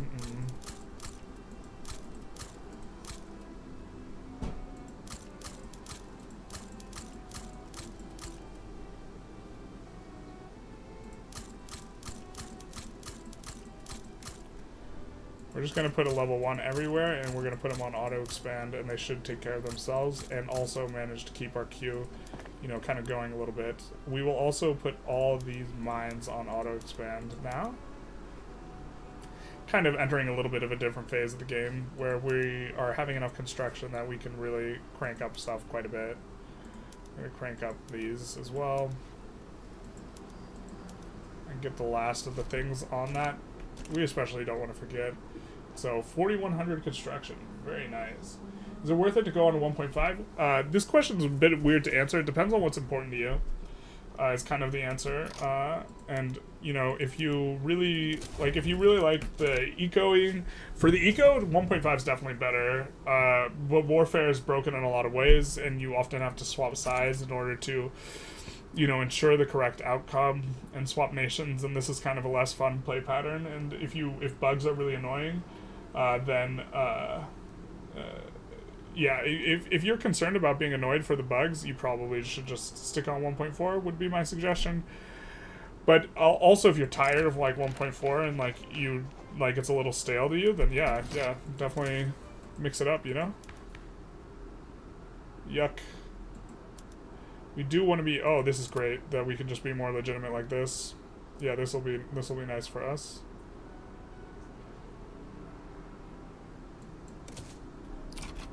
$75, yeah, baby. We're making moves, money moves. This like never ever gets in either, versus 100 skirmish infantry just sitting here. There's no way. And stuff like this is also like gonna be interesting, like because the Navy's also not fixed yet either. The Navy, like the naval landings work better than the way you used to be able to like quad land and just automatically get in. That was no good. But all right, they get enforced on, and now we can reduce their autonomy. Because everyone, I think everyone here wants... Does everyone want a yellow Japan? Or should we leave Japan their color?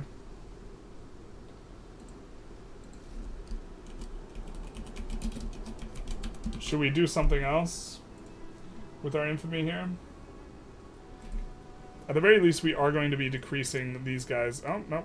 Let's also take a look at who else we maybe want to deal with. We have a dominion with Nejd, so we're going to decrease autonomy with Nejd no matter what. And we have a thing with Dynam. But these guys are just going to accept. And then Dynam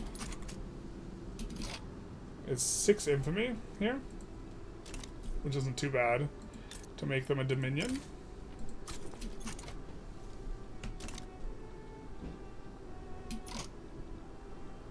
And looks like everyone wants the yellow Japan, so we'll also see about reducing their autonomy here. And we get a yellow Japan. Huzzah. The yellowest of yellows. It's Japan. It's yellow. Red Japan? No, yellow Japan. Those colors do run. Alright. We will also look where our construction is cheapest, now that we've swapped everything over, and we'll look to put down... you know, some more construction at the back of the queue here. Kind of trying to focus where we have a little bit more labor. Northern Manchuria kind of being an exception, I suppose. Also going to lay down quite a bit in the capital here. And that'll be at the back of the queue, because we can really afford more. Even though we're draining the investment pool currently, we can definitely afford a lot more construction. Kind of pushing into the 5K realm. I think maybe we'll try and get to 1 billion GDP here today. Pneumatic tools? We meant to go plastics.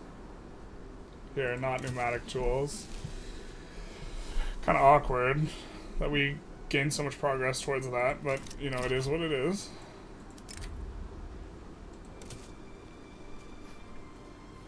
Let's take a look what's not spreading. Maybe we can prepare for something. Pan-nationalism monitor and... electric gen. Electric gen will require engines. I think we do have some motors here, and in Shaanxi, of course, we have a pretty high motor. Let's just 51 this though, and then throw down some rails here. It looks like they're pretty fine on the rail front.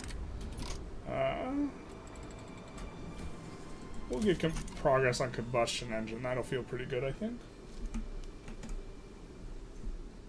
By the way, did you defeat the British at the start of the game? Yes, we did. We got recognition and war reps from them at game start.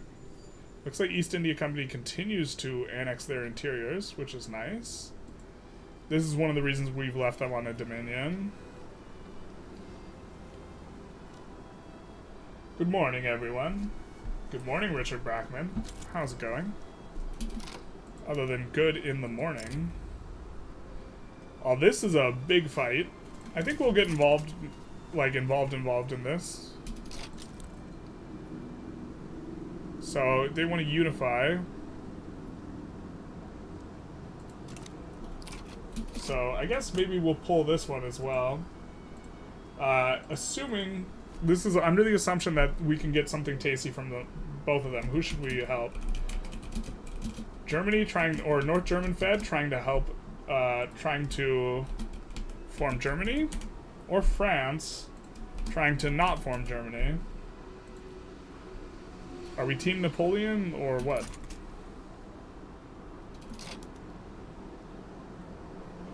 Scandinavia is going after Dahomey.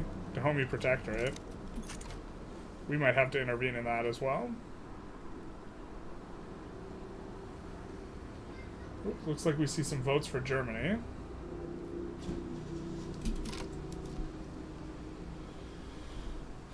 Currently, Germany's the underdog, right?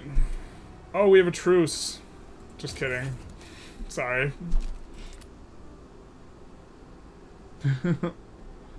I wish we could help them after, too. But maybe if Germany crushes in the poll, maybe we'll just leave Germany alone then. Yeah, it looks like Germany's crushing in the poll. We'll just leave Germany alone and we won't get involved. I think. It's kind of the fair solution. So we would have, but we couldn't.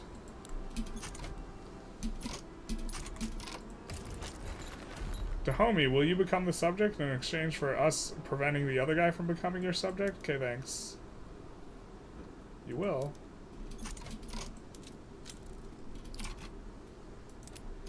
Russia sides with the North German Fed, so I think they'll be in okay shape.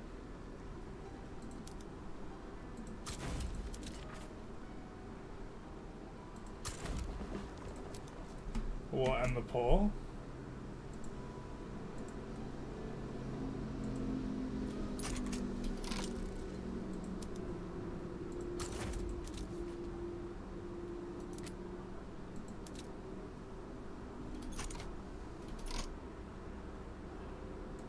Wait, did Dahomey not accept our... Oh, they won't accept... Damn. Well, then maybe we help them. Transfer states. Eastern Norway. Oh, can we get Northern Norway? Transfer Norland. Hold up. We know we can get unique companies. Let's take a look. We want the unique companies, right? Okay. I mean, that's 20 years down the line. We might not even play that long, but... These are not Scandinavia, no.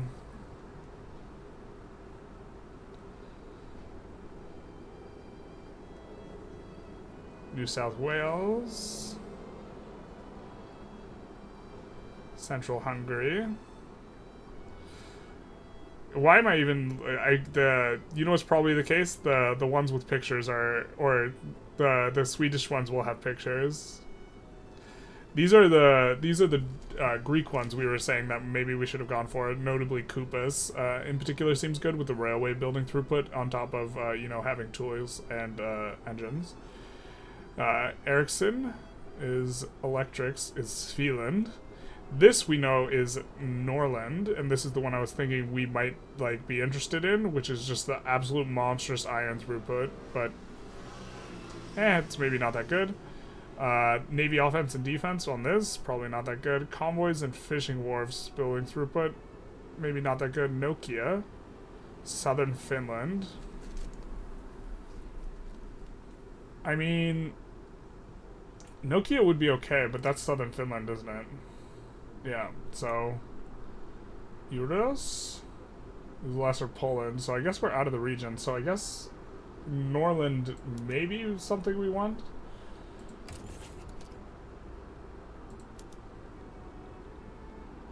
Will also give us a native interest in the region, so let's go transfer Norland. And we'll look to incorporate it. North German Federation, looking to do some work.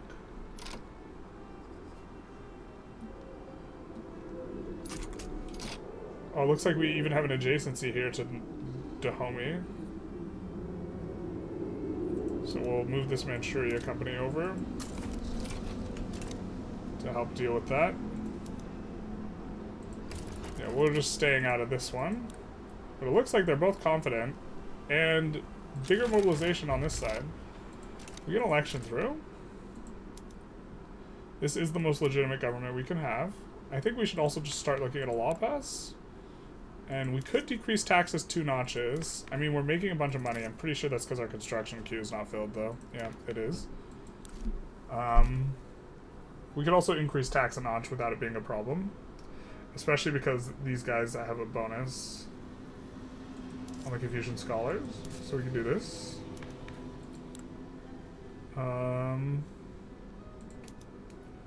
I mean, getting onto elected bureaucrats would be nice for kind of putting these guys down a bit, but it looks like we could go parliamentary. But this is going to make the Confucian Scholars upset. I don't think we want to do that just yet. But I think if we go... Well, appointed bureaucrats is also not that bad, because it's giving Intelligentsia, and it's really not that bad a one. Peasant levies is kind of bad, though. And we've been on it for... Because we're trying to... We're trying to commit to the strategy. We're not going to go off that, but it is maybe a problem. Tenant farmers, we could go homesteading. This would kill the clout of the scholar officials and would radicalize just them. We could also go commercialized agriculture, which the rural folk will support. The rural folk support this too, though. But who else supports this? The literati also support it. So do we want a strong...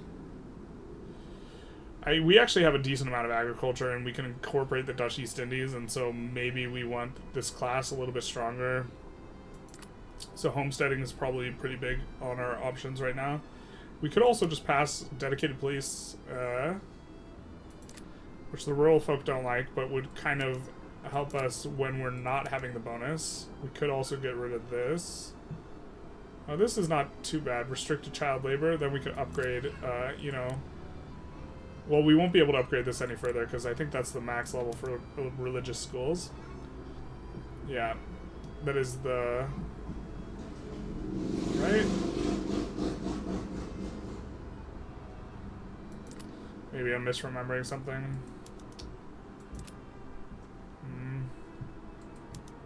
I think we'll just go homesteading.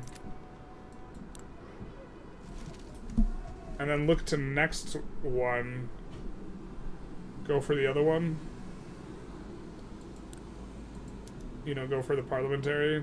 The problem is upsetting the Confucian Scholars. Really not a huge fan of that.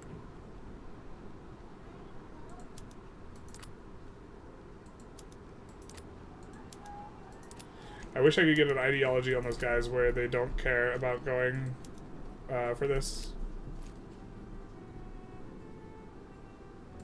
Yeah, let's just do it. Homesteading time.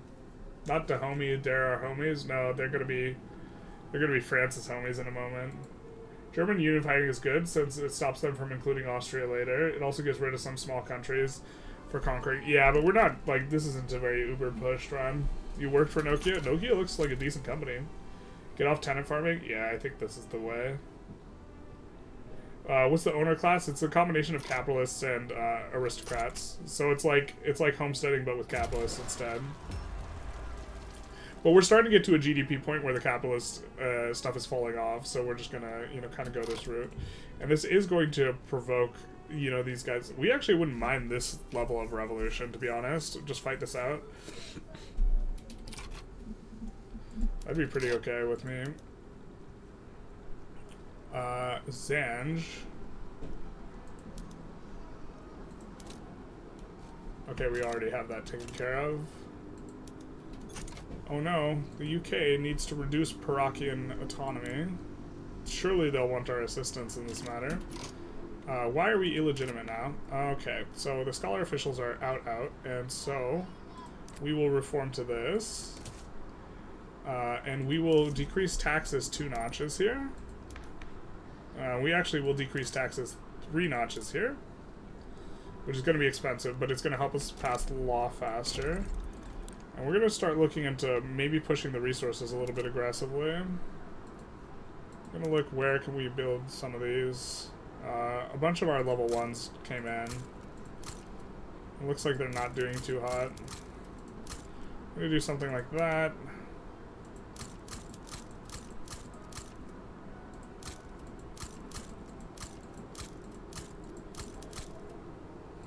And put all these on auto expand again.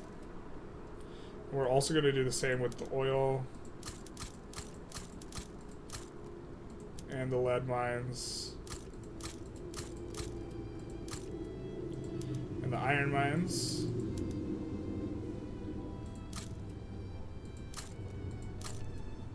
Just all the mines in general, because mines are really good. And they're pretty good at depeasanting pops. Not as good as wood, but, you know, we're kind of entering a new era for ourselves here. So we're just gonna, you know, work on this.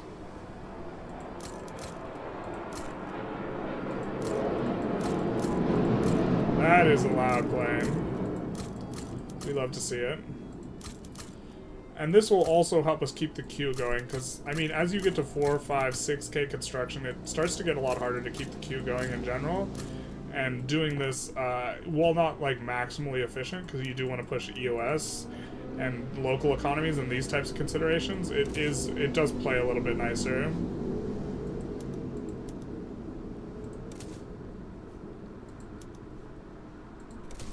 Okay, so that is all done. Now, I think we also want to kind of take a look and take a step back and be like, hey, let's auto-produce rice in a couple more spots.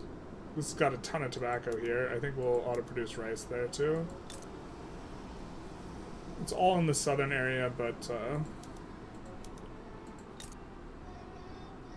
once they've gone up to level 50, though, we do want to get off of auto-producing it. Guizhou has got...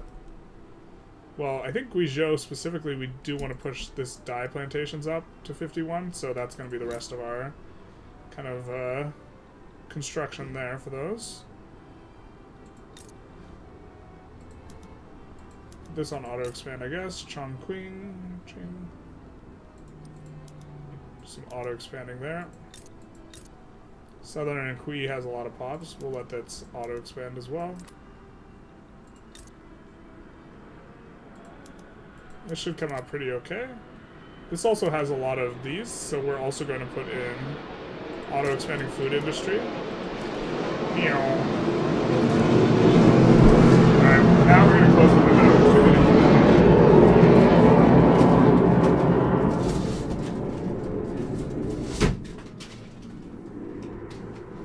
They're getting pretty loud. So the window's closed. It's going to heat up my room, but it is getting loud.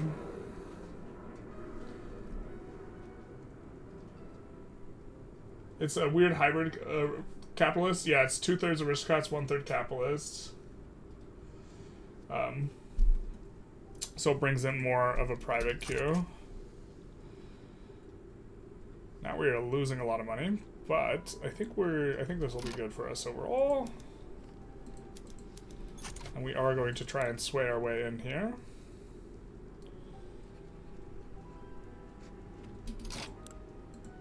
Oh. We have a truce with Great Britain. We cannot side against their subjects. That's cute. Yep. Would not mind this rev popping off, but it looks like it's not going to. And this is going to significantly decrease their clout, so they're going to kind of fall by the wayside here. But the armed forces we won't be able to put in for a while, and we're going to be relying on this kind of union here, but this is going to be pretty good for us. Loan interest rate is also notably really nice, but 1.4 million might just be too much for us to bear. That's a steep... Well, our investment pool is growing right now, but that's like not... That's pretty significant. Let's see if we have really booty earnings anywhere. We have pretty bad earnings in Sichuan, so let's see if we can, you know, add a little bit more consumption on the railways to kind of bring that up. And we can. Sichuan, are we actually out of labor here? What's this about? Okay, I think we're gonna go water tube here then. And also turn on Steam Donkey. And this one. And then add some more of these here. We'll press the Admiral to support it. Dahomey, Weed Dasari. Oh, looks like they get occupied before we get there. Oh no, maybe not. He's at the front. Wait, what the hell? Why are we minus 61? Who's helping Dahomey? Despainy is helping Dahomey. I suppose we don't care who wins this, so you know what? Good luck. We will delete this frigate. I believe that was from Norland, which is now part of our great empire. We'll smack it with our reset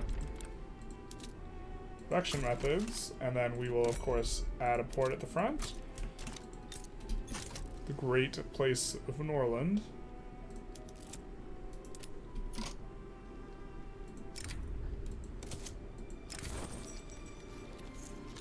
I think we'll say we can't let them leave.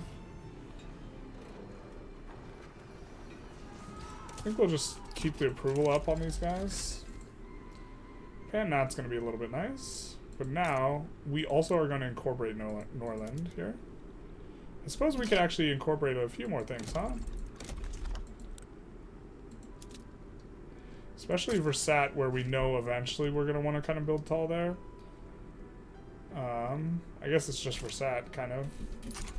We do want to increase our tax capacity, I think, because I think after this we are going to be going, after homesteading, we're going to maybe go for another institution. But we'll see exactly what it looks like. We do see South Australia revolt, but we will not be able to help out with that because we have a truce with the UK. Yikes. I guess we'll eat this. It's not a very good roll for us early on here. But I think we can't offer support again. Oh, we can offer support. So we can ask for a trade agreement. We can ask for transfer subjects. We're going to ask for transfer Bahrain here. And also, we could just get a trade agreement for freezies. Good dealsies. That's excellent. Now, let's see. I guess the auto queue is going to be a little bit slow, or a little bit haggard here. I feel that. So let's see if we have tooling workshops that are close to 51, and we're going to crank it up to 51, especially if they have available labor. If they don't have available labor, we're going to be a little bit more leery about it. But this time we're trying not to have as much auto expands, so it's kind of creating a little bit of problems, but we will do that. Those seem to have decent earnings. These also have decent earnings. But we have no labor there. Not much there. Hey Bay, Southern Manchuria, we do have a decent amount of labor. Alright, so let's increase this a lot in Southern Manchuria and put a bunch of railways at the front in Southern Manchuria. And then also gonna add a bunch of rails around out and about. We're starting to run out of labor in spots. Let's take a look here, actually. Unemployed, we're down to 2 million unemployed. Holy shit. 747, basically. Oh my god, I thought it was 9/11. Yeah, that was 19 days ago. 2.3 peasants available. Probably just another bug. Yeah, I mean, we have a lot of peasants available still. 62 million. Lack of qualifications, maybe? Yeah, maybe. Education's greater than 50%. It is pretty cranked up there. We're not going to get it much higher than that, though. In fact, we probably need a little bit of a different research strategy. We were researching pneumatic tools on accident, but I think that we might even want to go like something a little ahead of timey, like compression ignition after this. Or malaria prevention actually might make a little bit more sense. Yeah, because we do want to get malaria prevention kind of quick, so we're going to go malaria prevention next, and then... but Zeppelins and corporate management are both going to be super good. The metagame's just shifted a lot in terms of like how you go for things, I think. And so we might go for some of these after that. Specifically macro is also really, really good. I don't know what to do.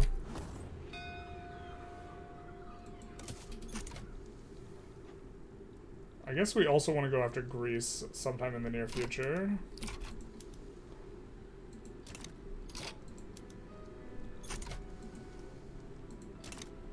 Yeah, I do think we want the Greek companies or the Belgian company. Let's make sure we have interest in those regions. Yeah, we do.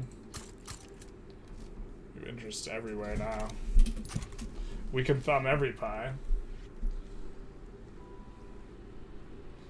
No, leave no pie left unthumbed. That's how the expression goes.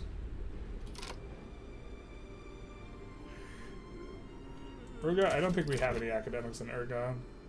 And we also don't mind if this rev were to pop.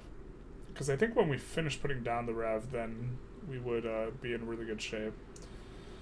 But we might have to just force a rev anyways. I mean, we have a lot of subjects who are puppets. So if we rev, like...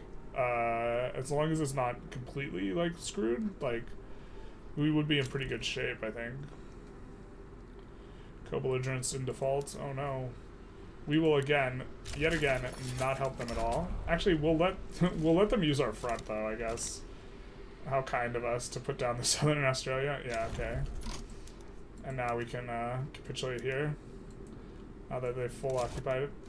Oh, it was us who full occupied. I guess they keep the occupation, though. So I think we wanted to go after Greece. How much is this? 11 infamy? How much is this? 24 infamy? I mean, Walonia's companies are way better. Oh, we have a ton of infamy, though. So I guess we just have to chill. And hope that these guys will rev or something. We can incorporate this, too. Don't necessarily hate it. I really hate that there's a trade center here. Kind of hate that. Because I want this to employ.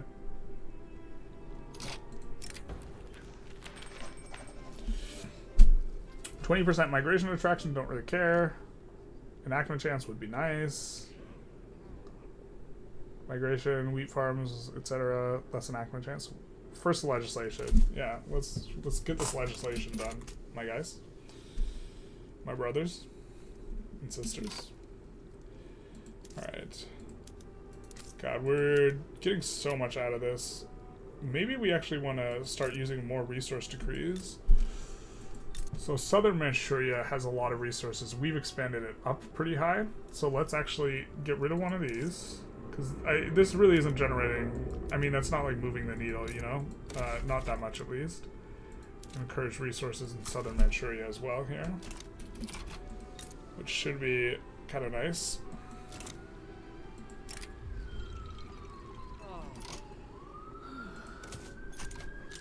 Alright, I guess we don't even care if the war rev pops.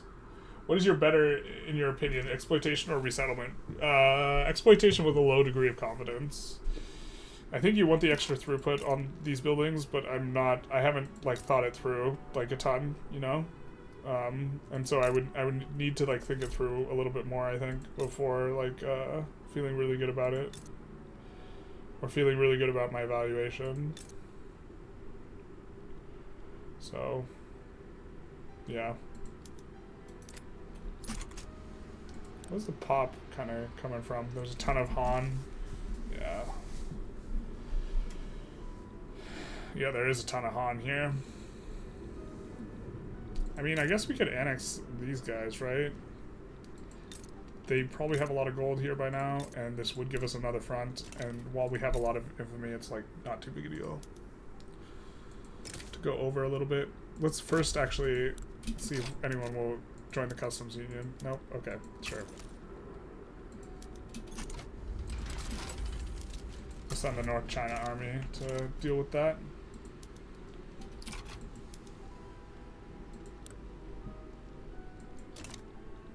Looks like we're, I was gonna say, it looks like we're really building into, you know, we're not negative $1 million anymore. Yeah, that's not the reason why. Huge come up here in terms of SOL though. Maybe somewhat off the back of the furniture. Let's take a look at what our pops are consuming and how much they cost. So grain. Grain's still the biggest one. And then clothes. We had built up clothes to 51 in a couple spots. Was our kind of what we had done. But let's just take a look at earnings. And holy freaking shit, dude. Why is this place built up to 51? We don't have anything like... Oh my god, the auto queue is so stupid on this one. Whatever. It's 51 now, so it's not like we're gonna delete it. We're gonna get some logging camps down there though. And okay, so Shandong and Hebei, I think we had actively kind of sought out increasing. We're gonna get that, and this was because we had a combination of sulfur and also silk and cotton. Why can't we employ here? 'Cause the engines are too expensive, the silk is too cheap. Okay. How about here? We're doing Hebei, and we are gonna have sulfur. And so we were looking for places that had cotton and silk and sulfur, and that's kind of what these guys had. So let's take a look at sulfur again. Because the sulfur will eventually build into dyes. So let's see production on map. So kind of in here. Okay. So here do we have, again, the silk, cotton? Yeah, we do. So I think we want to here also look to push textile mills. Let's make sure we have enough pop in Hainan. We definitely do. And just 51 that. And then add 10 of these and 10 of these and put them on auto expand each, I guess. And Xeon, we're gonna probably do the same thing.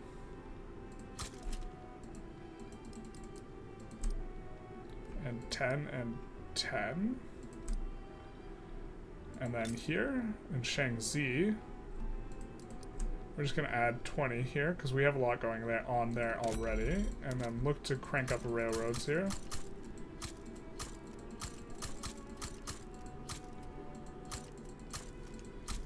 Or maybe we just want a 51 in Shangzi as well. Shangzi, I think we are even like somewhat running out of labor, to be honest. But we could just do this. And not put it on auto expand. And then I think here, oh, okay, Shangzi, yep, that's the problem. We didn't have access to both cotton and the silk with Shangzi. But we'll just add another 10 and that'll probably be fine. But here we have access to both the silk and the cotton and the sulfur, which we're going to, once we get aniline researched, you know, be able to turn into, with the synthetics plants, we're going to be able to turn the sulfur into, fertilizer and sulfur into dyes. And so we will have all of that production in those places. And so even beyond this, I think we do want these on auto expand as well. And so this will stop the 91 from being psychotic. Is University Catapulting still thinking 1.5? Yes. That's usually Qing strategy, at least in the early game, since literacy is so low, and the overflow is... Yeah, and then, like, even if you get literacy up, it's going to be still pretty good. You might also be interested, Mr. Death Sniper, in the unique company of the Qing, the Kaiping Mining Company, which is railway company, which in general I think are really strong, but it also gives 10% tech spread. Which feels pretty good, especially if you're on like a more backward-looking type of thing as well. You know, if we don't have construction sectors in these places, we're gonna kind of want them, aren't we? No, we got a decent amount. We're kind of also running out of money. Don't want minus approval from those guys, and we do want more loyalists from the Confucian scholars, so we'll go along with that. The Confucian scholars are now the backbone of our government. As we try and pass homesteading here. Alright, we get electrical generation unlocked as well. So what we're going to do is we are going to turn on power plants specifically here and in southern Manchuria and in Yunnan, and that is it for now. And we are not going to create demand for it anywhere else right now. So far, local like production of this stuff just really sucks ass to like micro, and so we're just gonna do it in these places for now. Or I guess we're probably gonna do Manchuria a little bit more aggressively because the thing that's really giving us right now is sawmills. But it's also going to give us the lighting, which is going to be good. We have an obligation expiring. Obligation owed to Great Britain. So we're going to just absolve it. Homesteading, lucky pass, one time. Calling our one time. Can you suggest your Japanese subject to change their colonization law? It seems that me... Ooh, big brain energy here.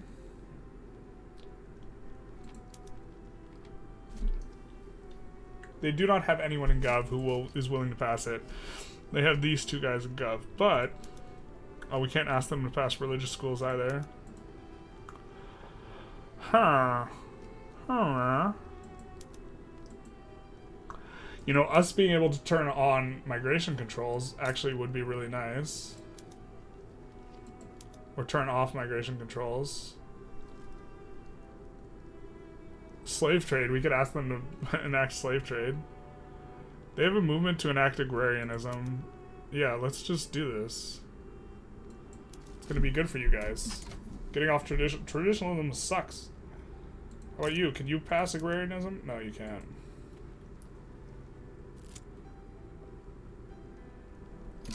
Yeah, I'm trying to think what we could pass state religion for them.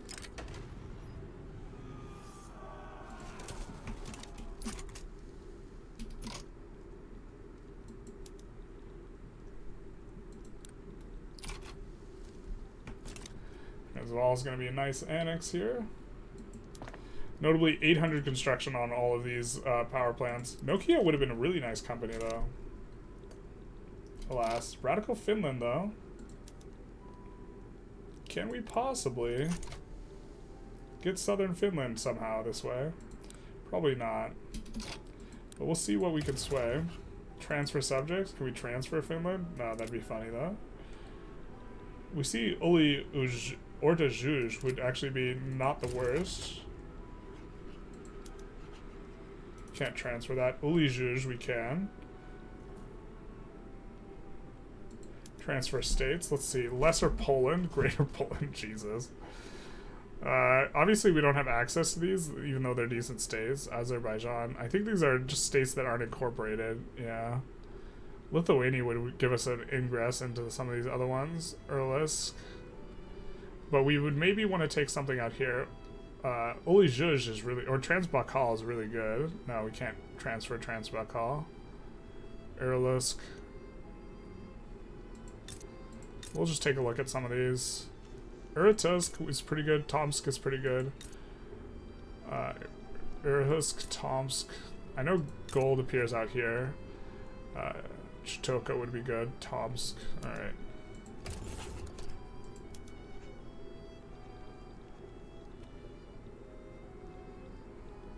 Could also start working our way to Ural and Perm, I guess. Erlisk. Oh, this would be really good because stuff will appear there eventually. But it's going to be cut off temporarily, at least, until we can figure out a way in. Alaska is actually also pretty good. Yeah, maybe we transfer Alaska here. Alaska has a lot of gold. Erlisk will have a ton of other stuff, though. We'll transfer Alaska. Make the Americans pissed. Perfection. Plus it's like a nice little... It blends nicely with what we got going on. Transvaal will get clapped. Can you I love how 1.5 basically integrated subject manager mod. I mean, they did make it more real as the mod disregards law's text completely and instantly changes the laws. Yeah. Tomskin to Perm. I don't think they'd be willing to give Perm because Perm is incorporated.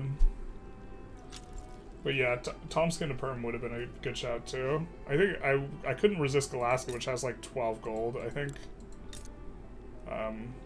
Yeah. I just couldn't. Alaska's real good.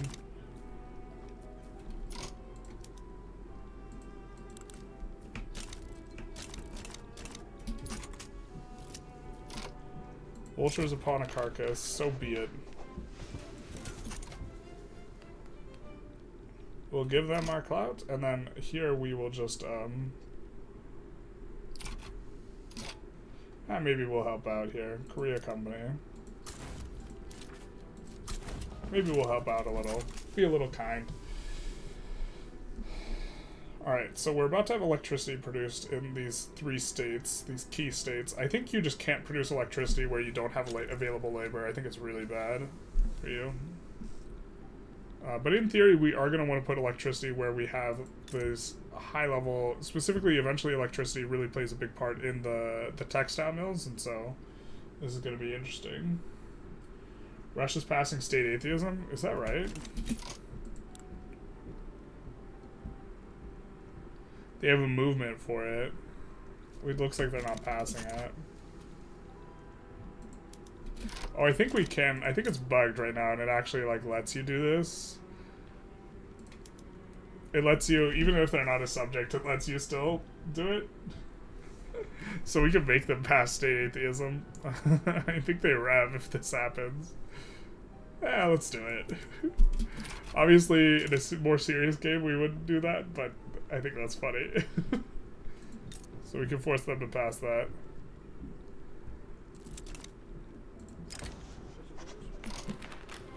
Minus enactment time. Those guys are super pissed at us anyways. I think we'll take the enactment time. We'll declare neutrality here. We couldn't sway in a way that looked good for us. We're down under 1 million for our costs, but, I mean, kind of having a little bit of trouble. I think we're okay with it gaining radicalism. We would be okay with this rev popping off and us being able to put it down. We're super okay with that. So if something increases the radicalism, we're actually probably going to choose that option. Because this contains, I think, very few of our barracks, if any. And there's no conscription currently, so this will be kind of an easy one for us. It'll be interesting to see these come up with just like, blop, we put down a 51 uni here. And it gets to employ up like immediately. And so why don't we take a look at exporting, because we put in a ton of clothes. Exporting both clothes and furniture. Because we also put in quite a good chunk of furniture. And specifically the luxuries are starting to get cheap, so yeah.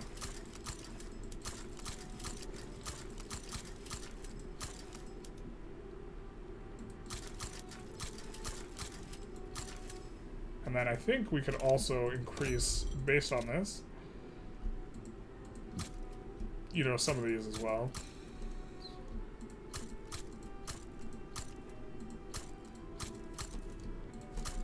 That'll probably be okay. To add a bunch of convoys. Approaching 1 billion. Our approach velocity has been achieved.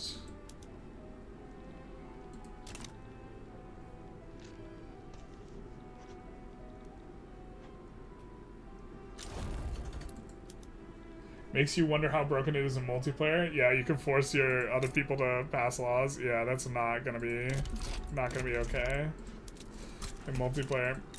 I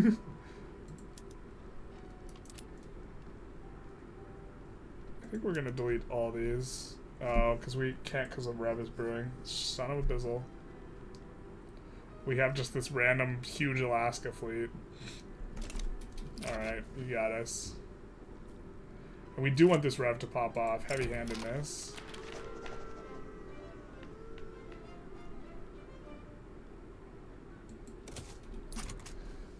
So we do want this rev to pop, I think.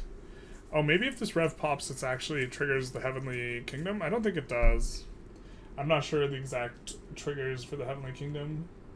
You managed to get Austria to pass serfdom, isolationism, and industry ban with the bug? Jesus. Pain.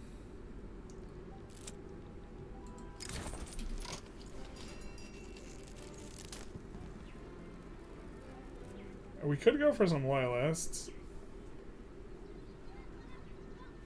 But it's just in one state? Yeah, we'll take the enactment chance.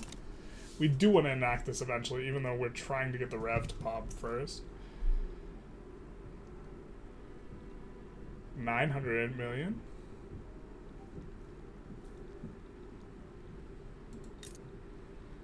These are employing up now too as well. It's going to be pretty nice. Alright, so let's take a look at our pops, what they're consuming again. So the clothes we've made a lot cheaper. The services we don't have that much control over services.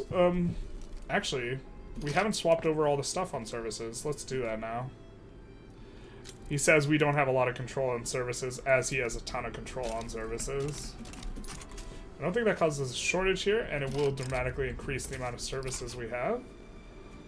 And so now, let's take a look at our pops, what they're eating, what the prices look like.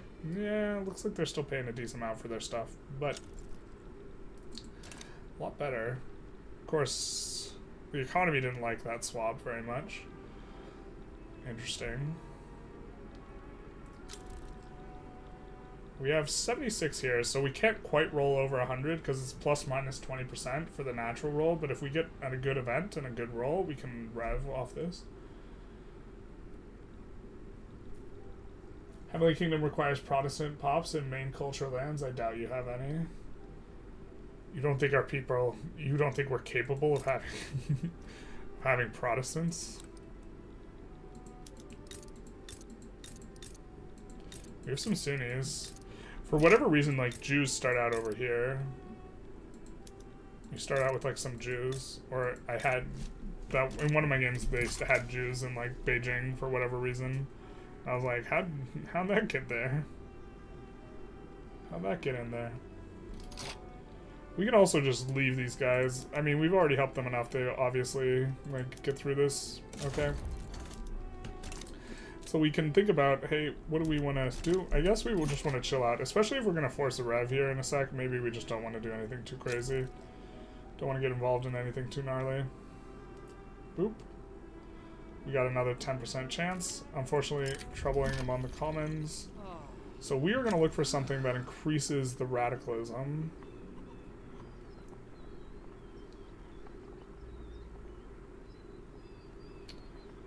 I guess we don't really hate. Oh, well, this will change progress positively. More positively for us. Because we want to kind of pop this off.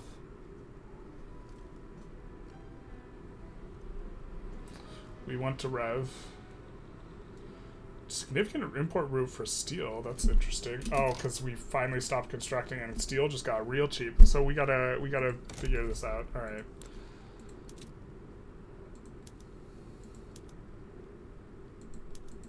Alright, so I think Shandong, we had kind of set this up intentionally like this, so we're going to do that.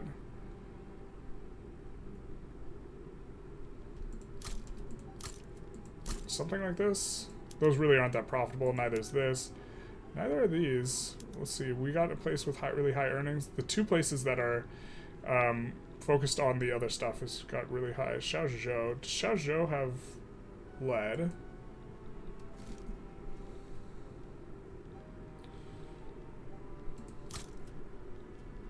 Down here.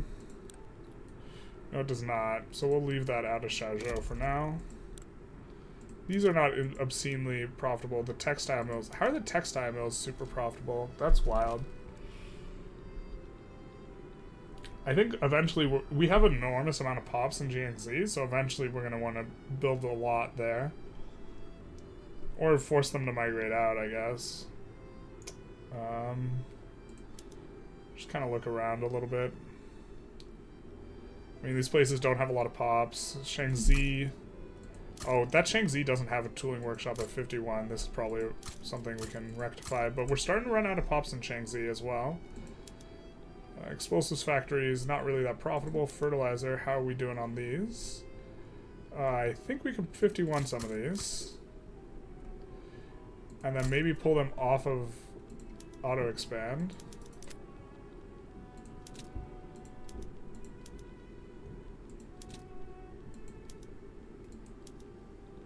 Although maybe we want them on auto-expand. The big thing for them is they had access to sulfur. Well, let's just pull them off auto-expand for now. I mean, these are some of the higher earner ones anyways.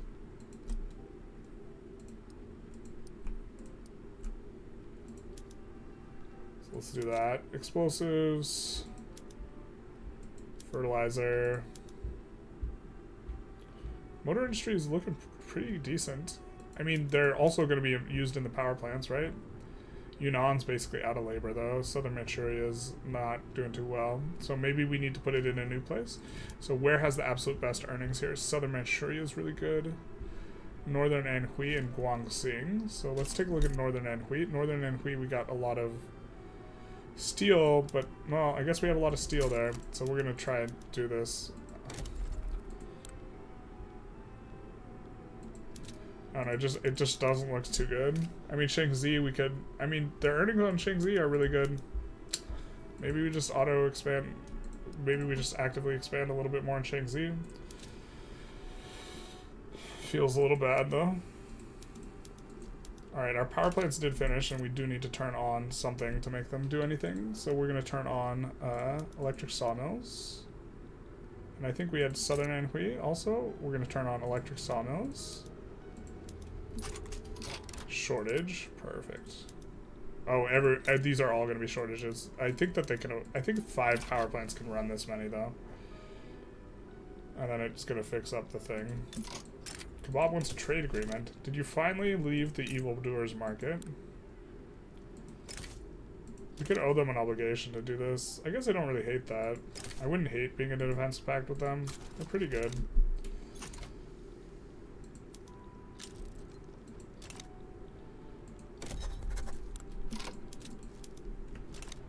Netherlands don't want to owe them a thing.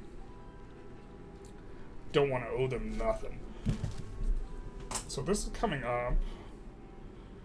And we didn't have, in Shaanxi, we didn't have much on this, but we do want to get on to lighting. But how much...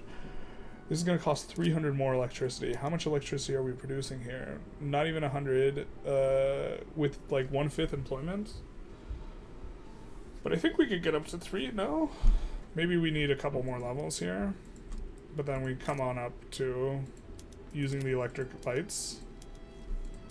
It's going to cause a shortage now, but it will, and then maybe we turn off the logging camps back to sawmills. Maybe this is okay. And then I guess we're going to need a couple... Oh my god, the auto queue is already deciding that this is the way. Alright, we'll try not to... The auto queue is really aggressive at expanding these power plants, so we're not going to put the power plants in too many spots as a result of this. I think we are going to put them also in Guizhou, though. But at the back of the queue. The only place where you had Protestants was where Portugal had a treaty port, and you stamped that out earlier. You should be converted by now. Uh-oh. I kind of disagree that it'll... Oh, Catholic. 3.5k.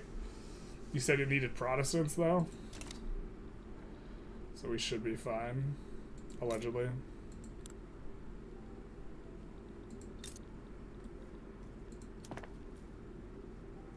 Let's see about importing meat. We really don't want to produce meat ourselves.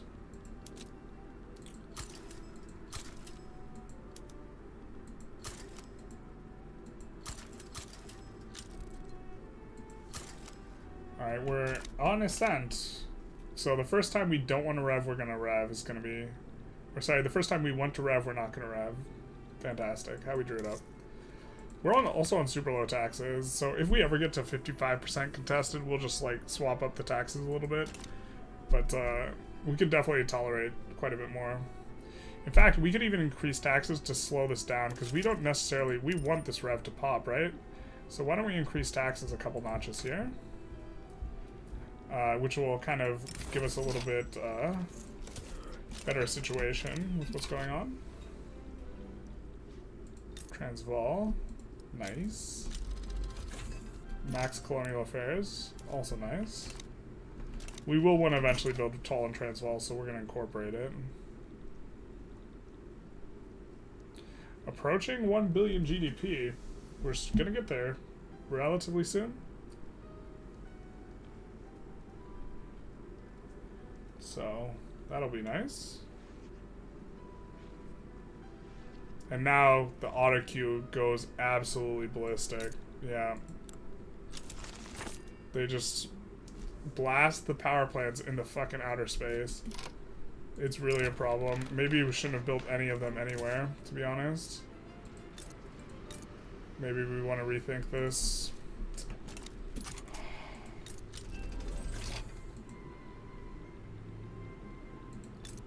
Just like way overkill.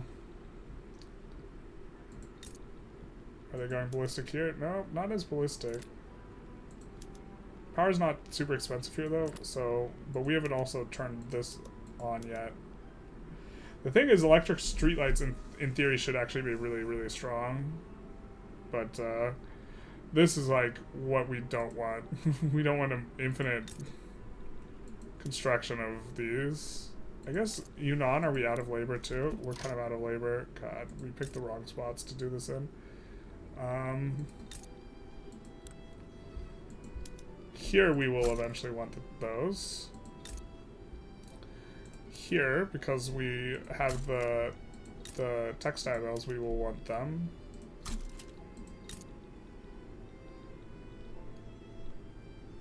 Didn't we have another place producing... Oh, Hay Bay, I think. So we'll add that. Fire landlords, general, and admirals to piss off. Oh, to make them... Yeah, you were probably right here.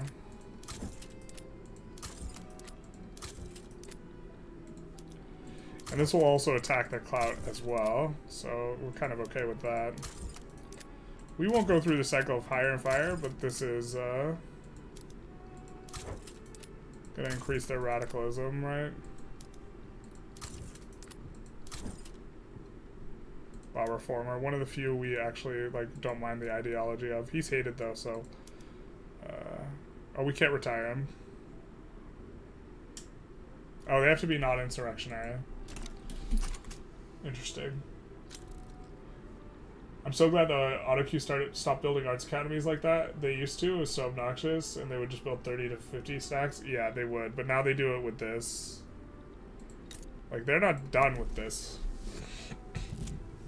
To be fair, they're not terrible in Shaanxi right now, but like, we are scared of them overbuilding. In particular, like, you can only build it the power in like the metropolitan areas right now. But this place is just having a hard time in playing up. But I think that they also are going to have one of the better migration attractions here. So, you know, they are getting a big influx of incoming migrants and really solid pop growth, so. And we will eventually, like, put in health insurance and stuff. Emperor intervenes in the political process. I mean, I guess we can just, I mean, we can hold off longer because we want the rev to go through first, so.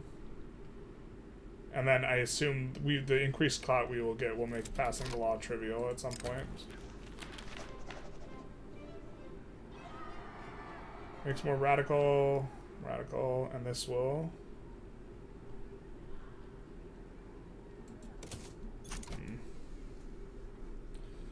We could add construction. Where is our cheapest upkeep here? Transvaal and Northern Anhui.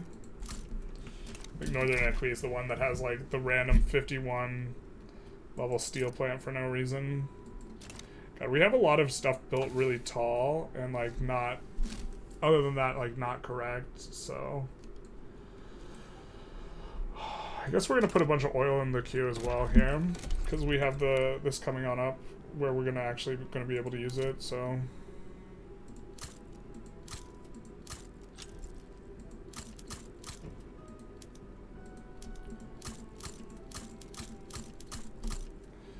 I'm gonna put that in the queue, and then let's see. Suppose if we really didn't want it to pass, we actually could make our government illegitimate.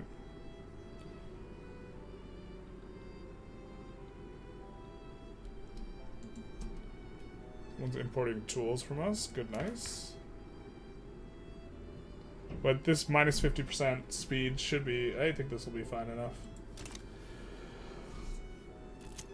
When you have a hammer, let's do it.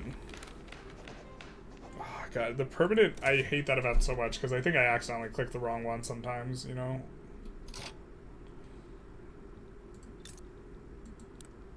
So how bad is this power plant? Alright, it's losing money. Perfect. How we drew it up. How about here? This one can't employ up. We will try the swap. And we're going to take this off of the electric. We're going to try this here as well.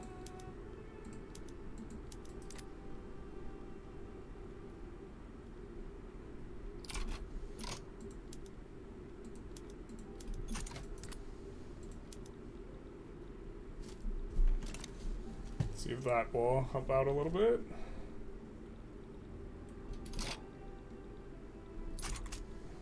Can we just low roll this? This will, it's always constantly changing who's where too, which is kind of like an annoying thing.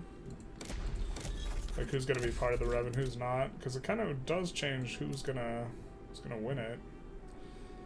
We are gonna 51 some of these. Actually, we should look where the upkeep is lowest here, huh? And then find a place where the upkeep's lowest and also has insufficient tax.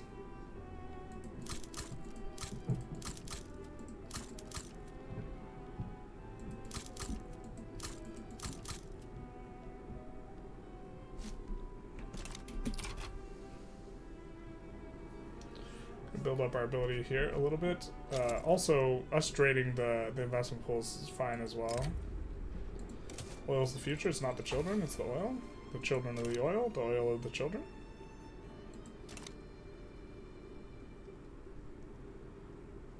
Very high on the chance here. Or very high on radicalism. In theory, we could also insert them in government and pull them out of government repeatedly to create radicals.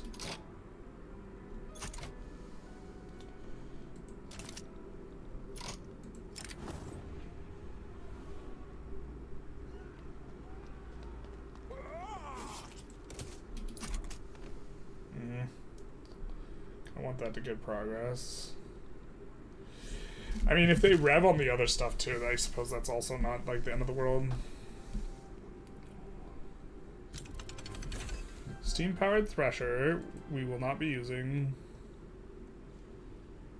Or actually, we might use it in non-Chinese states, actually. It's probably pretty good. Yeah.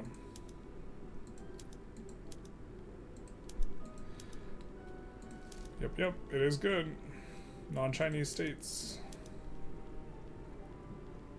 Where is the place that has differences? Transvaal? Okay.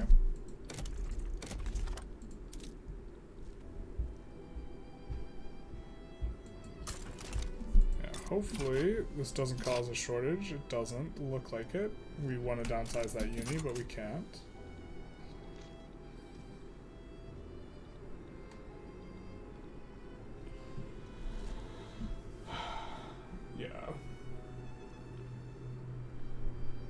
Unless you haven't already, don't forget Manchu and his 34 chop chops. I will not.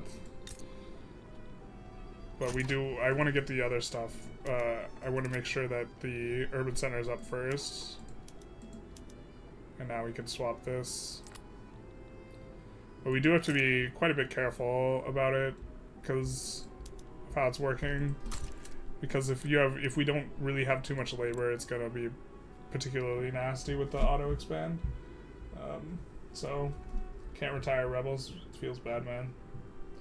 How do you like auto expand admins? I generally don't do it because I think it's, I haven't experimented with it too much. I think it's okay. But yeah, I don't have a strong opinion on it, really. Let's look at what our pops are consuming. Looks like we're cranking up SOL at a decent clip here. How's our unemployment? Where is our unemployment? This is like the better question, you know? Where are our pops unemployed?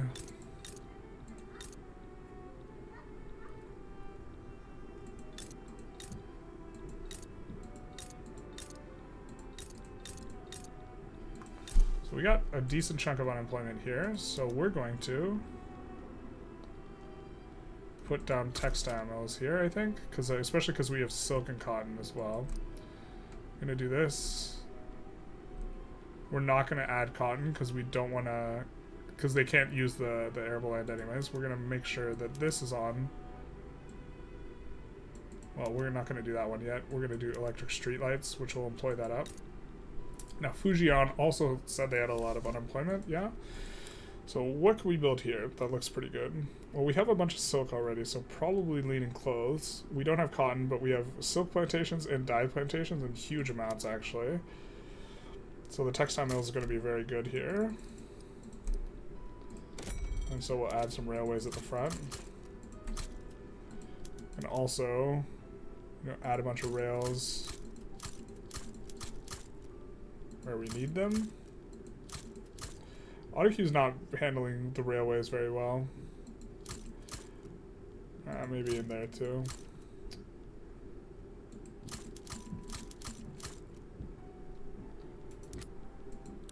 Make sure they're also subsidized. They are all subsidized. So that's rails, and then let's take a look. I think here had a decent amount of unemployment. No? Guangxi does. And what do we have here? We have a ton of dyes. Decent amount of silks. So we're going to do the same thing. We're going to 51 textile mills here. And put in some railways too.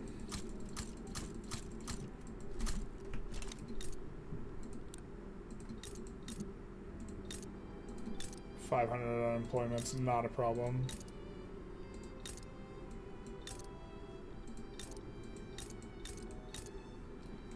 That's kind of where we have all of our unemployment. Man, that's so crazy that we've managed to get rid of unemployment. Like, let's also look at cultures. How much of these... Yeah, so this has become primarily hot. But the unemployment is...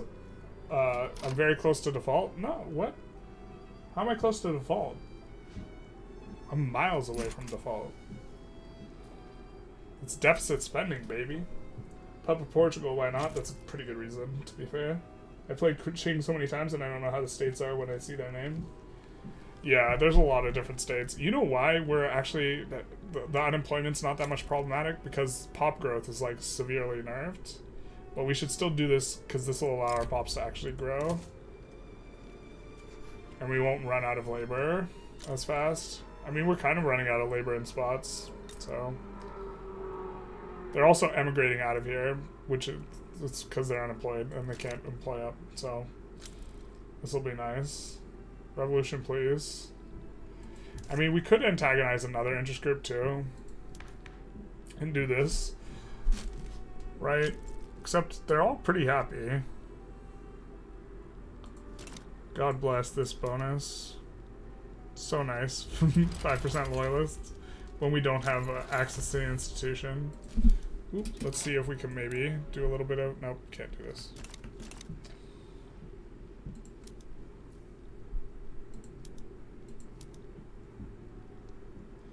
Can mobilize the Korea army and put it over here though. And the 20th Qing army, we can merge with all these other Qing armies that we don't really want. To consolidate and clean up. 915, we're getting there. Plastics is going to be a big one.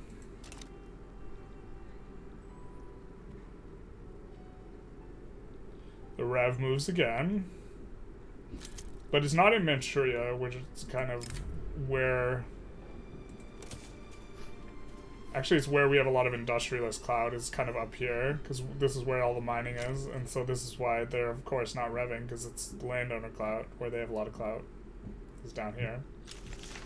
Alright, this is fine, too, but we do get homesteading. They're not insurrectionary, but we can't put them in gov. We can decrease taxes a notch.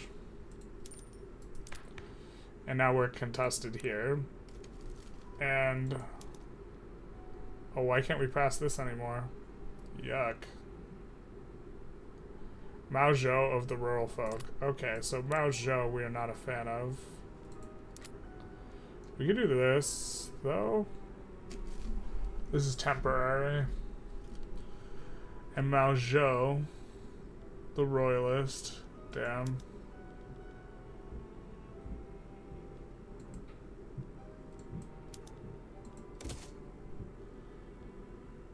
So I think we want to exile him.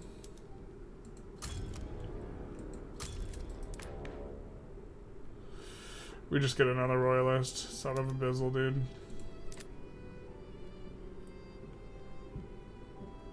Well, maybe we do this. And we just pass, you know, something else for now. The problem is we can't... Well, actually, wealth voting only gets the scholar officials mad. Who supports it? Industrialists and literati. But can we pass a law when this happens? We can pass a law. Not very well. Interesting. Because once we're on wealth voting, the industrialists will have a ton of clout. Could also just try and force the parliamentary. I think this is a problem though. So difficult. We need to somehow get a lot more approval on the Confucian scholars, but they don't care about any laws, so we can't pass laws to make them happier. We're gonna go private health insurance, I guess. Here. I think this will be a relatively painless law, and it'll be decent, I guess. Well, I get the theory. I've never succeeded in running deficit spending like Generalist and Victoria 3. Well, you know, you just gotta spend until your ears bleed, and then spend some more, and just keep spending, and then never default. Generally, the never defaulting part's the really important part. I mean, it's actually better to default and then force revs. You force revs, you swap sides, and then you default. Like, this is like what is actually meta, but like I don't like intentionally defaulting and swapping to a rev to effectively erase my infamy and this sort of thing. Agreed. I would panic immediately if my money looked like that. Yeah, but you gotta know when to spend them, know when to hold them, know when to fold them. We could also increase taxes here, and decrease gov wages. We have some wiggle room too, but we're just building into it, you know. We will have to try and export clothes because we're producing way too much of that now. Yeah, let's see which goes up to the biggest level. And also these clothes, and also, yeah, that's fine. Or we have a ton of that in the queue. We got a bunch of rails coming in too now. And we're about to hit glass.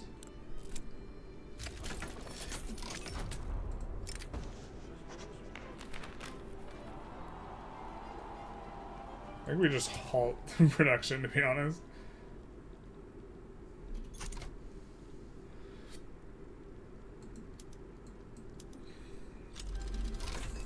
Perfect. That's gonna be big nice. Oh, look at that. Look at it. It comes down so much. Of course, all these places need to employ up.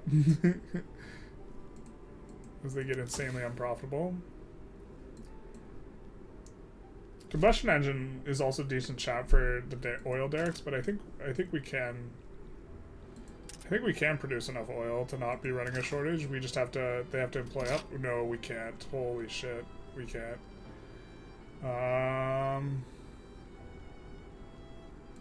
Or can we?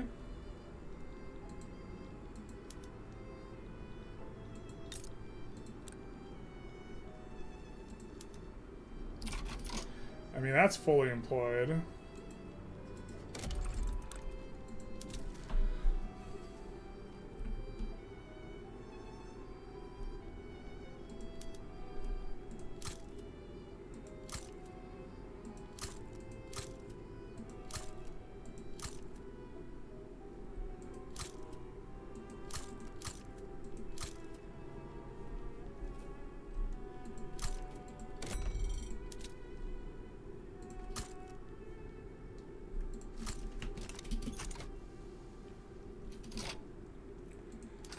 Alright, what is it at? We gotta ramp it down somehow. Okay.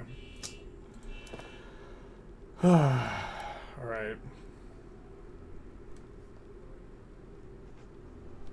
So which ones do we want on houseware plastics the most? Probably not the ones that are prioritizing this, right? A lot of those we don't even like that much anyways.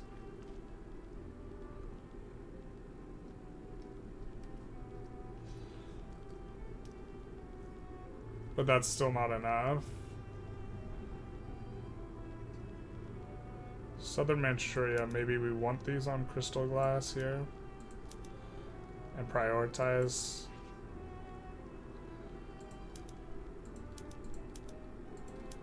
So we're just swapping over all the 51s to crystal glass and prioritize glass production. And I think that'll be... We'll run a little bit of a shortage, but we should be able to build into that because we only need 1,500 more oil. But also, I guess we're going to be going for Nejd and Trucial states and these guys kind of soonish. So we are getting dicked down here. Increased mortality 40% for 5 years. I think we'll take this. Actually, we'll try and help out because this is just a slow pass, and we don't have another law we immediately want to go into anyways. So I think we'll just take that. And then yeah, okay, so we're in decent shape here now off the oil, right? We're barely running a thing. Plastics of the future. You thought it was the children. Now it's the plastics. Plastics of the corn. Corn of the plastics. And see, look, we're barely losing money. We're fine. It's easy to run deficit spending. Just try and make the minus 30.5 income and slowly increase its spending until it's minus 20 to 30k. That's what you do when you spend GP. 20 to 30k. Those are rookie numbers. You gotta pump those numbers up. Or down, actually. You gotta pump those numbers down. But look, we're barely even losing money.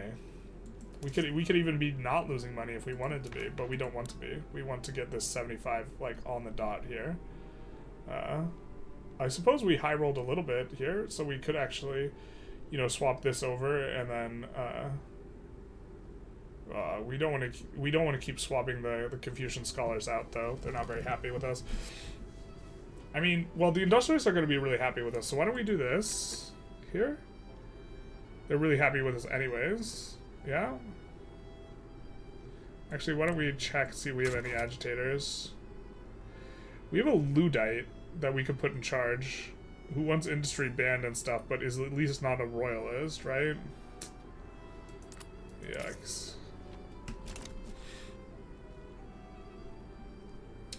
I mean, I think we invite him and put him in charge, actually. God, that sucks.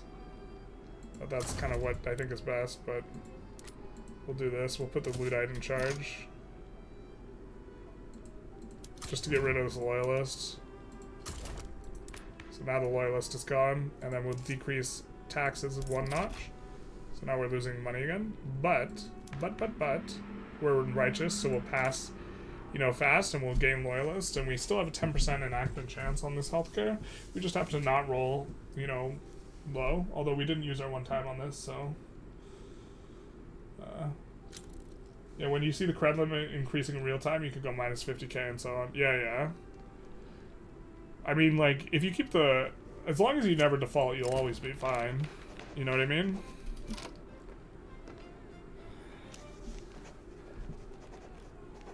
Yeah, we'll just take the slow burn up. Alright, we get the Qing colonization rights, so now we're gonna come after these guys. Reduce autonomy. They will accept. Perfect.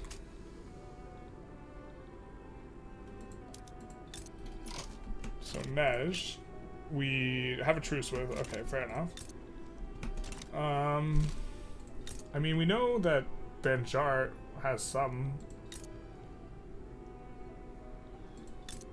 oil that appears there.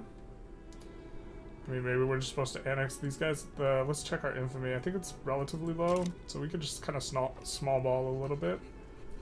Kind of would like getting these though. So let's small ball with Banjar though, because we know that oil does appear there. So, and they might just accept. They might just accept. They just accept. Reset PMs. We got to make sure that nothing's running a shortage.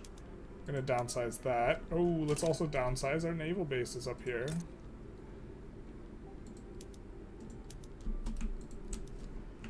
Perfect. Perfect, perfect. Oh, look at this baby.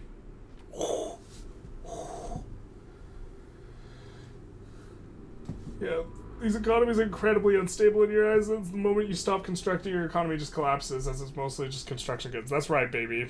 We just don't ever stop constructing. If we have to build stuff just to delete it, that's what we do. Stop constructing, that's a crime. That's illegal.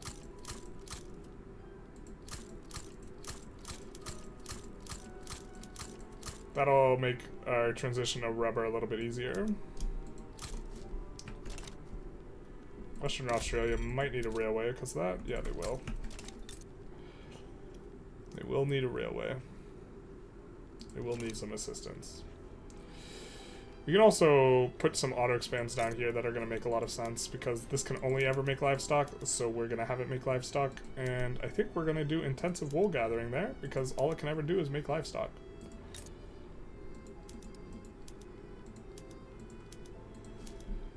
So that'll feel pretty nice. I think we might start putting some of these in on like cotton or something.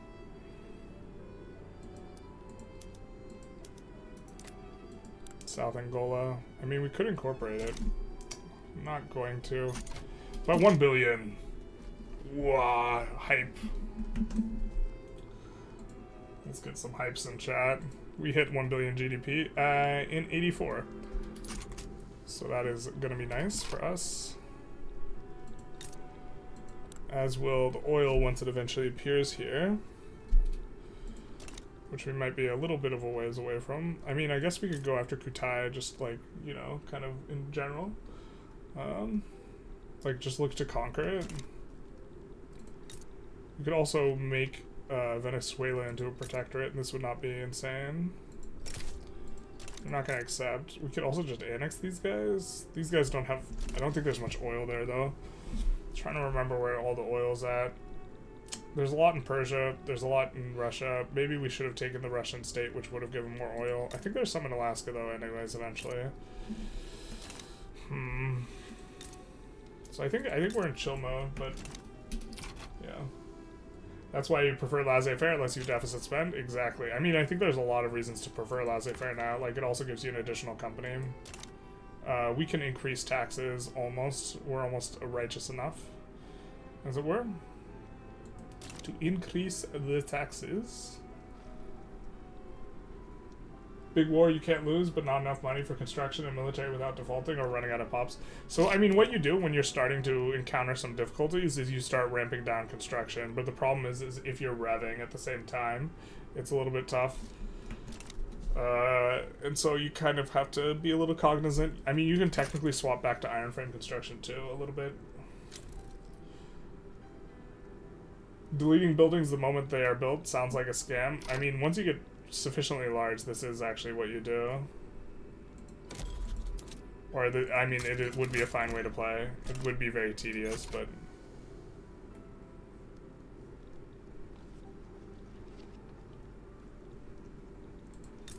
we really want your stuff. Maybe we annex these guys. This seems like a fine thing to do, too.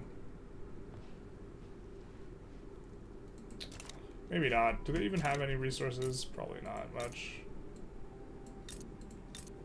Yeah, they're already expanded out their logging. Like, Tibet will eventually... yeah, they eventually will build their logging camps, you know? And this is the kind of the thing you want from them anyways. Reduce their autonomy later. I mean, they have gold here. It's only 5 infamy. This is probably pretty good. Yeah. Do they have oil? I don't think so.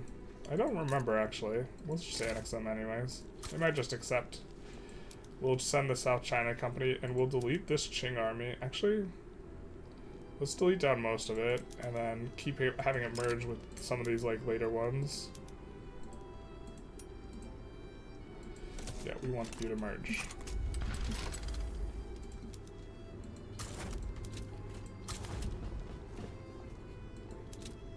Here, we'll put you here. We'll recruit up another general. I think we'll take the reformer.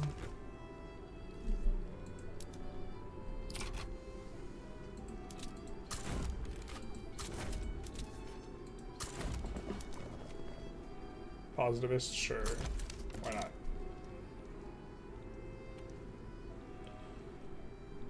See, we're barely losing. Oh, wait, that's because of constructions. No, the construction's stopping. What will we do? Okay.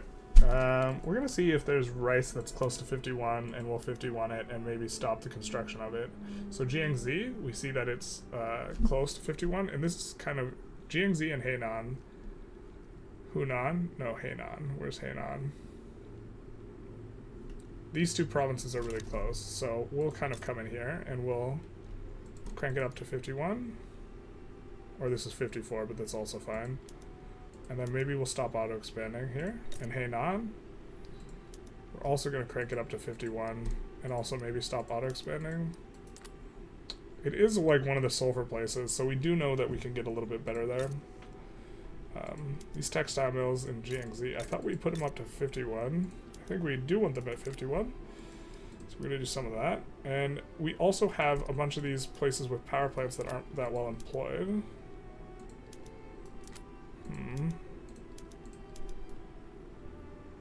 So we're going to go there, and then I'm going to find the power plant states that we like built the power plants but we didn't turn anything on for them. And turn on the electric streetlights and such. And then the auto queue might go absolutely ballistic on them. I think those are the three kind of there. We could also just like look. Maybe energy production. Okay, there's a little bit down here. So we'll swap up electric. Are these on electric? I think they are. They're having problems employing up. See, this is what I talk about when the queue goes ballistic, where you don't have enough labor to employ up on them. Because the price gets high, and when the price is high, it just starts producing a lot. And so now you see the queue immediately is adding some, but this is going to allow us to like leverage, you know, if the queue is going to go ballistic on this stuff, it's at least going to let us leverage our investment pool a little bit. Unlocks Council Republic, graduated taxation, etc. Graduated taxation might be in the cards, probably not though. Unless we were doing swap back and forth. Yeah, probably not.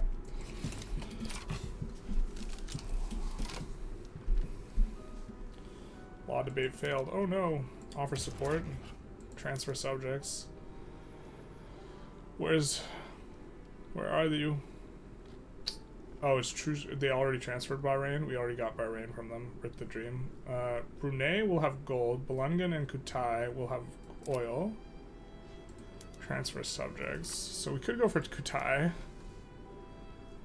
Here.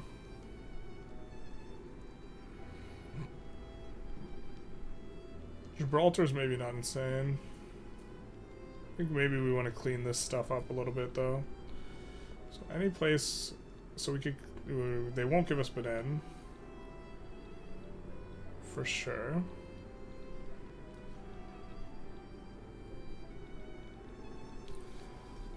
But we can maybe ask for some of these.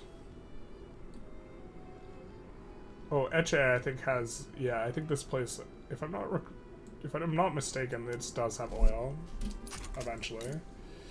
Perhaps even currently. Oh, North Sumatra might be the one that has oil. Damn it. We went for Eche. That's fine. Not too big a deal. Wow, they're almost done annexing everyone. I see your response to my DM. I think I saw that you'd responded, but I hadn't read it yet. I haven't done too much. Qing Ireland. We don't want them to like want those states. I think they will want to reincorporate those states. This is the problem. I mean, we could also start mobilize. I don't think we're at the point where we want to mobilize really aggressively to stimulate the economy, but in theory we could. We add a little bit more here. So, but how are we doing on the unemployment here? Pretty bad, pretty bad. And so in GXZ, I mean, we can add also. We have rice farms here. So it wouldn't be insane to add fertilizer, especially because fertilizer, if I'm not mistaken, does consume coal. No, I am mistaken, it doesn't consume coal. But tools would be nice, because if we're going to have a decent amount of furniture, so let's add some tools. And we're just going to 51 it, because we have a bunch of available unemployment anyways. And Fujian also might benefit from some tools. I think we have, yeah, these on auto expand, so we'll put in tools here as well. But a little bit less. Hunan, are we having pop problems with you? Unemployment? No, but here we are. Alright, so we'll 41 this. Or sorry, 51 rather. And I think we'll, again, 51 some clothes here as well.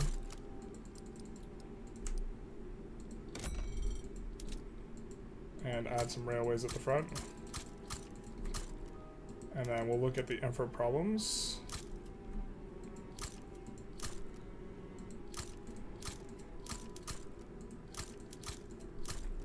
Something like that. Should be pretty good. And now we have a pretty kind of a lot in our queue, so that should be okay. Liberia. Will you become a subject? Will you become a subject? No. Will you let me become your mommy? The answer is no. Unfortunate. Customs union is pretty good too. Not that we need it from a migration perspective, but it is interesting. I don't understand how you may want to destroy yourself built in this game. Just build electricity, motor industries, or something else. There's always goods that can be produced, really. Yeah, but we want to be a little bit leery about producing electricity specifically because of, like, how the building works, or how the auto queue responds to this type of thing. Like, this one's not absolutely psychotic, but it can be a little psychotic. I mean, we do see some... I think it's here's, like, getting cranked out now. Yeah, here's getting over-cranked out. Because the problem is we don't have enough employment. And the second the game sees workforce, because migration or pop growth or whatever, it puts stuff in the queue. And so this is how you get the absolute, like, enormous, like, crank up that, like, shouldn't be there.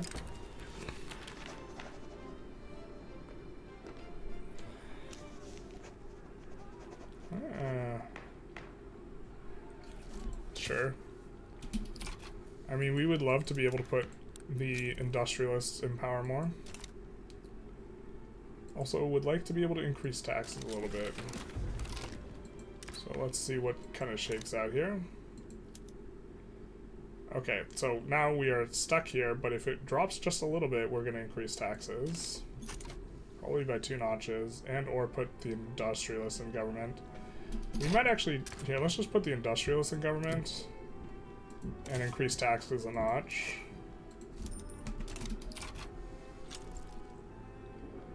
And we get a little bit of an advancement. Would like to get this through faster. The Industrialists being in government will help out. And then now we will be building into this very, very comfortably, so we'll be in fine shape.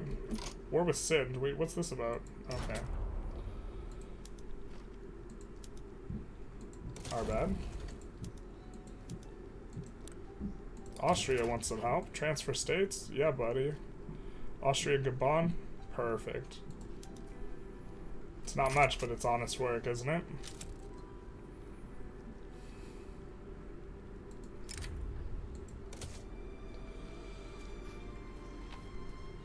You don't have issues with lacking labor eventually? Eventually we will. This is actually one of the reasons why we're putting in private health insurance here.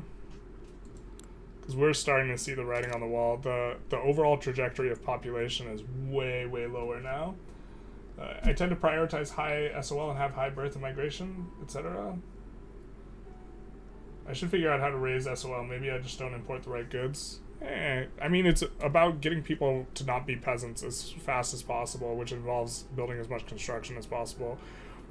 We are just going to let this, this number plus this number is the real amount of money we're making, so we're just going to let this kind of sit for a little bit, sit in this, Except we're not. We're actually just gonna go up to 5K construction. We lied. We're never an honest man. I can't resist. It's in my nature. Yeah, we're just cranking up here. Just a very solid shape. So, you know, working on bringing this up. Although we kind of just wanted to play to 1 billion GDP, right? Let's actually edit the title here.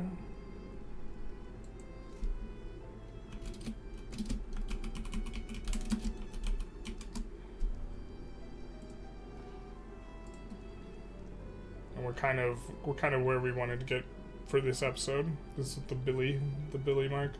Now, where are you building? Where are you building way too many of these? Hainan. So let's take a look at Hainan. That's Hunan. That's Hainan. So we have a ton of peasants here. We're adding +6. I guess this +6 is okay here. And we're also going to be getting electric sawmills here in kind of short order. So let's crank those up as well. I think here, are we on electric sawmills? Okay, are we on electric saws here? No, we're not. We're going to turn them on. The power plant's still having a hard time employing up, though. But if they fire from the sawmills to employ in the power plants and to resolve that issue, we're kind of okay with that. Here, are we using electric streetlights? We are. I think we can go on to electric sawmills as well. I think here we're not on electric sawmills. We can. I think here we're not on electric sawmills, but we can't because it's too expensive. Alright, well, I mean, this place will employ up I don't know, it'll get there eventually. It's just very painful and tedious to, like, do all this, but we are over 5K construction now, so big nice. Have you fixed your tax collection? We're fixing it slowly, so after we pass healthcare, we're going to increase our tax capacity quite a bit more, so we can go to higher levels of the healthcare, which I'm interested in. And we might get police as well, but probably keep police at level 1. You know, the big thing about police is reducing the turmoil penalties when you're incorporating states, and we're just not incorporating very many states. Ooh, why did our guys not get there in time? Big sad. Alright. So we're going to land with North China HQ.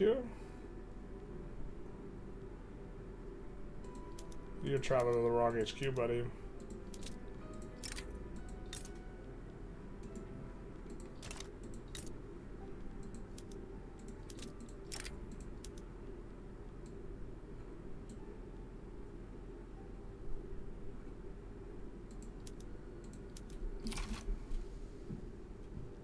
Move the Emperor's army back to North China. Kind of embarrassing if they cause some problems. But now, how much are we spending on goods for military goods? So the thing with the China, like, military industrial complex is I'm concerned that we just won't have enough mobilization options for it to be good. Hunan, Hainan, Shuzhou, Shaozhou, potato. Does isolationism allow trade between markets members? Well, it's not trade, but it allows market members to do stuff, yeah. We were waiting on this one. This one's going to be nice, because we can't produce silks like here, for example, or we can't produce dyes here, but we have a whole bunch of, you know, sulfur, which is kind of cheap, which will go into dyes quite nicely. So, just kind of taking a look here. Or here, we're going to kind of take a look like this.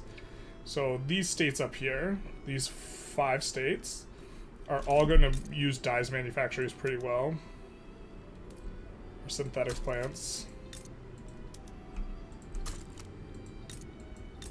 Because they have the cotton and the silk, but they don't have the dyes. We actually also might start exporting silk. We have a pretty strong advantage in silk. And we do want to get these silks up to 51 in some of these places, and we're at a point where we care more about the GDP overall than we necessarily care about other stuff, so we're going to export silks. Oh no, Generalist is exporting silks. The world's gone crazy. Someone call an adult. Generalist is unwell.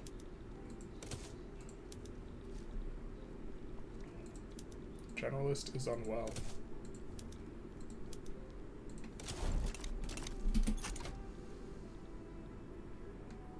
And Austrian Gabon yet again. We have Qing Gabon coming in. Losing a little bit of money here.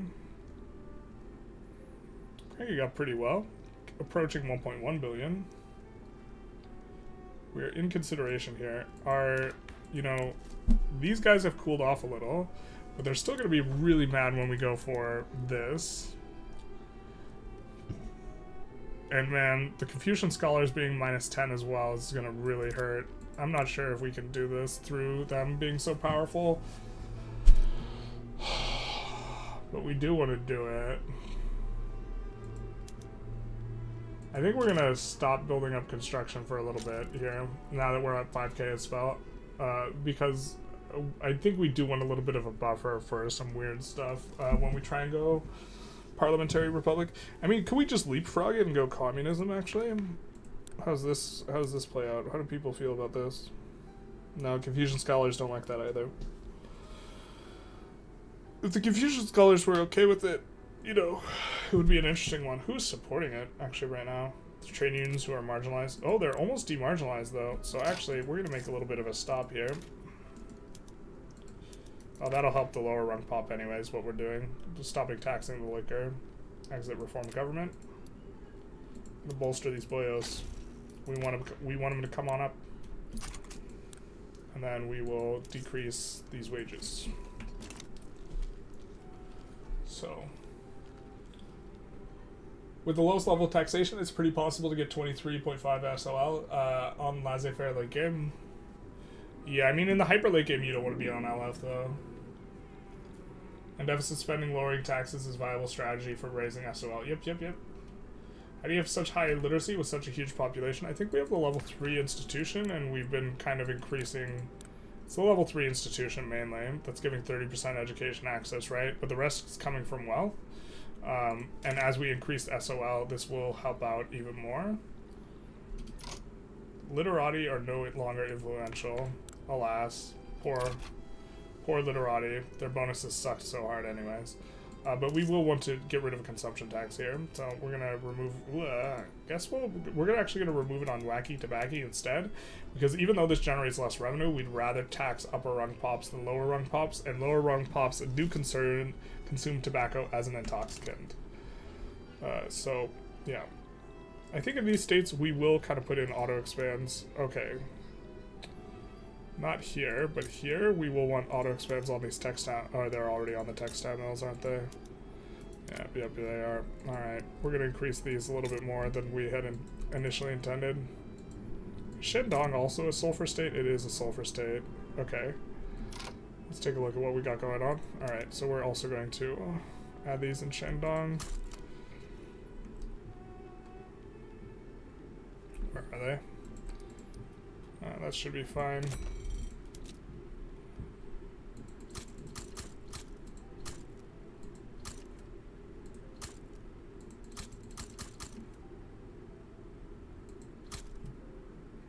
I think it was Hainan that was the one. But we're just gonna kind of up that. We're gonna pass health insurance here because we're handsome.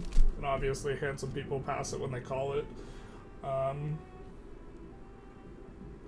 Worker co-op is the best for increasing. Why didn't we pass it? Terrible. I guess we're not handsome. The truth hurts. Workers co-op is the best for increasing wealth for all your citizens, which makes it more valuable. It also doesn't annihilate money from the economy late game, which is like we're in that zone. We would actually want co-ops over laissez-faire at this point, except for I think we actually want to push for all the companies. Currently, the way it works is it doesn't deslot companies. So I think what we actually want to do is acquire all our company slots before we switch over, because you do lose a company slot. So this is a non-zero consideration in this kind of grand scheme. But I think that, you know, maybe after this we go something like compression ignition, and then after compression ignition we go like macro, or like Zeppelin's a macro or something like this. I don't really know. Human rights is being researched. That's a decent one. There's gnat spreading. Get a successful naval invasion. Unfortunately, our guys are maybe not going to get to the front in enough speed, which would be kind of tragic.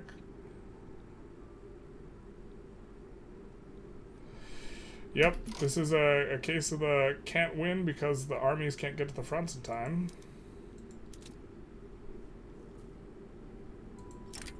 Maybe they can here?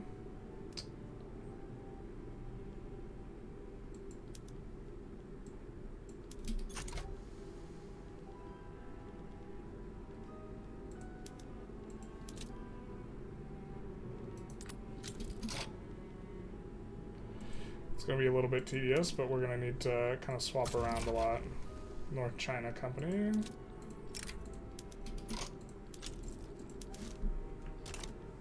Go belligerent in default. We can just keep relanding and keep occupying temporarily and eventually get through on them.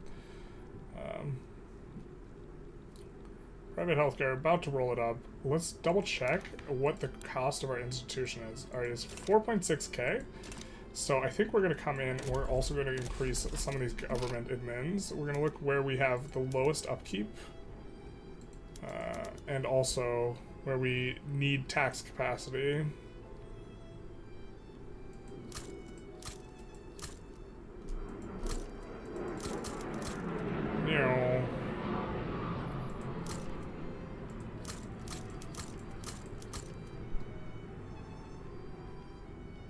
And then Xi'an is kind of high up there. And then also we're going to come from the other side and look for places that we have close to 51 or 51 that also need more.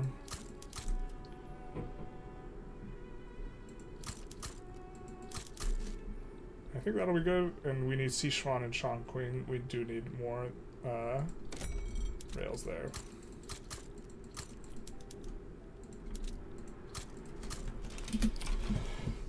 So that'll work out pretty well. Man, this company has been so good for us, this rail.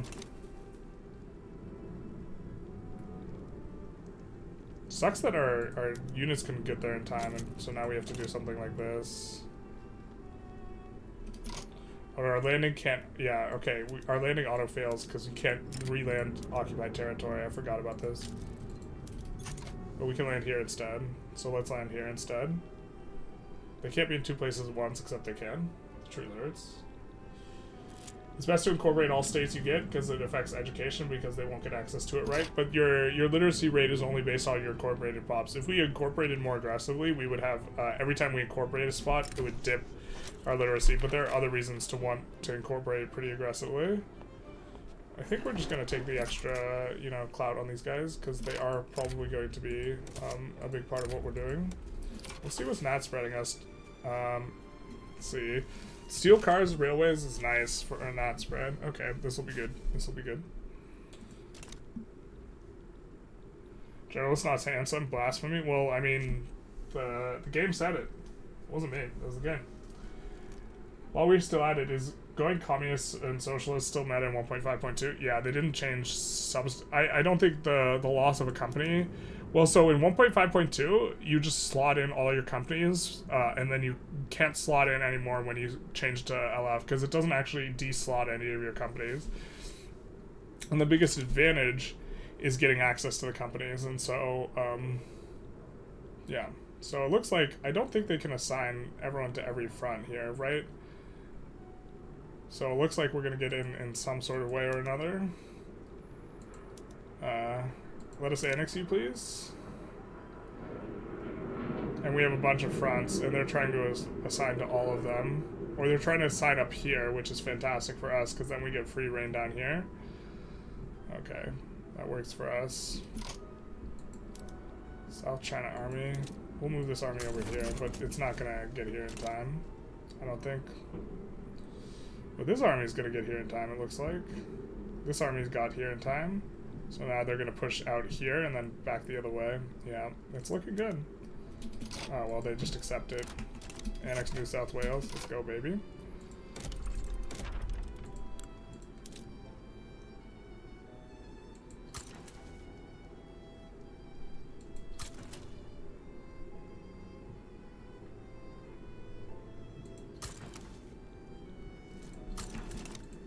just gotta make sure we're not running any sorts of things. And then we have some rails, so I think we can... Oh, yeah, we are on that for that, that for that. Okay, cool, cool, cool.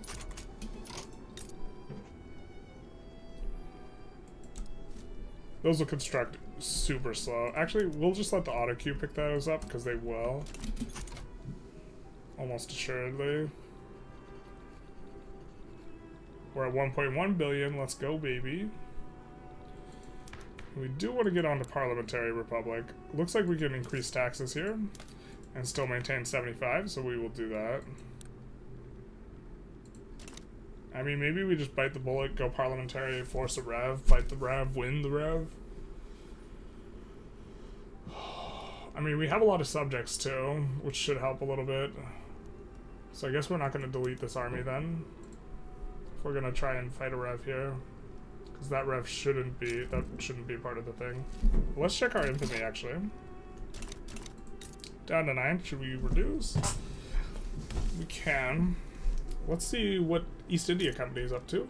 We could reduce. This is going to be a ton of infamy. Diplomacy. Let's take a look. But East India Company, they will be super valuable. If we're revving, we want them as a puppet, right? But we kind of want them to annex this first. Just a little bit. I guess it's really just a one-state thing, but we can kind of just chill. Well, we can't chill because we might have a native uprising that affects the timing of everything. And, I mean, I guess we could just incorporate this slower. So let's yeah. Also, if this is a puppet, we'll actually have to reduce the autonomy less, maybe? Okay. We're going to reduce their autonomy. Oh, they might accept. This is kind of a big, this is the biggest play we've declared in a while, so we're just going to save before this. But I think we want to do this so that they, when they're our puppet, they will help us out with our rev, and so our rev won't be as harsh. Because it's looking like we are having to force a rev here, and they accept our demands. So now, yellow. What mods do you recommend? I really like the... I don't use any mods that affect gameplay, but I really like, in particular, what is it called? Divergences for a different start date for a little bit something. So this is why we did that now instead of later, because we were afraid that we would get some sort of diplo play on us. So we will take the Manchuria army, mobilize, send them over, and then the North China army as well. Mobilize, send them over, and both these guys together should really be able to deal with this. But now these guys are our puppet, and so they will be involved in all of our plays. Also, they pay us more money. We love the monies. 75 here. And Confucian scholars will be upset with us, but it is what it is. This also unlocks some law passes we could do, but we're just going to get in on this health insurance first. And look to... we added enough to maybe... No, we're not going to do that. Come on, my guy. Why if the EIC doesn't collapse? Because it's our subject, or it was. They were a protectorate of the UK, and then the UK transferred them over to us, and we just reduced their autonomy. Alright, now we're making a ton of money. See? Never even close to defaulting. Also, we have this huge investment pool. Alright, so we get steel passenger carriages. We're just going to swap those all over now, which is going to be super nice. Or should be. Oh, yeah, so should steam trains. Hopefully that doesn't crush our Kaiping Mining Company. It looks like it's not, but we do always have to be careful about that.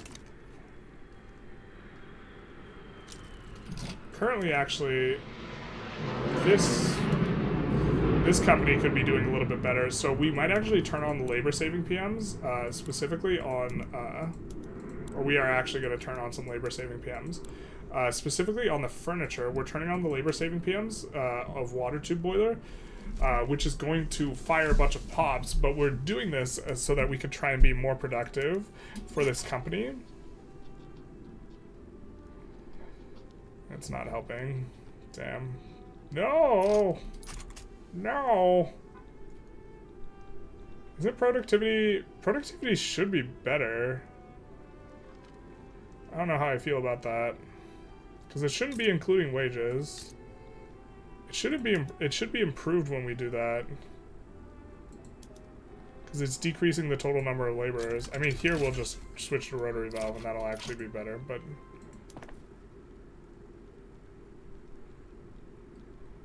it's kind of a weird one.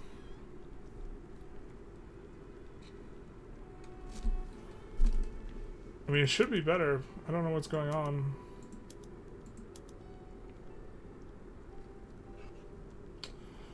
You know what we'll also do is we'll switch these off of privately owned, or switch them onto privately owned, which decreases the amount of laborers. Because we do want to be getting that productivity bonus. I mean, we'll swap back, but I'm not sure why it's doing that. We'll wait for a Monday. Yep, still not good on the productivity. Okay, so I mean we're gonna swap back, but I'm not sure why it's like that. Why it's like this.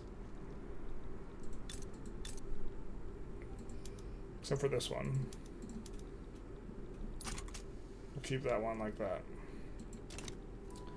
I really don't understand though.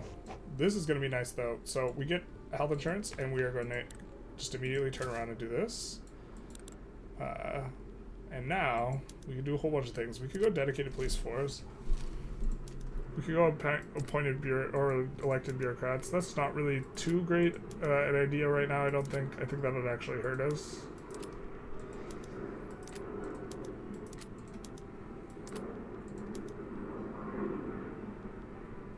I mean, we could go wealth voting, which is only going after those guys, which is going to really give a lot more clout to. And this is going to give more legitimacy based on votes by a good amount. And then we go after the parliamentary. I think I like this. You don't like that there's a % chance that they accept? It encourages safe scumming. I think it should be handled differently. I mean, I like that it's a %. We were gonna fight them, like, just to be clear, but...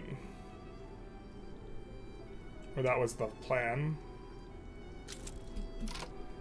Okay.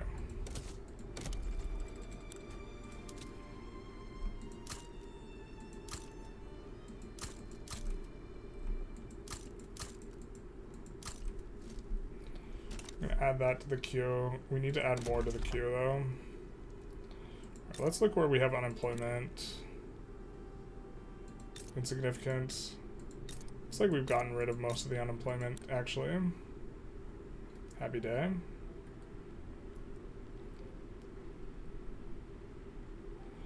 We have dyes and silk here, so we can increase tooling workshops a little bit. Put those on auto expand. Here I think we also have, yeah, decent unemployment, but we could just, you know, 51 the tooling workshops here. And then kind of off to the races a little bit. I mean, we could start putting fertilizer down in some of these places as well. Really hate that the banana plantations, like, have gone ballistic.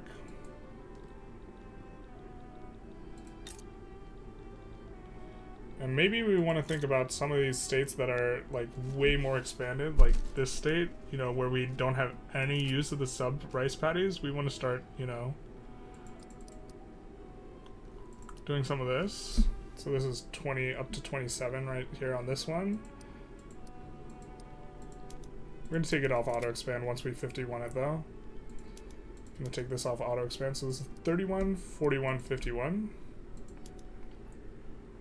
Rail transport's not going to be good, but okay, fair enough.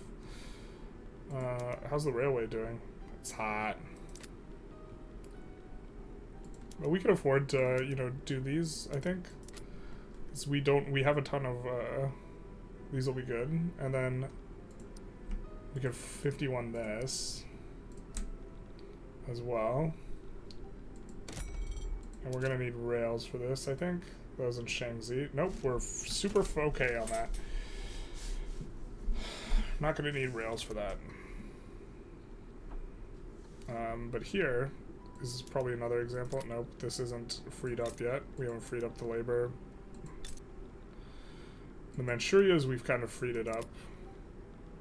But we don't really want to. We're running out of labor there. Shandong and Hebei, we might have freed up empty space in the arable land. Yeah, we have in Hebei. So this means we can now use up some of this. This is already coming to 51. Oh, did we do all that in Hebei? We did all that in Hebei. So let's take a look at Shaanxi, where we have a similar thing. Okay, so Shaanxi, I think we're gonna just up these vineyards and the tea plantations a little bit. Maybe we just like 51 both of them. 51, 31, 41, 51. Neither of these need infrastructure. Because they've gone onto the electricity. Yeah, I think we also want more places on electricity. Damn, this sucks. But here we might have... we have a little bit of buffer, but we don't want to expand out a ton of these things. We have a ton of buffer here in northern Anhui, so... northern Anhui, we maybe want to start building a bunch of clothes as well. So we'll do that, and then we can increase these pretty aggressively. We'll put them on auto expand and using rails. And then these we'll add 10 and put them on auto expand and also use harvesting tools on those. So that should be quite a bit of construction for us to clear through. So we kind of solved our problems. I thought productivity was profit divided by workers. No, it's, well, it's supposed to be. Might not be working as it's supposed to be.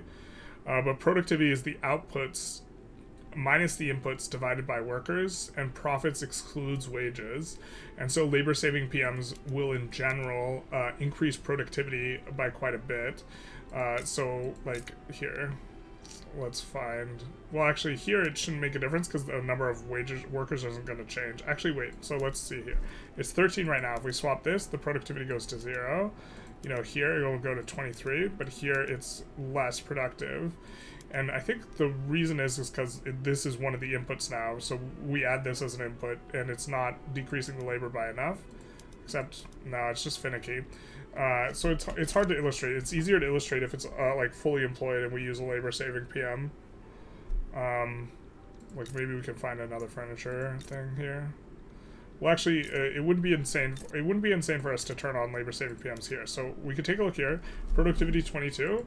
Now, when we add this, the productivity should go up, and it does go up, right? Because we now have fewer workers working on this area, which means that you know, it's this this minus this, which now includes the coal like it didn't before.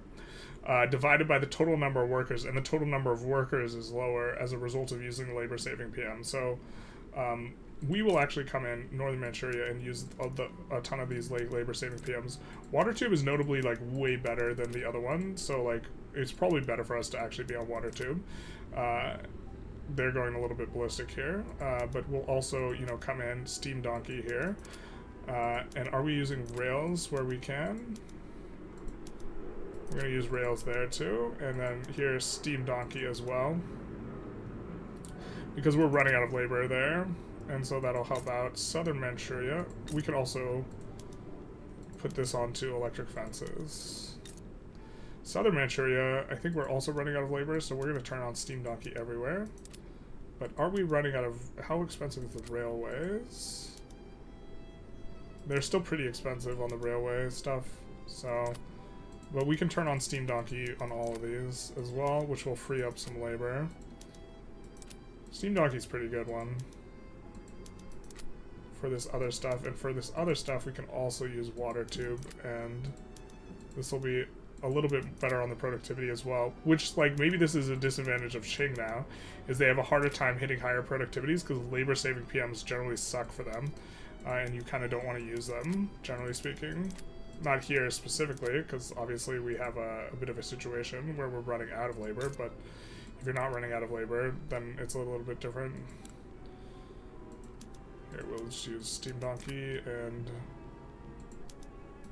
yeah, super cheap. We definitely want tanker cars. I think we might just swap on all the tanker cars, because I don't think there's... Wow. There might be places that don't have any transportation, but we're going to swap just onto tanker cars, I think, on all of these. And it's going to cause shortages somewhere, but we don't know where it's causing shortages exactly. It's kind of annoying.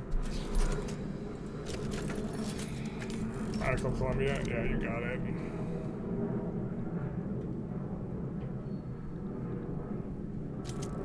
No Iron Man achievements is the bottom of the iceberg problem of all this. No, the problem is that diplomatic plays are absolutely psychotic and utterly inconsistent and like incoherent. And if you didn't have that, then if you didn't have diplo plays being like really, really opaque, then you could just have Iron Man tied to it. Or this is kind of how I think of the problem.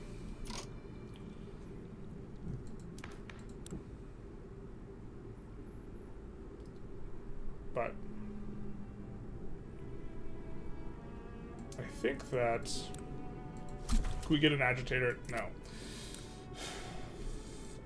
I think we go for it now.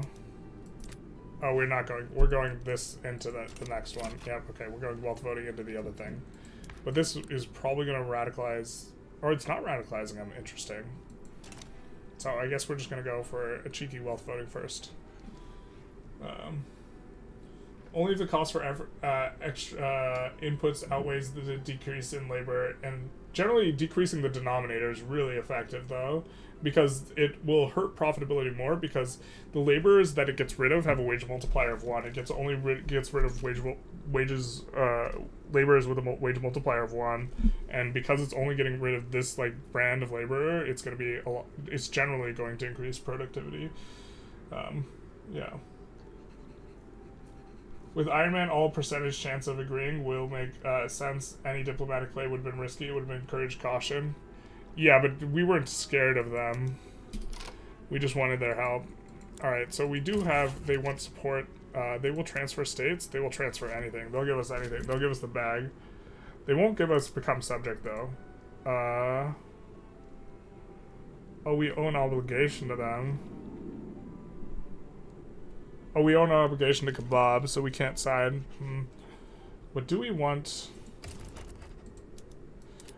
They'll get bankrupt before they can bankroll us a lot, but we could go for one of their states. But here's the thing. None of their states are that good, but. Do we care about a company? Also, we finally stabilized that. And maybe we care about a company that they have. I know that there's quite a few in Kebab, so... Here, I think it's one of them. Eastern Thrace. I don't think we can ask for Eastern Thrace. Tech spread for production. Also Eastern Thrace. Can't ask for that. They will just say no. Eastern Thrace.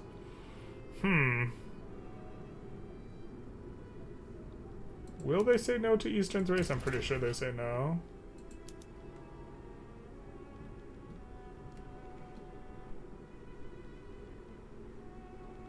Oh, but we can grab an oil state. Oh, hell yeah, brother. We'll grab Basara.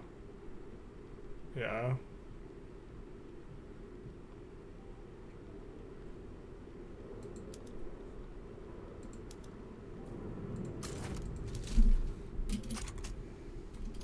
The Emperor's army shall defend the Empire. The North China army is busy. The South China army will stay at home. The Korea Empire army will go here. And the North Army and Manchuria armies will head here after they're done dusting up these guys, which it looks like they're just about done. Manchuria army's right there. North China army actually is kind of done there. Oh, is he stuck now, though? He's stuck now. Damn it. He's stuck.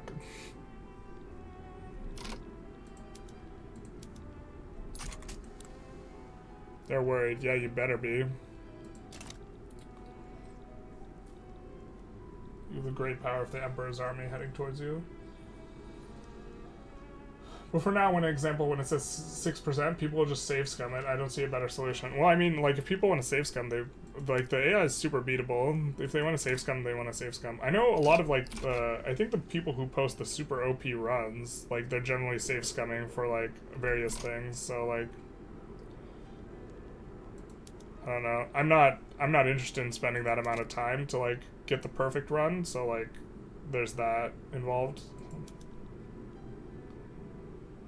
From Albania front. Okay, they're both headed to the correct front here. And we should dust them up pretty quick here. And so the guy we're keeping at home is the South China HQ. And we'll just leave him at home.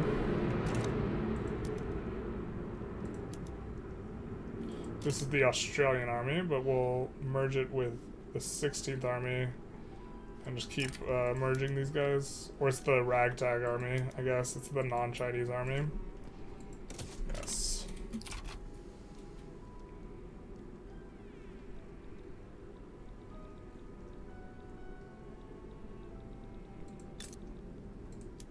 I think we might swap onto water tube on some of these.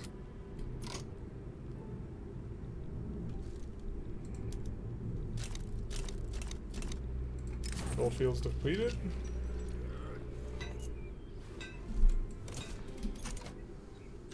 So we annex Radical Columbia, or we don't, but our subject does. Maybe something like how the Protectorate in the previous version, they must like you and be intimidated and no strong allies, and war goal would be acceptable.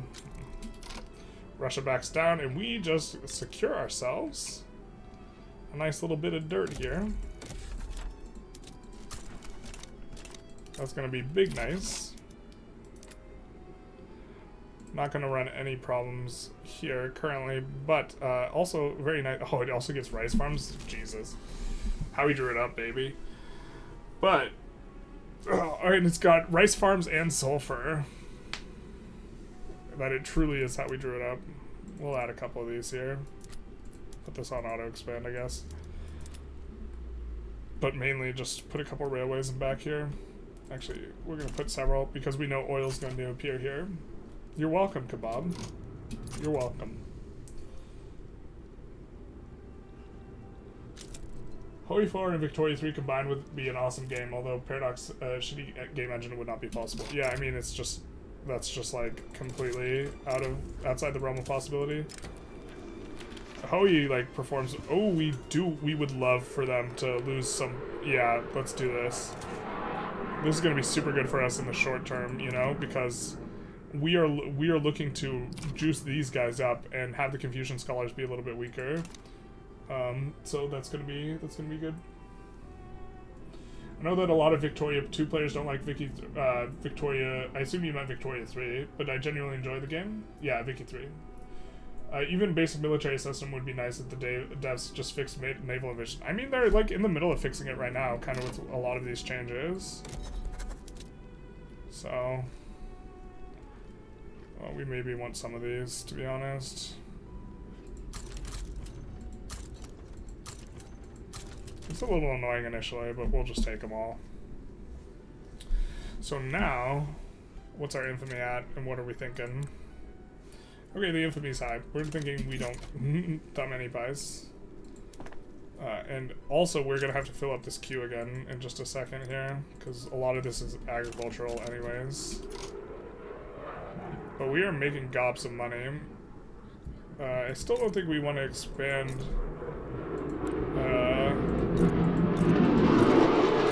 Oh yeah, but we have a lot of unemployment here specifically. I mean, what can we do here?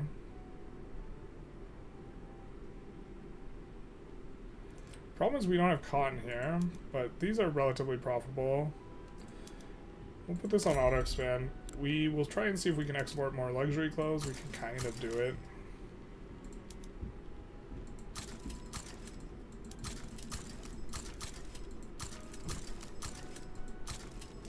Some of these should be prioritizing non-luxuries, and these are going to be the ones that have cotton, right?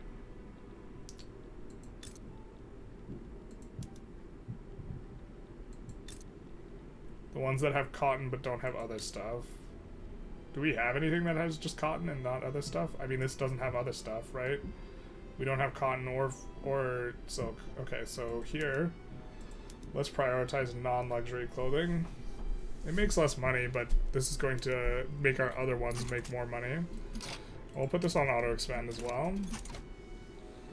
So hopefully that'll be nice. I think we are generally going to need... We put in a decent chunk of labor-saving PMs. So we're going to need more coal. So let's look where our earnings are best. Oh yeah, we'll finish it out in Shaanxi. And then Alaska and some of these.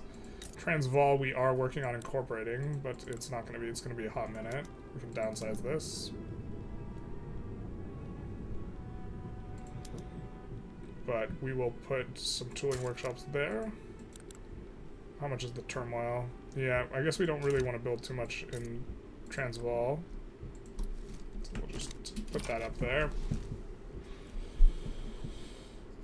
Let's see how the money is doing. The money's doing good. The money's doing good.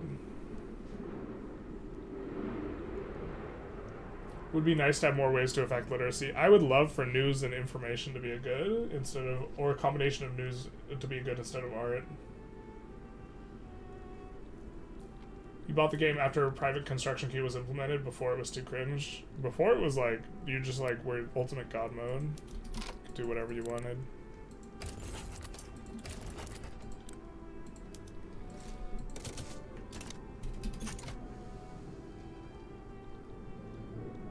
Victoria 3 without capitalists building stuff on their own is not a Victoria game. It violates the spirit of the game.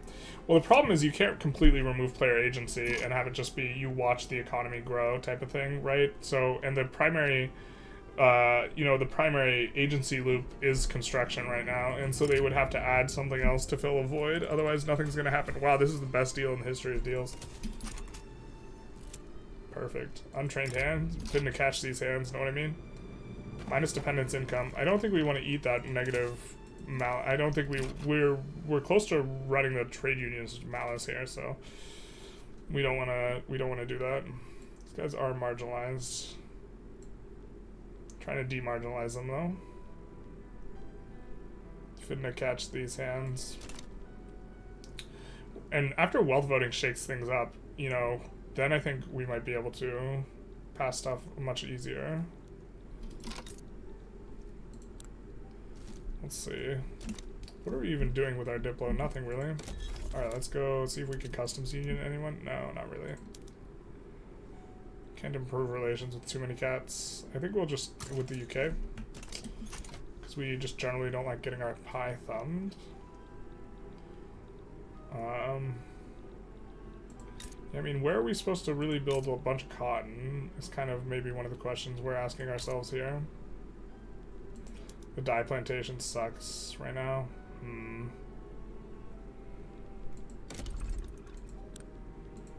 I mean, I think we can kind of solve that by building more sulfur, but we kind of are actually building out most of it, to be honest.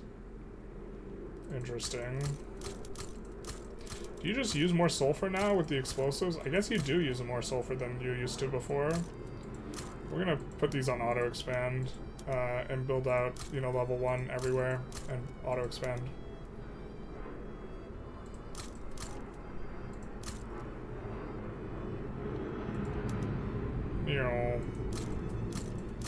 Classic feature. Generalist streams this weekend is going to be, in fact, insatiable, unstoppable.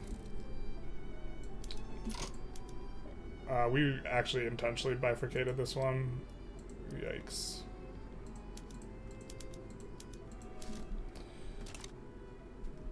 We might want to switch the iron mines onto Steam Donkey. Yeah, let's do it.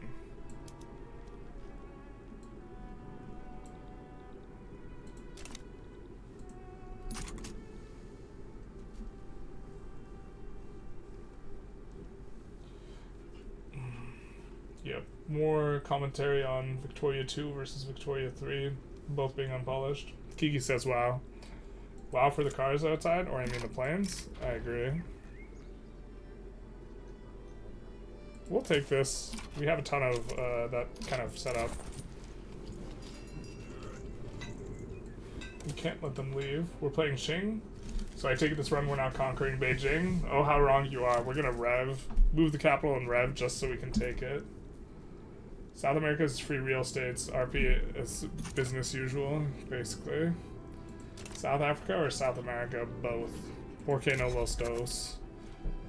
Why not the two? We did get cut off here, which is kind of unfortunate.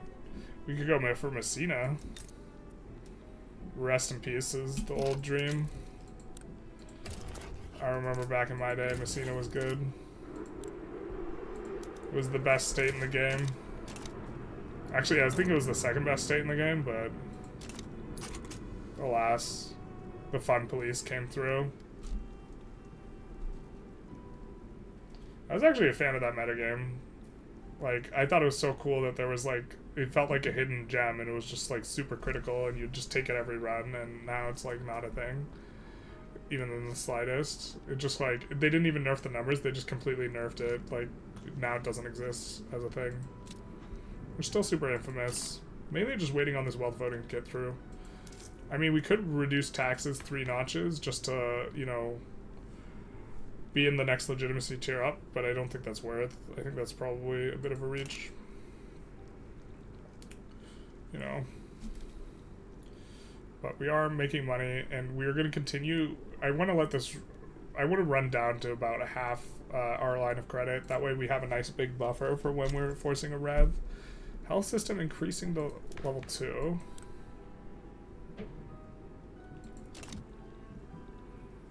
In theory, we should be hitching up a little bit. It looks like we're hitching up a little bit in terms of pop growth, which is going to be nice for us overall, especially because we've kind of gotten rid of all the unemployment for the most part.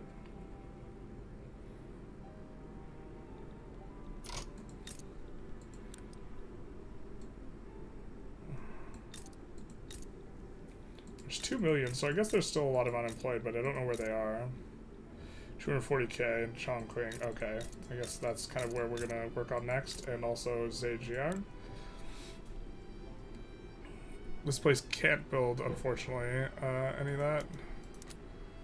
Ton of rice farms. Okay, I think we'll kind of go after these. We'll turn this onto... Sorry. That.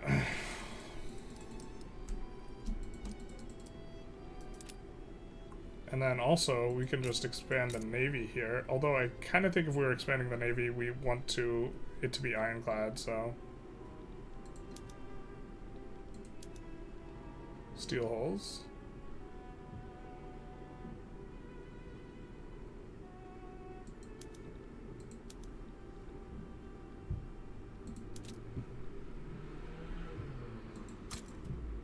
Oh, they already have freaking things. We already have a ton of navy here, so we don't want to swap the military shipyards. Damn. Unfortunate.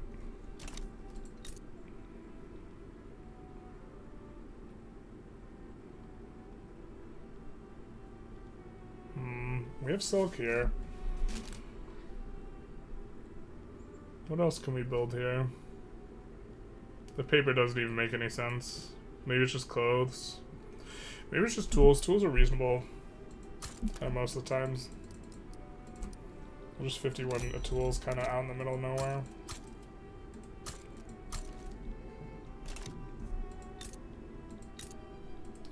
Let's see if we have any power plants that are just hemorrhaging money, and then we'll try and see what we can do about that.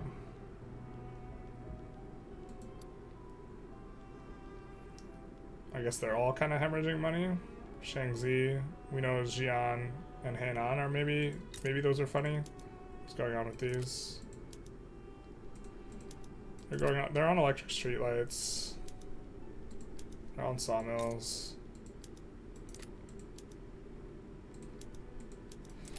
Yeah.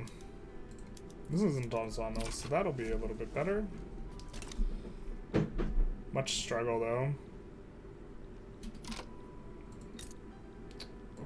Much struggle with this type of thing, actually, more than anything.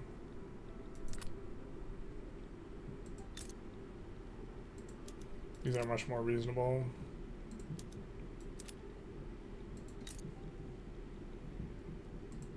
think we're gonna put down some power plants here as well.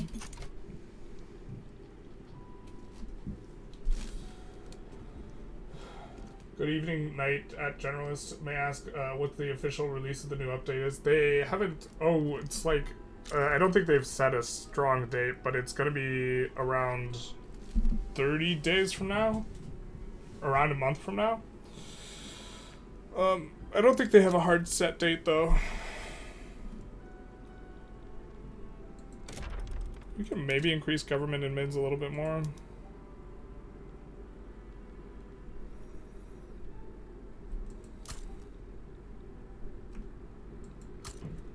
We'll actually do it in the state where we don't have a lot of labor, like, yet. Yeah, that actually, I really like that idea.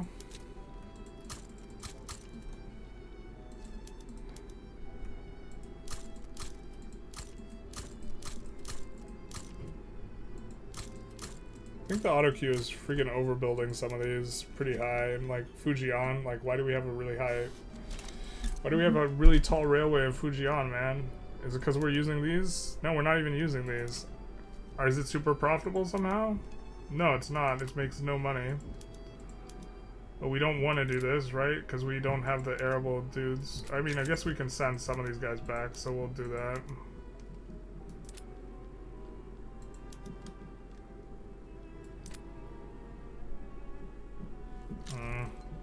Maybe we make engines here? Because we're going to need a lot of them for this stuff. Oil discovered in Shandong. Nice. Nice. Didn't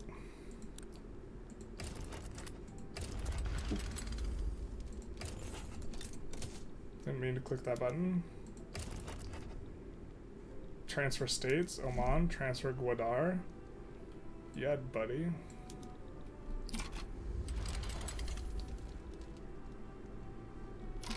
Who are they even fighting? Omani capitalist revolts. Sure. Oil's the future, it's not the children. Why are engines so expensive? Are they really expensive in our market? I guess they are. Yeah, I guess we should make engines somewhere. Fujian seems like a fine place because we're consuming a lot of them here and we have other stuff going on.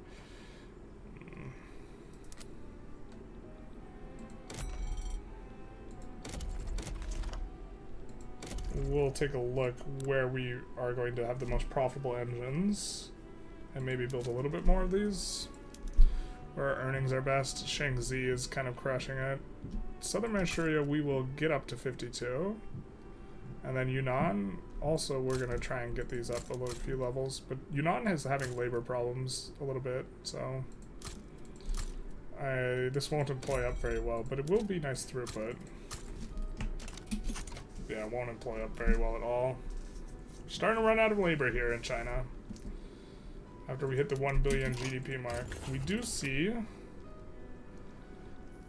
Germany trying to mess with kebab, and we have an obligation with kebab, so we're going to side with kebab, but we're going to ask for... Oh, become subject? Yeah, that seems like a good one. Is it the best one, though? We could go for Baghdad instead. Become subjects is probably better, huh? Yeah, it just has to become...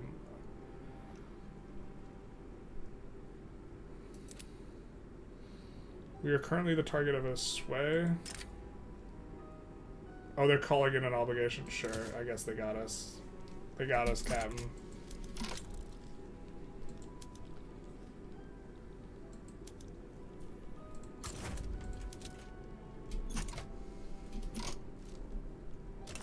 New York, Ontario front is the only front these guys... Are these guys trapped somewhere? They're stationed at North China.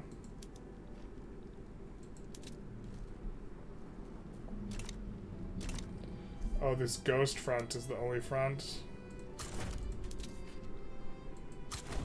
9,999 days. That's kind of obnoxious.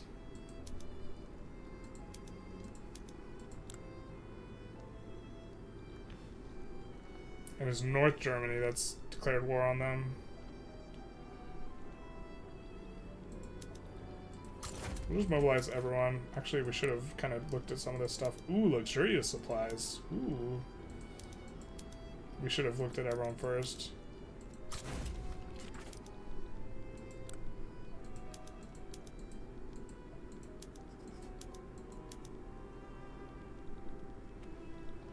It's very nice. Mobilize. So now how much are we spending on military goods? Ah, it's coming on up. And it's not even having luxurious on everything. Kind of stupid that we can't send anyone to this front. It's like bugged out.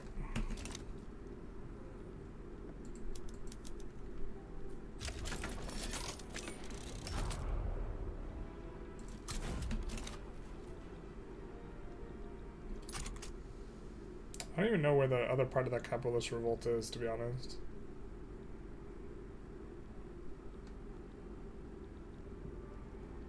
But either way, I think we got our province, so we might just see our way out of here. Oh, that is our province that we wanted. Alright, fair enough. Making us actually do work.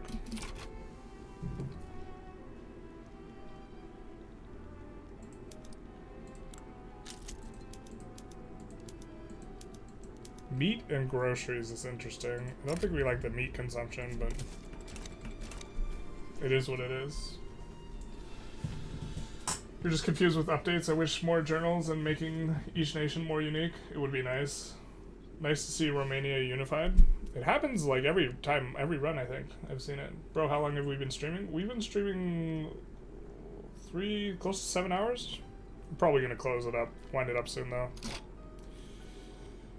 Actually, I'm hungry and I have a little bit of a headache, so maybe now's a good time to stop before this war pops off.